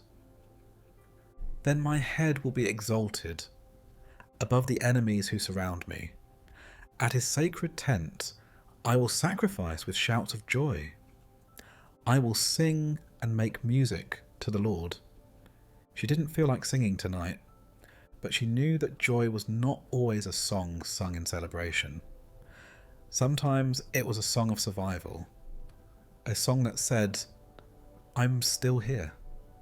I'm still hoping. I'm still trusting. Even when tears came with the melody, she turned the page and kept reading. Hear my voice when I call, Lord. Be merciful to me and answer me. She spoke those words as a prayer, not poetic, not polished, just honest. God, hear me, answer me, not because I deserve it, but because I need you. My heart says of you, seek his face. Your face, Lord, I will seek. She touched her chest gently, where her heartbeat pulsed beneath her palm. Her heart still believed, even when her mind wrestled. Do not hide your face from me. Do not turn your servant away in anger. You have been my helper. Do not reject me or forsake me, God my Saviour. She let the psalm speak the fears she had not voiced. What if I've failed too many times? What if you're tired of me? What if I'm not strong enough? But the words countered those fears. You have been my helper. You are not leaving, not now, not ever. Though my father and mother forsake me, and I forsake me, the Lord will receive me. Eliana knew that kind of ache. Her parents were still alive, but emotionally distant. Their silence had wounded her more than harsh words ever could. She had longed for their blessing, for their pride. But this line reminded her, God's reception was not conditional. He welcomed her in, not reluctantly, not reservedly, fully. Teach me your way, Lord. Lead me in a straight path. Because of my oppressors. She breathed those words like a vow. Teach me. Lead me. I don't need to know the whole road. I just need the next step. Do not turn me over to the desire of my foes, for false witnesses rise up against me, spouting malicious accusations. Even in the shadows, she had faced whispers, accusations, some from others, some from within, voices that said she was too much or not enough, that she'd never find her way again. But now she saw those accusations for what they were, lies trying to drown the truth. She closed her eyes as she read the final verse. I remain confident of this. I will see the goodness of the Lord in the land of the living. Confidence wasn't arrogance. It was the gentle certainty that even in sorrow, even in uncertainty, goodness was not gone. It was still coming, still promised, still present. Wait for the Lord, be strong and take heart, and wait for the Lord. Eliana folded the journal slowly and held it to her chest. Wait, be strong, take heart. She didn't have all the answers, but she had a promise. She had a psalm. She had a God who had never stopped watching the night with her. And as the first faint light of morning slipped across the city, Eliana remained still, heart open, gaze lifted, waiting. Not in fear, but in hope. The wind howled through the narrow canyon, a low and mournful sound that echoed across the jagged cliffs like a voice in lament. Far below, a river wound its way between rock and shadow, its waters dark and fast, moving with relentless purpose. The mountains rose around it, sharp, immovable, ancient, standing like silent witnesses to centuries of storms and silence. There was no village here, no road, only wilderness, vast and untamed. Caleb climbed carefully, his fingers gripping the edges of cold stone, his boots scraping against moss-slick surfaces. His pack was light, but his heart was heavy. He had left before dawn, with no destination except away. Away from the noise, the confusion, the questions that circled endlessly in his mind. The past few months had unravelled him, losses that piled upon one another, decisions that haunted him, a silence from heaven that grew louder by the day. He didn't come to the mountains to find God. He came because it was the only place that still felt honest, the only place where he didn't have to explain his sorrow to anyone. Up here, grief could breathe freely, doubt could be voiced without shame, and maybe, just maybe, truth could be heard again. By midday, he reached a ledge that jutted out over the canyon. From here, the world seemed to stretch in every direction. The wind was sharp, biting at his cheeks and nose, but he welcomed it. It made him feel alive, present, small. He dropped his pack and sat with his back against the rock, pulling out a small leather-bound Bible. It had belonged to his grandfather, a man of fierce faith and quiet strength. The pages were worn, the edges brittle, the margins filled with tiny handwritten notes in fading ink. Caleb had brought it on a whim, but now, as he flipped through the thin pages, it opened naturally to Psalm 28. He read the title aloud, his voice barely audible above the wind. Of David. And then, slowly, deliberately, he began, To you, Lord, I call. You are my rock. Do not turn a deaf ear to me. For if you remain silent, I will be like those who go down to the pit. He stopped. The words hit too close, too real. If you remain silent, that was the ache beneath everything. Caleb had prayed, cried out, asked, begged, pleaded, and still silence. Not just the absence of answers, but the absence of presence. It felt like being forgotten, like shouting into a void that only echoed your own voice back. But here, David had cried out the same thing. Do not turn a deaf ear to me. It wasn't a demand. It was a plea, a cry of desperation. Caleb knew that kind of prayer intimately. He continued, Hear my cry for mercy, as I call to you for help, as I lift up my hands toward your most holy place. His hands trembled slightly as he read. He hadn't lifted them in prayer in weeks, maybe months. He had stopped trying to look holy and started just trying to survive. But now, sitting on the edge of the world with nothing to distract him, the act of lifting his hands, palms up, empty, suddenly made sense again. It was surrender, not performance.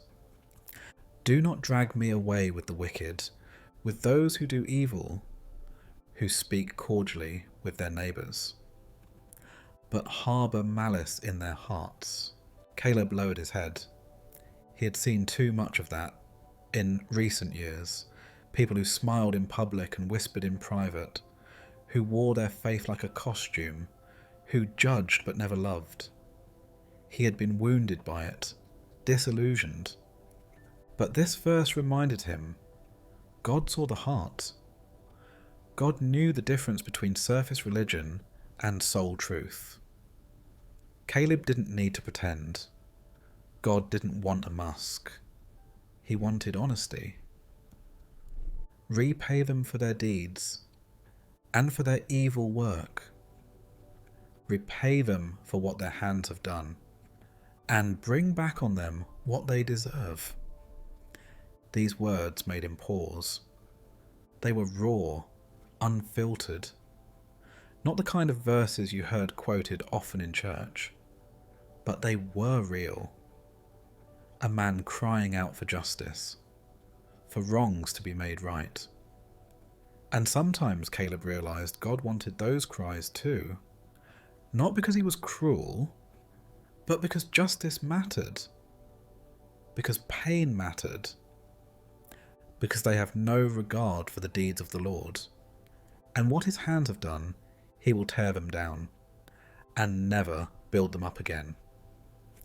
He stared at the verse, unsure how to feel. He didn't want vengeance, but he wanted to believe that God still saw, that he still acted, that he still defended the broken-hearted and stood against the proud, that he was not indifferent to the suffering of his people. He looked up at the vast sky, clouded and endless. "Do you still move?" he whispered. "Do you still care?" Then the tone of the psalm shifted. "Praise be to the Lord, for he has heard my cry for mercy." Caleb blinked. He has heard. That line cracked something open in him. It wasn't a future hope. It was a present declaration. He has heard. Even when Caleb hadn't felt it, even when silence seemed absolute, God had been listening. "The Lord is my strength and my shield. My heart trusts in him, and he helps me." The words were a balm. He didn't feel strong. He didn't feel shielded. But maybe that's when those things mattered most, when you couldn't find them in yourself.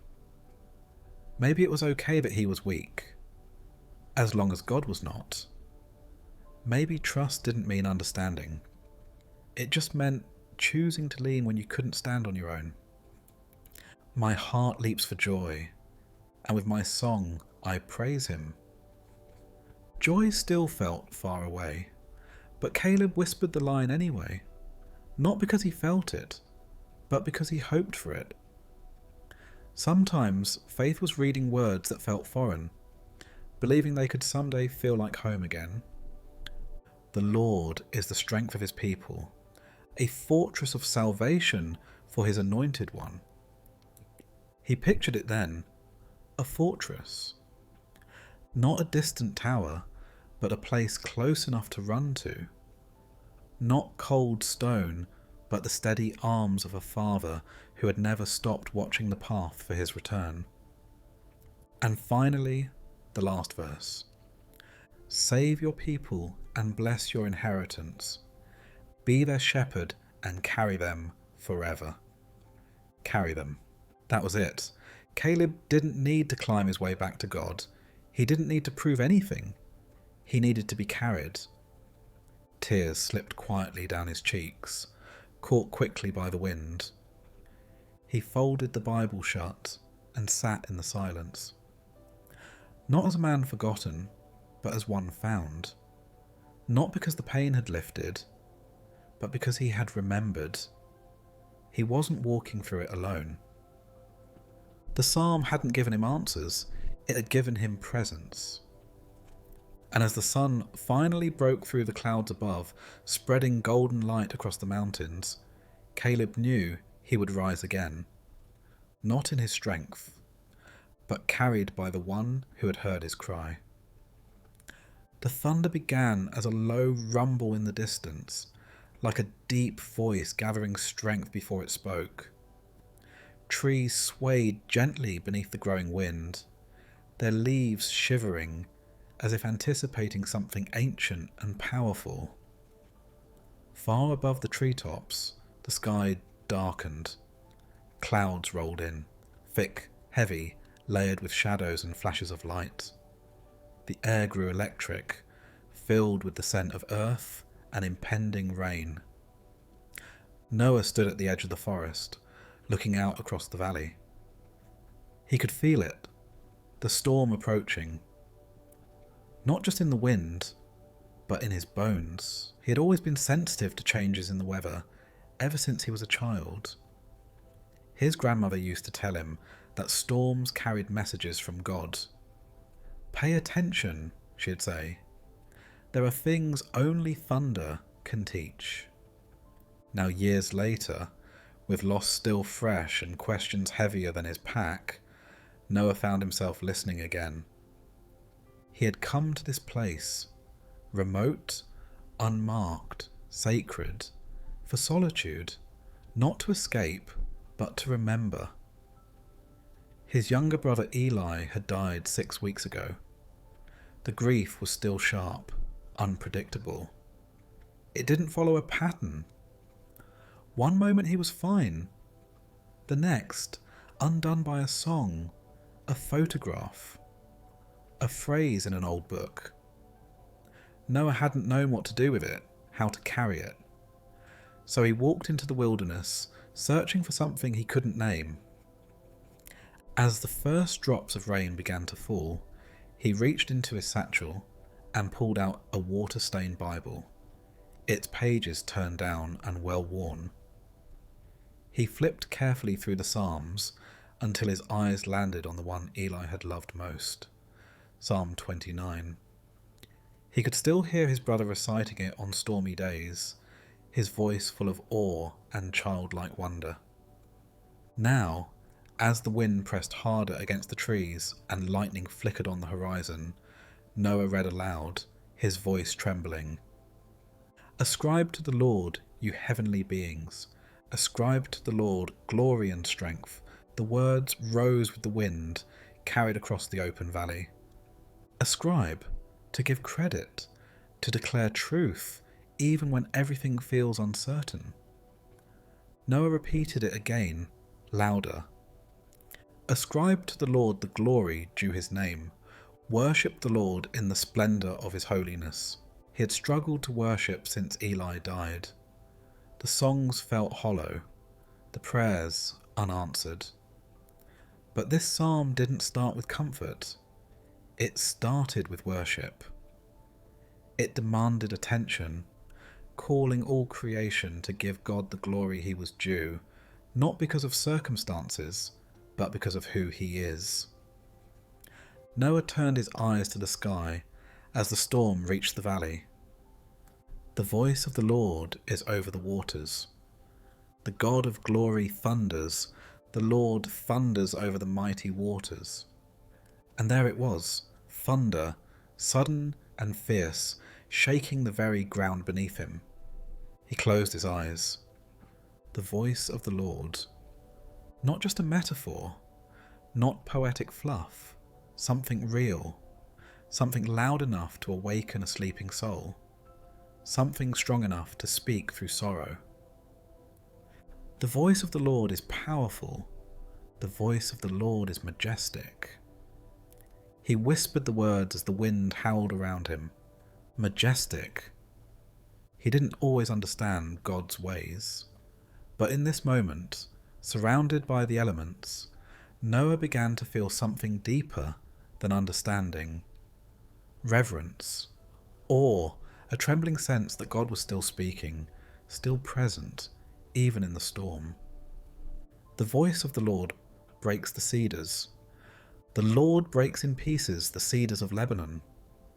He imagined those ancient trees, tall and proud, being snapped like twigs at the sound of God's voice. It humbled him. All the strength he tried to carry on his own, his control, his plans, his grief, it could be shattered by a single breath from the Lord. He makes Lebanon leap like a calf, Syrian like a young wild ox. The language was wild, uncontainable. God was not a tame deity. He was not quiet when he chose to move. He stirred mountains. He called stars by name. He brought trembling to things that seemed unshakable. The voice of the Lord strikes, with flashes of lightning. The sky cracked open with a brilliant streak of white, illuminating the valley for a breathless second. Noah felt it, not fear, but something close. The realization that God was not far, that even in the grief, even in the storm, the Lord's voice was not silent. The voice of the Lord shakes the desert. The Lord shakes the desert of Kadesh. He thought of his own desert, the dry season of faith he had wandered through, the silence, the numbness, the endless ache. But if God's voice could shake physical deserts, then surely it could shake his heart too. Surely it could break through the layers of sorrow, doubt, and unanswered questions. The voice of the Lord twists the oaks and strips the forests bare. Noah looked around. Branches swayed violently, leaves tore from trees and danced across the ground. The storm moved like a living thing, but there was beauty in it, purging, cleansing. Sometimes God didn't whisper. Sometimes he stripped away what was dying, what was hidden, what no longer served life, so that something new could grow. And in his temple all cry, glory. The word echoed in his soul, glory. Not because the pain was gone, not because the storm had ended, but because even here, even now, God was present, and his presence demanded reverence. Noah lifted his face to the rain, letting it wash over him, mingling with tears he hadn't meant to cry. The psalm was not gentle, but it was true. He continued, barely above a whisper, "The Lord sits enthroned over the floods. The Lord is enthroned as king forever." Flood. That image, chaos, loss, water rising beyond control. He knew it intimately, but God didn't drown in the flood. He sat enthroned over it. He reigned in the chaos. He was not moved, even when Noah was, even when Eli died, even when questions went unanswered. God had not fallen from his throne. He had not abandoned his people. He had not forgotten Noah. The final verse came like a benediction. The Lord gives strength to his people. The Lord blesses his people with peace. Strength, peace, not manufactured, given. Noah closed the Bible and pressed it to his chest, breathing in the storm, letting it settle in his bones. He didn't have all the answers. He probably never would. But he had heard something in the thunder tonight, something fierce and beautiful and holy. God was still speaking. God was still near. And in that knowing, Noah found what he didn't know he had been seeking. Not an end to grief, but a beginning. A voice loud enough to break trees, gentle enough to bless with peace. A storm that revealed glory. A king who still reigned. The morning sun rose slowly, casting its first golden light over the village rooftops, still damp from the night's rain. The fields shimmered with dew, each blade of grass glistening like a precious gem. Birds stirred from their nests, their songs tentative at first, then growing in confidence, as though testing the promise of a new day. In a small stone house on the edge of the village, Miriam opened her shutters and leaned out, breathing in the cool, clean air. She stood there for a moment, letting the breeze brush against her cheeks, her hands resting on the weathered wood of the windowsill. Her face, lined with age and memory, bore a quiet strength that had come not through ease, but through endurance. She had lived a long life, long enough to know that joy and sorrow often dance together, long enough to see the rise and fall of many seasons. There had been years of laughter, of children running barefoot through fields, of harvests so abundant that the whole village sang. But there had also been years of famine, of illness, of silent tears in the dark. Her husband had passed a decade ago. One of her sons never returned from war. Her hands bore the evidence of years spent weaving, working, wiping tears. And still she remained. Still she rose with the sun. This morning, as she did every morning, she lit a small oil lamp and took her seat near the hearth. Beside her was her prayer book, open to the page where Psalm 30 had been carefully copied, letter by letter, in her own hand many years before. The ink had faded, but the words were as vivid in her heart as ever. She read them now, slowly, with the weight of memory in her voice. I will exalt you, Lord, for you lifted me out of the depths, and did not let my enemies gloat over me. Her voice trembled. You lifted me? How many times had he done that? In the days when grief wrapped around her like fog, when hopelessness threatened to drag her under, the Lord had lifted her. Not with thunder, not always with answers, but with presence, with peace that came in the quiet moments, like morning light creeping gently into a dark room. Lord my God, I called to you for help, and you healed me. She closed her eyes. Yes, there had been healing, not always the kind she asked for. Her son hadn't been returned. Her husband hadn't lived. But her soul, battered and bruised, had not been forsaken. Healing had come slowly, like the mending of a garment, invisible at first, but sure. There had been days when she felt she would never laugh again, and yet, you, Lord, brought me up from the realm of the dead. You spared me from going down to the pit. It was not dramatic the way he had saved her.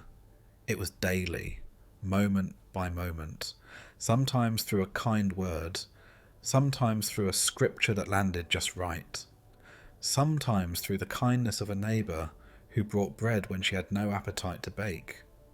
Grace had come on quiet feet. She continued reading. Sing the praises of the Lord, you, his faithful people, praise his holy name.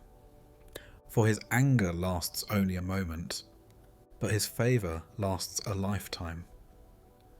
Weeping may stay for the night, but rejoicing comes in the morning. Her voice broke gently on the last line. Weeping may stay for the night. She knew that night well, not just one literal night, but many seasons of sorrow, times when the darkness felt unending, when faith felt like a thread too thin to hold. But morning had come, not always suddenly, sometimes with slowness, but always it came. Rejoicing comes in the morning. Tears slid down her cheeks, not tears of sorrow, but of recognition. She had lived this truth. She had witnessed it. When I felt secure, I said, "I will never be shaken. Lord, when you favoured me, you made my royal mountain stand firm. But when you hid your face, I was dismayed." She paused. She remembered those times when life had felt easy, when she had believed she was unshakable. But then came the trials, the losses, the silence. And she learned what it truly meant to depend on God, not when things were certain, but when they were not. He had hidden his face for a season, not in abandonment, but in mystery. And it had dismayed her, yes. It had humbled her. To you, Lord, I called. To the Lord I cried for mercy. What is gained if I am silenced? If I go down to the pit? Will the dust praise you? Will it proclaim your faithfulness? Hear, Lord, and be merciful to me. Lord, be my help. The psalmist's cry echoed her own. She had prayed those same words on her knees in the dark. Hear me, Lord, be merciful. Help me. She had bargained. She had questioned. She had poured out her soul until there was nothing left but silence. And still, God had not turned away. She looked at the flame of the oil lamp, steady and warm, and read the final verses. You turned my wailing into dancing. You removed my sackcloth, and clothed me with joy, that my heart may sing your praises and not be silent. Lord my God, I will praise you forever. She smiled through her tears. He had done it. She had worn the sackcloth of mourning for many seasons, but it had not become her permanent garment. God had gently undressed her sorrow and dressed her in joy. Not shallow happiness, but deep-rooted joy.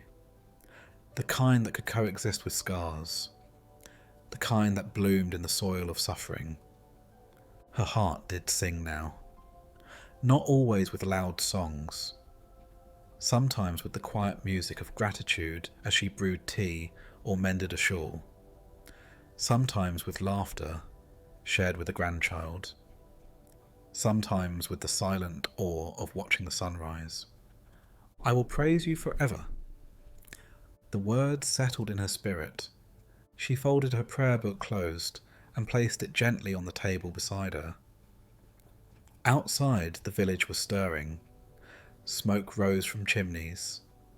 Children's voices called to one another in the streets. The day had begun. And Miriam rose with it, not as a woman untouched by sorrow, but as one transformed by grace.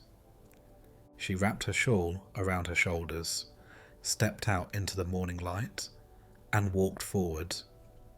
Not because she had strength of her own, but because the God who turned wailing into dancing had not finished writing her story.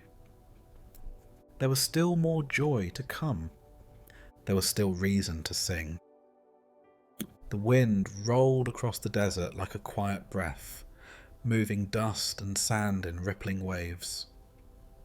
Dusk was falling fast, painting the horizon with bands of orange and violet, and the long shadows of the rocky cliffs stretched across the valley like reaching hands.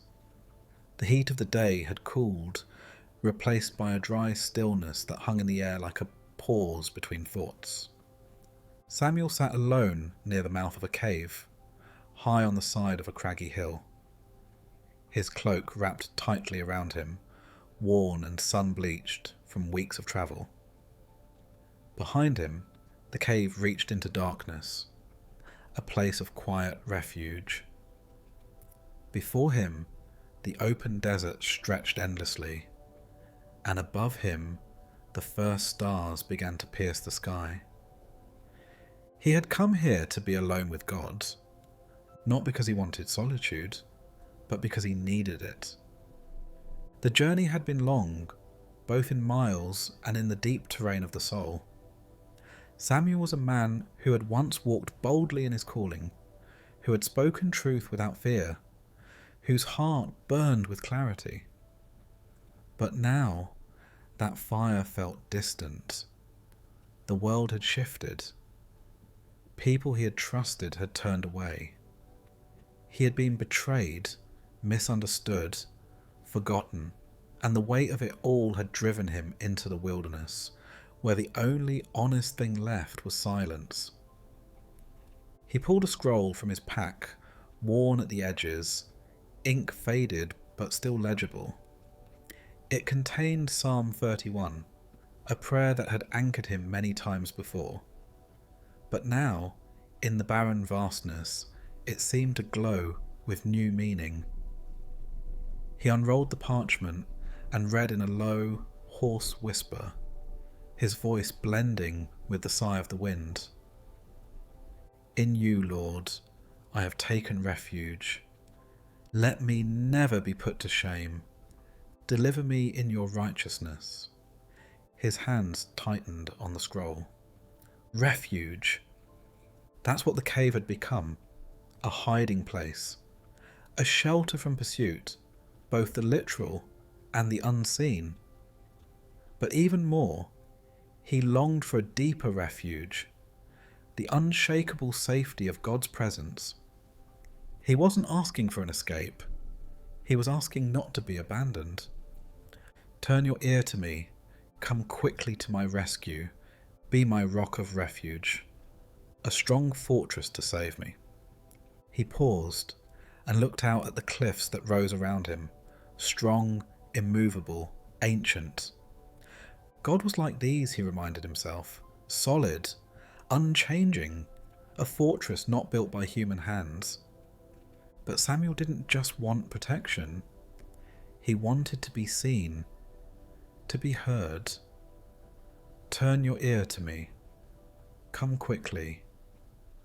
The cry of a heart that has waited long. Since you are my rock and my fortress, for the sake of your name, lead and guide me. He leaned his head back against the stone wall of the cave and closed his eyes. Lead and guide me. That was the ache. Not simply protect me, but show me where to go now. He had reached a crossroads. His plans were ashes, his reputation damaged, his path obscured. But he wasn't asking for vindication. He was asking for direction. Keep me free from the trap that is set for me, for you are my refuge. Into your hands I commit my spirit. Deliver me, Lord, my faithful God. Samuel exhaled slowly. That line, into your hands I commit my spirit. It wasn't just poetry. It was surrender, total trust. He remembered how his grandfather used to say it at the close of every prayer, as though sealing his soul in the hands of the Almighty. Samuel whispered it again, barely audible. Into your hands I commit my spirit. He continued reading, I hate those who cling to worthless idols. As for me, I trust in the Lord. I will be glad and rejoice in your love, for you saw my affliction and knew the anguish of my soul. You saw me.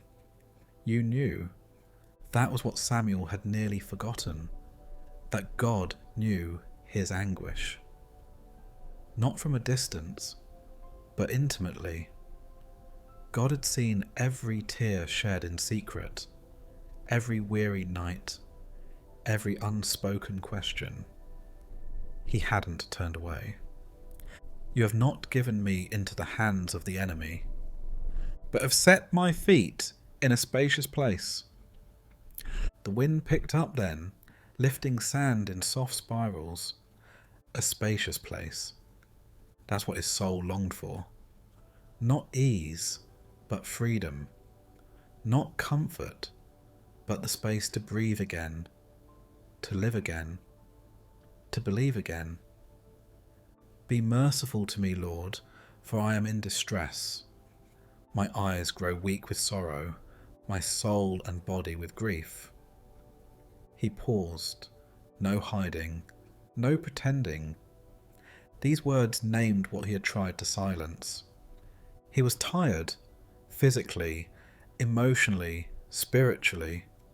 The kind of exhaustion that makes the bones ache and the soul shrink. His grief wasn't just for what he'd lost, but for who he feared he was becoming. A man slowly closing in on himself. A man forgetting how to hope. My life is consumed by anguish, and my years by groaning. My strength fails because of my affliction, and my bones grow weak. The truth of it settled heavy in the air. He wasn't the same man he used to be. Not as bold, not as sure. But maybe that wasn't failure. Maybe it was pruning.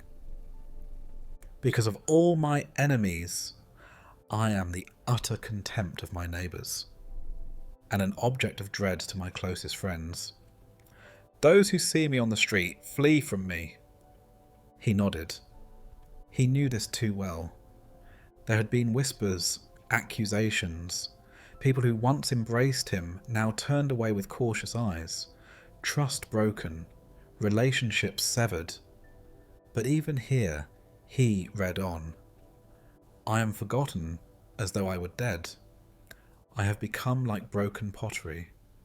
For I hear many whispering, terror on every side. They conspire against me and plot to take my life. Like broken pottery, the image clung to him. He felt like that, shattered, useless. But then, a turning point in the psalm. But I trust in you, Lord. I say, you are my God. My times are in your hands. Deliver me from the hands of my enemies, from those who pursue me. He sat up straighter. My times are in your hands, not in the hands of his enemies, not in the hands of fate, but in God's hands. That was the anchor. He had been trying to control what was never his to hold. His reputation, his future, even his healing. But now slowly he was releasing it. Let your face shine on your servant. Save me in your unfailing love. The sun had dipped low now, and the stars shone brighter. He thought of the love that had pursued him since his youth, unfailing, not always understood, but never absent. Let me not be put to shame, Lord, for I have cried out to you, but let the wicked be put to shame, and be silent in the realm of the dead. He had cried out, again and again, and maybe, just maybe, those cries were not in vain. Let their lying lips be silenced, for with pride and contempt they speak arrogantly against the righteous. He released those words into the sky, not as a demand for revenge, but as a prayer for justice, for truth to rise, for lies to be silenced not by his hand, but by God's. Then the psalm shifted again, no longer lament, but praise. How abundant are the good things that you have stored up for those who fear you, that you bestow in the sight of all, on those who take refuge in you. His eyes filled with tears. Good things, still stored up. He had almost forgotten to expect goodness. But this was the promise. Not just survival, but abundance. Not just escape, but restoration. In the shelter of your presence, you hide them from all human intrigues. You keep them safe in your dwelling from accusing tongues. He felt it then, not just the wind, but a quiet presence. God dwelling here, with him, in the cave, in the desert, in the ache. Praise be to the Lord, for he showed me the wonders of his love when I was in a city under siege. The siege had not won, not the enemy outside, not the fear within. God had shown him wonders, even in ruin. In my alarm I said, I am cut off from your sight. Yet you heard my cry for mercy when I called to you for help. He laughed softly. Yes, he had said that too. I am cut off. But God had heard. He had never stopped listening. And now the final call. Love the Lord, all his faithful people. The Lord preserves those who are true to him, but the proud he pays back in full. Be strong and take heart, all you who hope in the Lord.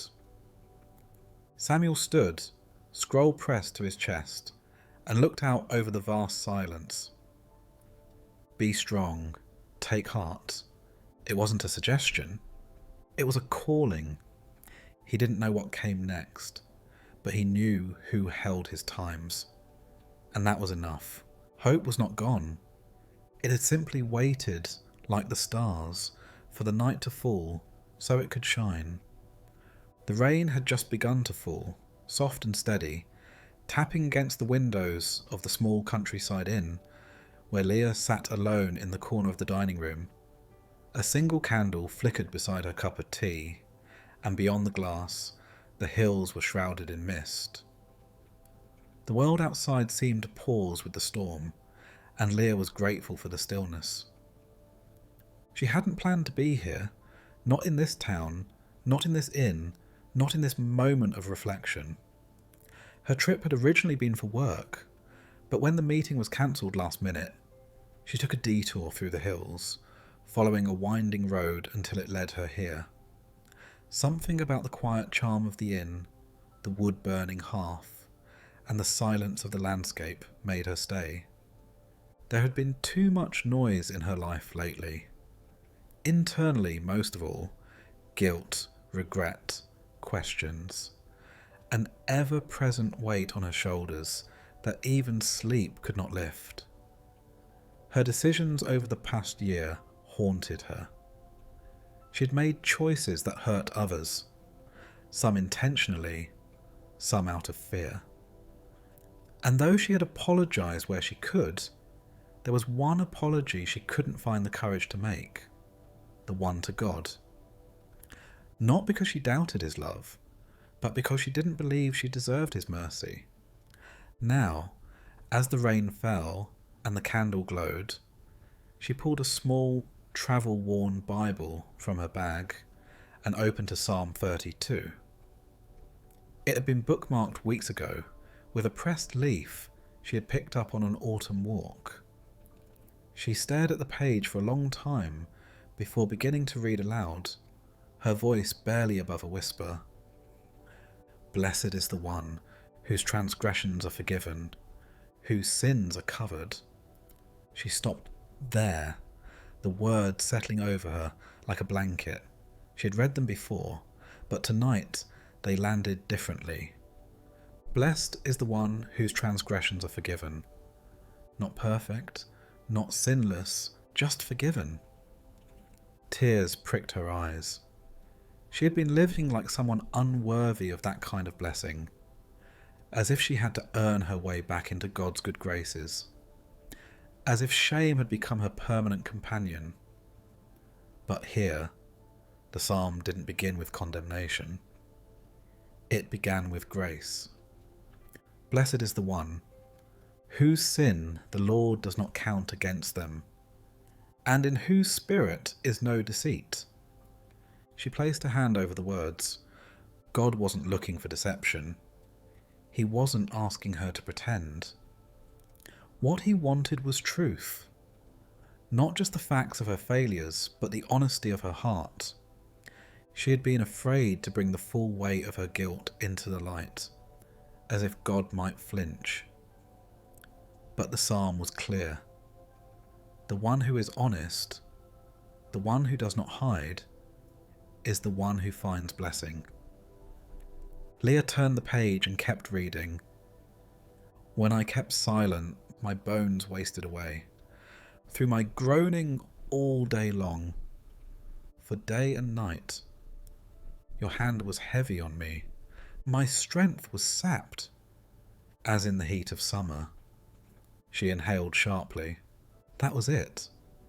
That was exactly what she had felt for months. The slow, quiet drain of carrying sin in silence. The fatigue that sleep couldn't fix. The emotional weight that had no name but made everything harder. Relationships, prayer, joy. It wasn't punishment, it was mercy. God's hand wasn't heavy to crush her. It was heavy to draw her back, to bring her to this moment where she could no longer pretend she was fine. Then I acknowledged my sin to you and did not cover up my iniquity. I said, I will confess my transgressions to the Lord, and you forgave the guilt of my sin. She whispered the words again. And you forgave, not delayed, not negotiated. God forgave instantly, fully. She set the Bible down and closed her eyes.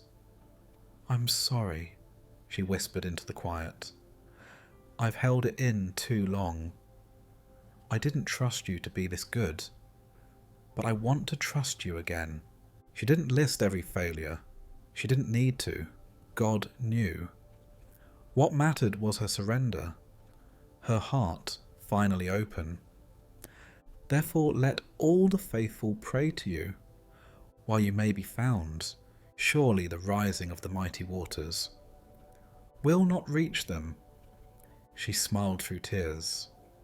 The rising waters had come. She had felt overwhelmed, drowning even. But here, in this psalm, was a promise. Those who turn to God are not overcome. The storm may rage, but it will not sweep them away. You are my hiding place. You will protect me from trouble and surround me with songs of deliverance, a hiding place. That phrase struck her with surprising comfort. She had been hiding in all the wrong places, in distraction, in busyness, in excuses. But none of them gave rest. Only here, in confession and honesty, did she find safety. God didn't just forgive. He sheltered, surrounded by songs of deliverance. She imagined it, angels singing over her, not condemnation, but deliverance, freedom, release. God didn't want her to stay in guilt. He wanted her free. She read on, her voice gaining strength. I will instruct you and teach you in the way you should go. I will counsel you with my loving eye on you. This was God's voice now, speaking directly to her. Not only did he forgive, he would guide. She had feared being lost forever, unsure if she could ever get back on the path. But here was the promise. God would show her the way. Not just with commands, but with a loving eye. A father watching carefully, kindly, patiently. Do not be like the horse or the mule, which have no understanding, but must be controlled by bit and bridle, or they will not come to you. She chuckled softly, wiping her eyes. She had resisted long enough, dug in her heels, let pride keep her from returning sooner. But she didn't want to be led by pressure. She wanted to be led by love. Many are the woes of the wicked, but the Lord's unfailing love surrounds the one who trusts in him. She underlined unfailing love. That was the difference. Not whether one stumbled, but whether one trusted. God wasn't building a case against her. He was surrounding her with mercy, with love that didn't fail, even when she did. Rejoice in the Lord and be glad, you righteous. Sing, all you who are upright in heart. She wasn't sure she had a song in her just yet, but maybe she didn't have to feel it to begin. Maybe rejoicing could begin as a whisper, a decision, a leaning toward hope. Maybe upright in heart didn't mean flawless, but open, honest, willing. She closed the Bible and sat back, letting the quiet fill the space. The rain continued, soft and steady, like grace itself washing the earth clean. In the distance, the church bell rang once, marking the hour. A new hour, a new beginning. Leah breathed deeply and stood, lighter than she had felt in months. She didn't have all the answers. She didn't know how every broken piece would mend. But she knew this. She was forgiven. And that was enough to take the next step. Enough to begin again. The harbour was alive with movement. Boats bobbed gently in the morning tide, their ropes creaking softly against weathered docks. Seagulls circled overhead, calling out in wild, scattered rhythms, their wings cutting through the golden sky. Along the waterfront, fishermen began their work, sorting nets, stacking crates, calling to one another with greetings worn smooth by years of repetition. Among them, at the far end of the pier, stood Jonah. Not the prophet from long ago, but a man very much like him. He was tall, broad-shouldered, his beard streaked with grey, and his eyes weathered by time like the sea itself.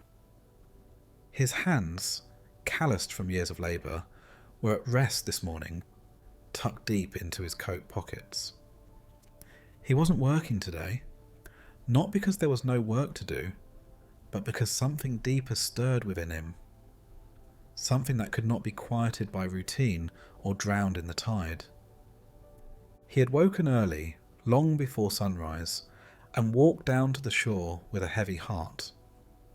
He didn't know exactly what he was looking for. Peace, maybe. A sense of direction.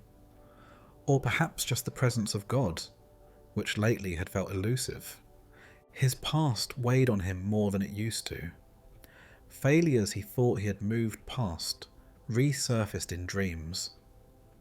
Regrets arrived unannounced in the middle of calm days. He tried to be a good man. He was faithful to his family, generous with his time, always quick to lend a hand. But something in him longed for more than goodness. He longed for cleanness, wholeness. He sat on an overturned crate at the end of the dock and pulled from his coat a slim book of Psalms.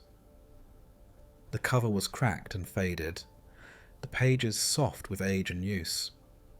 He had begun reading the Psalms again recently, not out of obligation, but because something in their ancient honesty met him exactly where he was.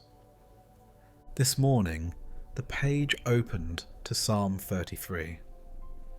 He took a deep breath and began to read aloud, though no one was near to hear. Sing joyfully to the Lord, you righteous. It is fitting for the upright to praise him. The words surprised him. Sing joyfully. It had been a while since joy came naturally. His prayers had grown quiet, sometimes mechanical. But here, the psalmist did not suggest. It commanded joy. Not based on circumstance, but as a fitting act. An appropriate response to God's goodness, no matter the state of the soul. Praise the Lord with the harp. Make music to him on the 10-stringed lyre. Sing to him a new song. Play skillfully and shout for joy. Jonah looked down at his hands. They knew nets and ropes, not strings and chords. He had no harp, no lyre. But the psalm wasn't about instruments. It was about intent.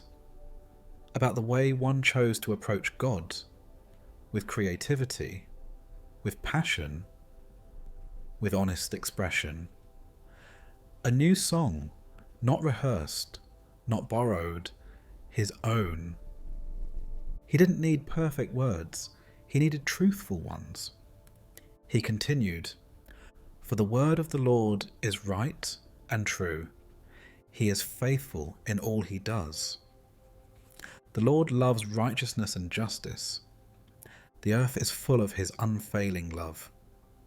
He closed his eyes. That last line, "The earth is full of his unfailing love," settled over him like a wave.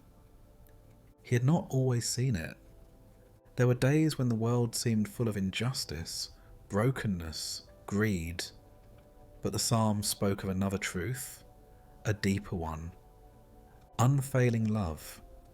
Every sunrise, every tide, every breath was a whisper of it. Jonah opened his eyes and read on. "By the word of the Lord the heavens were made, their starry host by the breath of his mouth. He gathers the waters of the sea into jars.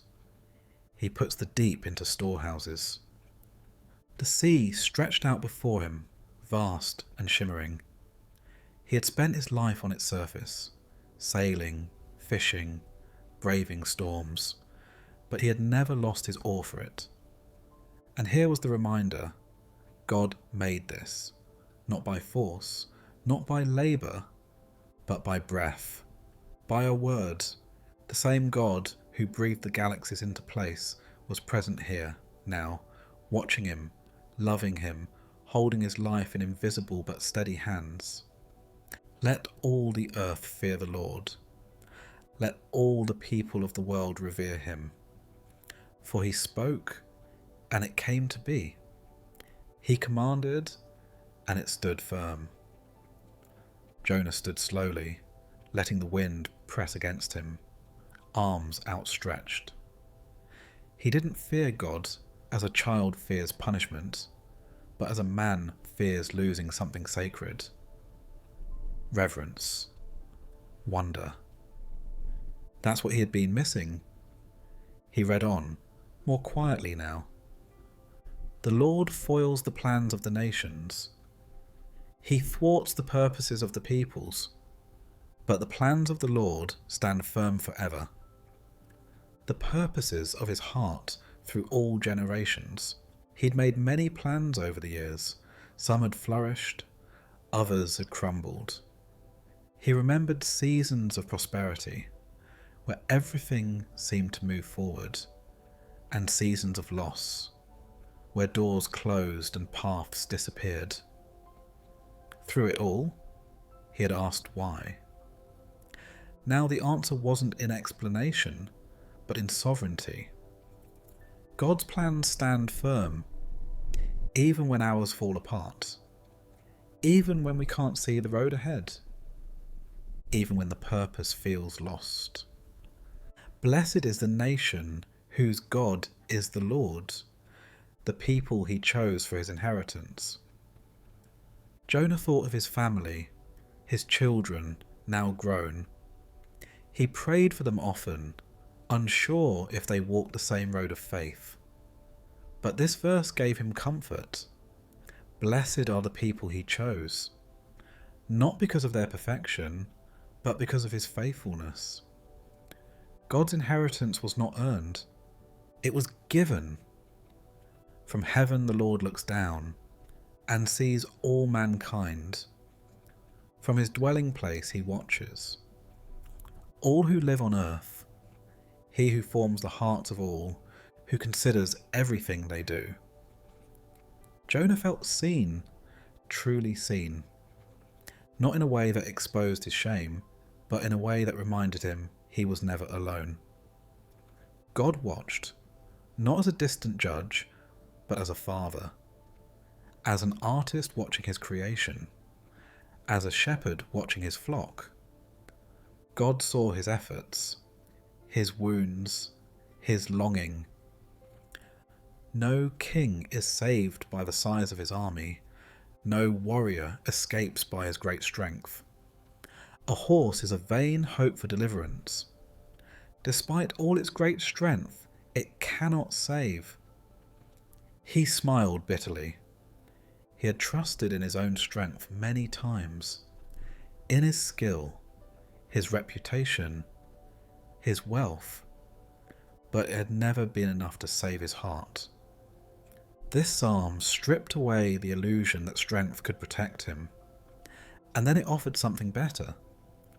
But the eyes of the Lord are on those who fear him, on those whose hope is in his unfailing love, to deliver them from death and keep them alive in famine.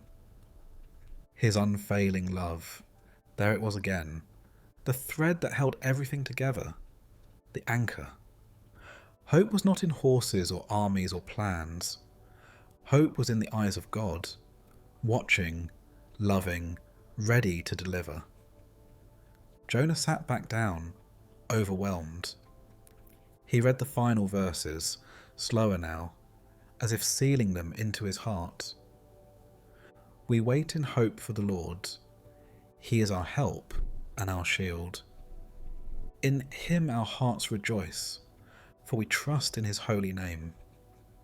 May your unfailing love be with us, Lord, even as we put our hope in you. We wait in hope. That's what he had come to the harbour to do. To wait, to remember, to hope again. And now, reading these words, something began to rise within him, not loud or dramatic, but steady. A quiet joy, a pulse of peace. God was his shield, his helper, the one who had seen him from the beginning and had never looked away. He closed the psalm, tucked the book inside his coat, and rose to his feet. The sea called gently before him, but his eyes were on the sky, and in his chest, where guilt had long made its home, hope had begun to sing. The forest was alive with the hush of early morning. Mist clung low to the ground, curling through tree trunks like smoke, and the birds sang their first tentative notes into the silence. The earth beneath Miriam's boots was soft from last night's rain, and the scent of pine and damp moss filled the air. She walked slowly, deliberately, each step a kind of prayer, her breath visible in the crisp mountain air. She had come here alone, leaving behind the familiar for something sacred. Not a pilgrimage exactly, more like a return. A return to a quiet she had once known well, to the peace that she used to find beneath the canopy of trees and sky. Life had become loud lately, full of news cycles and appointments and worries that stacked up like stones on her back. Her heart had grown heavy with questions, with grief, with the pressure to hold it all together. So she came here, to the high country where cell signals failed and stillness reigned. In her satchel was a small, leather-bound Bible, creases worn into its spine, the corners soft. When she reached the clearing where the stream ran through the roots of the oaks, she sat on a mossy rock, unwrapped the book, and opened it to a psalm that had whispered to her spirit in a dream just days before. Psalm 34. She breathed deeply and began to read aloud, letting the words rise like incense in the cold air. I will bless the Lord at all times. His praise shall continually be in my mouth. The words were bold. Not when I feel like it, not when life is easy, but at all times. She closed her eyes. Could she really say that? Could she bless God even in this season, with so much unknown, with so many unanswered prayers?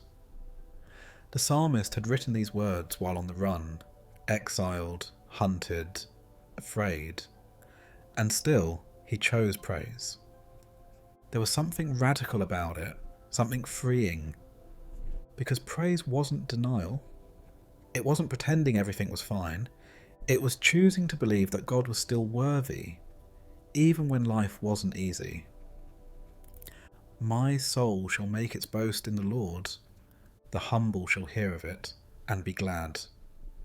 not boasting in her strength, not in her job or her knowledge or her accomplishments, in the Lord. She'd spent so long trying to keep it together, trying to be strong. But what if her greatest strength was actually letting go? What if humility wasn't weakness, but the doorway to joy? Oh, magnify the Lord with me, and let us exalt his name together. The words stirred something deep in her.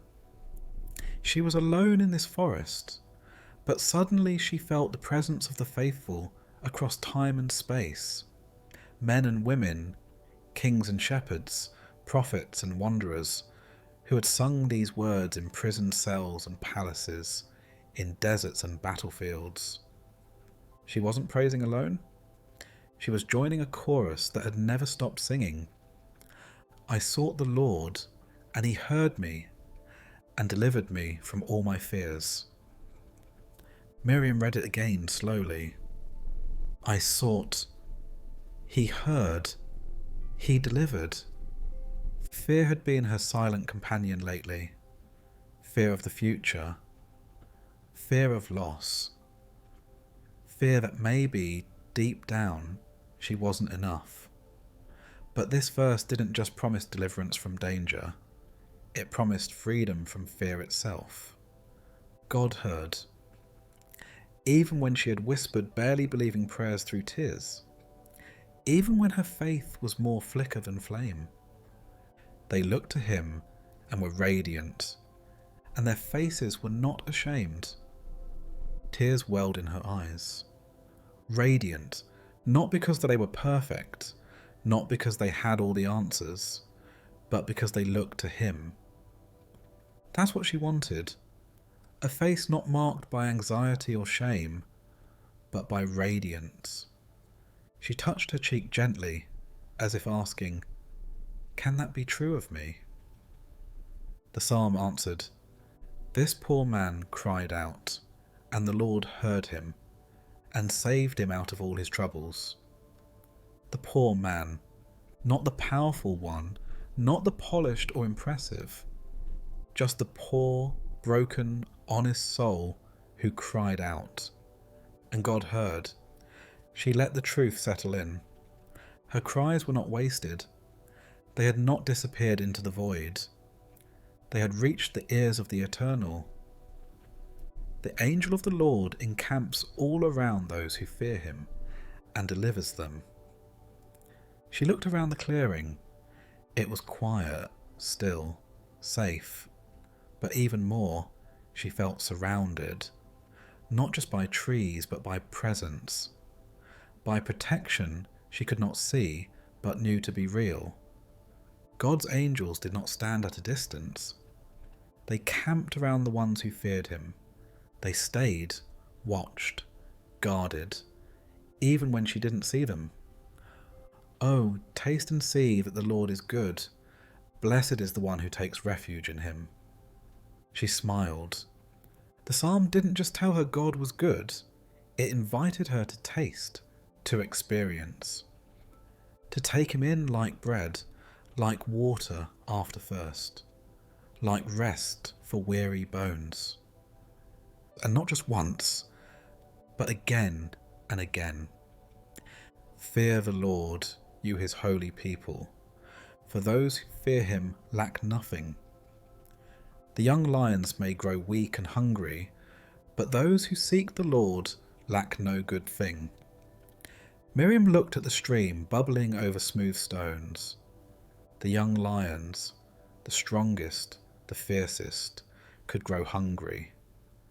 But seekers of God, they lacked nothing. Not because they always had what they wanted, but because they were held in the arms of a God who knew exactly what they needed. Come, my children, listen to me. I will teach you the fear of the Lord. Whoever of you loves life and desires to see many good days, keep your tongue from evil and your lips from telling lies. Turn from evil and do good, seek peace and pursue it. It was practical, not just poetry, but a way to live. Seek peace. Pursue it. Peace wasn't passive. It didn't just come. It had to be sought, chased, chosen, in conversations, in thoughts, in every breath. The eyes of the Lord are on the righteous, and his ears are attentive to their cry. But the face of the Lord is against those who do evil, to blot out their name from the earth. His eyes, his ears, always turn toward the righteous, not the flawless, but the faithful. Those who cried out, who returned again and again. He listened, he saw, and when evil rose, when injustice shouted, God would not be silent. The righteous cry out, and the Lord hears them. He delivers them from all their troubles. The Lord is close to the brokenhearted, and saves those who are crushed in spirit. Miriam put a hand over her chest. This was the verse that had come to her in the dream. Close to the brokenhearted. Saves those crushed in spirit. She was both. Broken and crushed, but not abandoned. Close. That was the word. Not watching from afar. Not waiting for her to heal before drawing near. Close. Here. Now.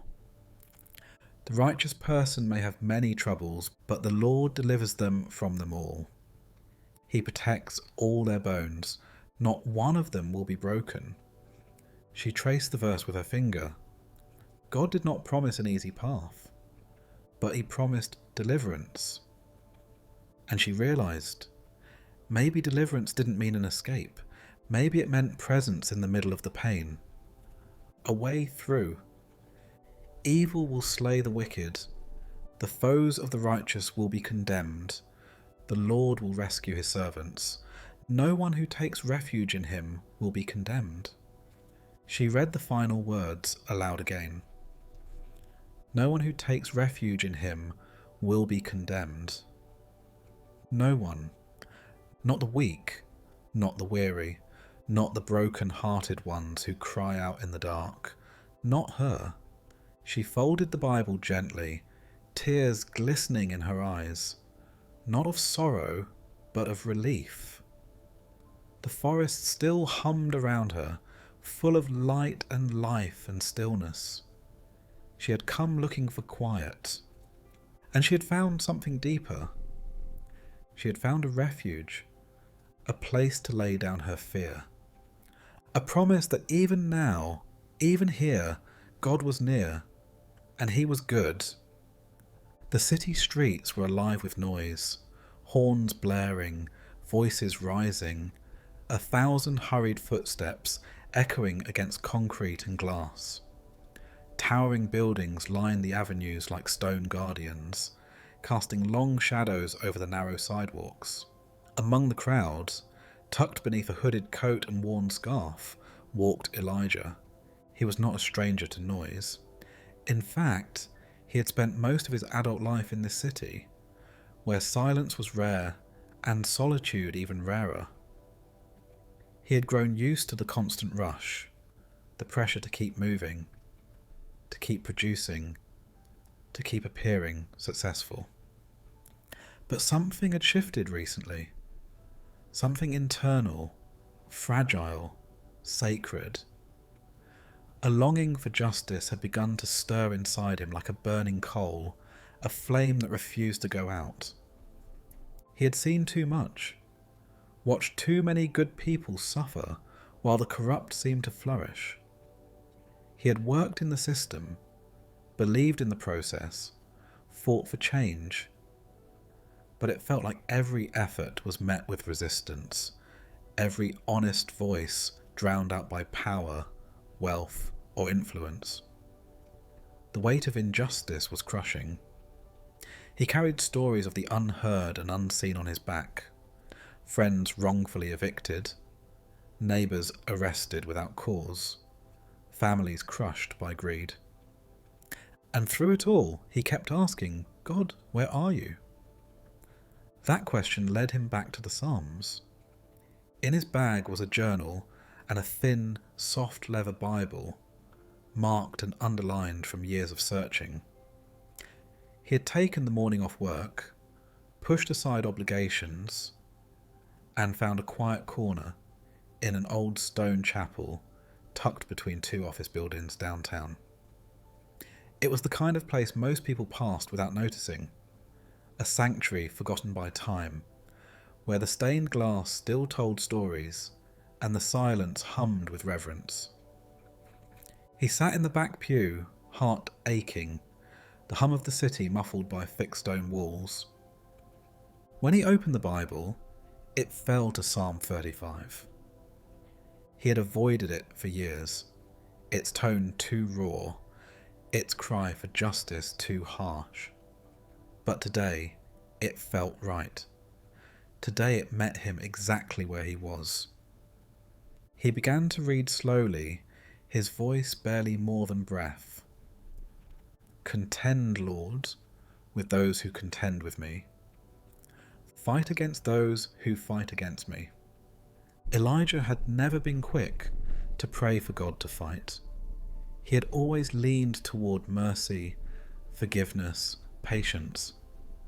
But something deep inside him, the part that mourned for the oppressed and cried out for the broken, resonated with these words. Fight for me, Lord, not out of vengeance, but out of justice. Take up shield and armour, arise and come to my aid, brandish spear and javelin.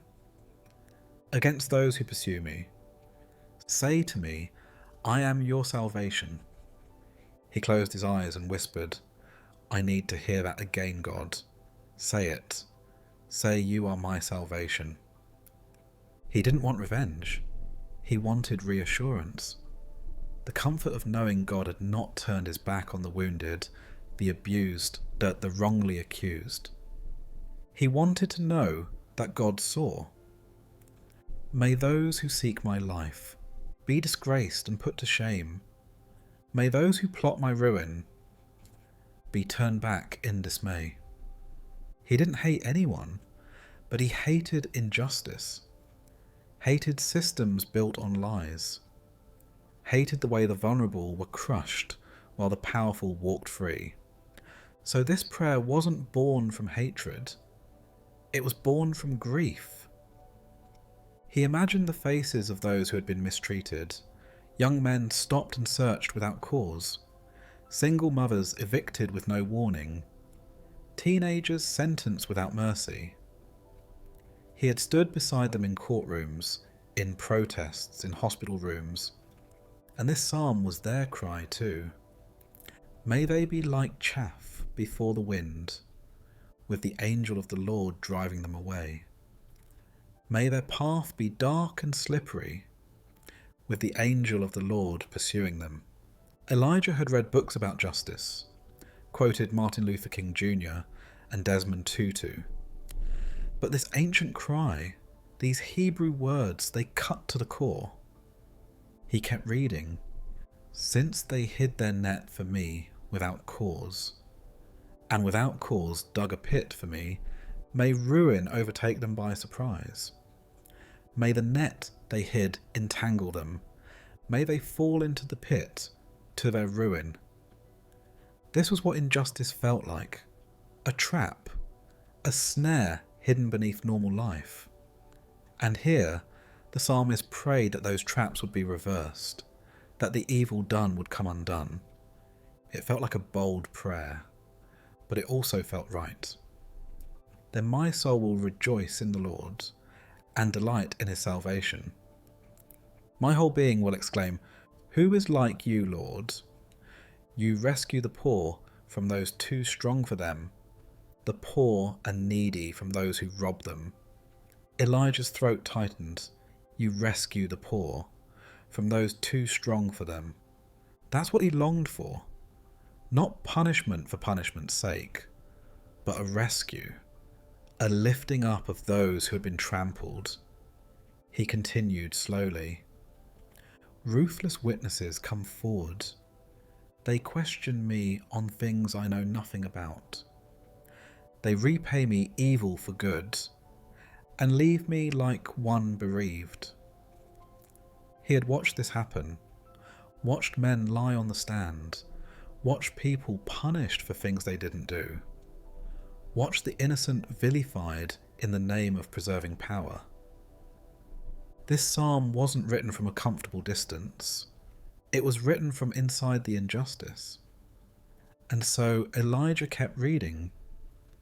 Yet when they were ill, I put on sackcloth, and humbled myself with fasting. When my prayers returned to me unanswered, I went about mourning, as though for my friend or brother. He had felt that too, the betrayal of those he had tried to help, the silence of unanswered prayers, the ache of praying for someone who later turned against him. But when I stumbled, they gathered in glee. Assailants gathered against me without my knowledge. They slandered me without ceasing. Like the ungodly, they maliciously mocked. They gnashed their teeth at me. It wasn't just pain, it was mockery. The kind that wounds deeper than fists. And in the face of it, Elijah felt helpless. So did the psalmist. And so the prayer sharpened. How long, Lord, will you look on? Rescue me from their ravages, my precious life from these lions. He underlined the question. How long, Lord? It echoed through the centuries, through every prison, every protest, every heart broken by injustice. It was not a lack of faith to ask it. It was faith refusing to give up. I will give you thanks in the great assembly. Among the throngs I will praise you. Do not let those gloat over me. Who are my enemies without cause? Do not let those who hate me without reason maliciously wink the eye. Here was hope. That one day praise would rise, not in private but in public. That justice would come seen and celebrated. They do not speak peaceably, but devise false accusations against those who live quietly in the land. They sneer at me and say, aha, aha, with our own eyes we have seen it. He had witnessed it, the twisting of truth, the smirking confidence of those who knew they could not be touched. But the psalmist wasn't done. He called out, Lord, you have seen this. Do not be silent. Do not be far from me, Lord. Awake and rise to my defence. Contend for me, my God and Lord. Elijah felt a fire rise in his chest. He stood in the chapel, lifting his hands, praying the words aloud now. Awake, Lord, rise to my defence. Not because God was sleeping, but because his soul needed to declare it. Vindicate me in your righteousness, Lord my God. Do not let them gloat over me. He didn't need to be proven right. He just wanted justice to rise, truth to shine, love to win. May all who gloat over my distress be put to shame and confusion. May all who exalt themselves over me be clothed with shame and disgrace. And then, finally, a shift. The psalm ended not in vengeance, but in praise. May those who delight in my vindication shout for joy and gladness. May they always say, the Lord be exalted, who delights in the well-being of his servant. My tongue will proclaim your righteousness, your praises all day long. Elijah breathed deeply. God delights in the well-being of his servant. He wasn't forgotten. Not the people he fought for. Not the ones crushed beneath the wheels of injustice. God delighted in their flourishing. And one day he would restore it. Elijah left the chapel with purpose burning in his bones. Not anger, not despair, but hope, the kind that fights with prayer, the kind that believes God hears the cries of the poor, the kind that praises even while waiting. And as the city roared back to life around him, his soul remained still, anchored in the promise: God sees, God hears, God fights for justice, and in him hope will never be wasted.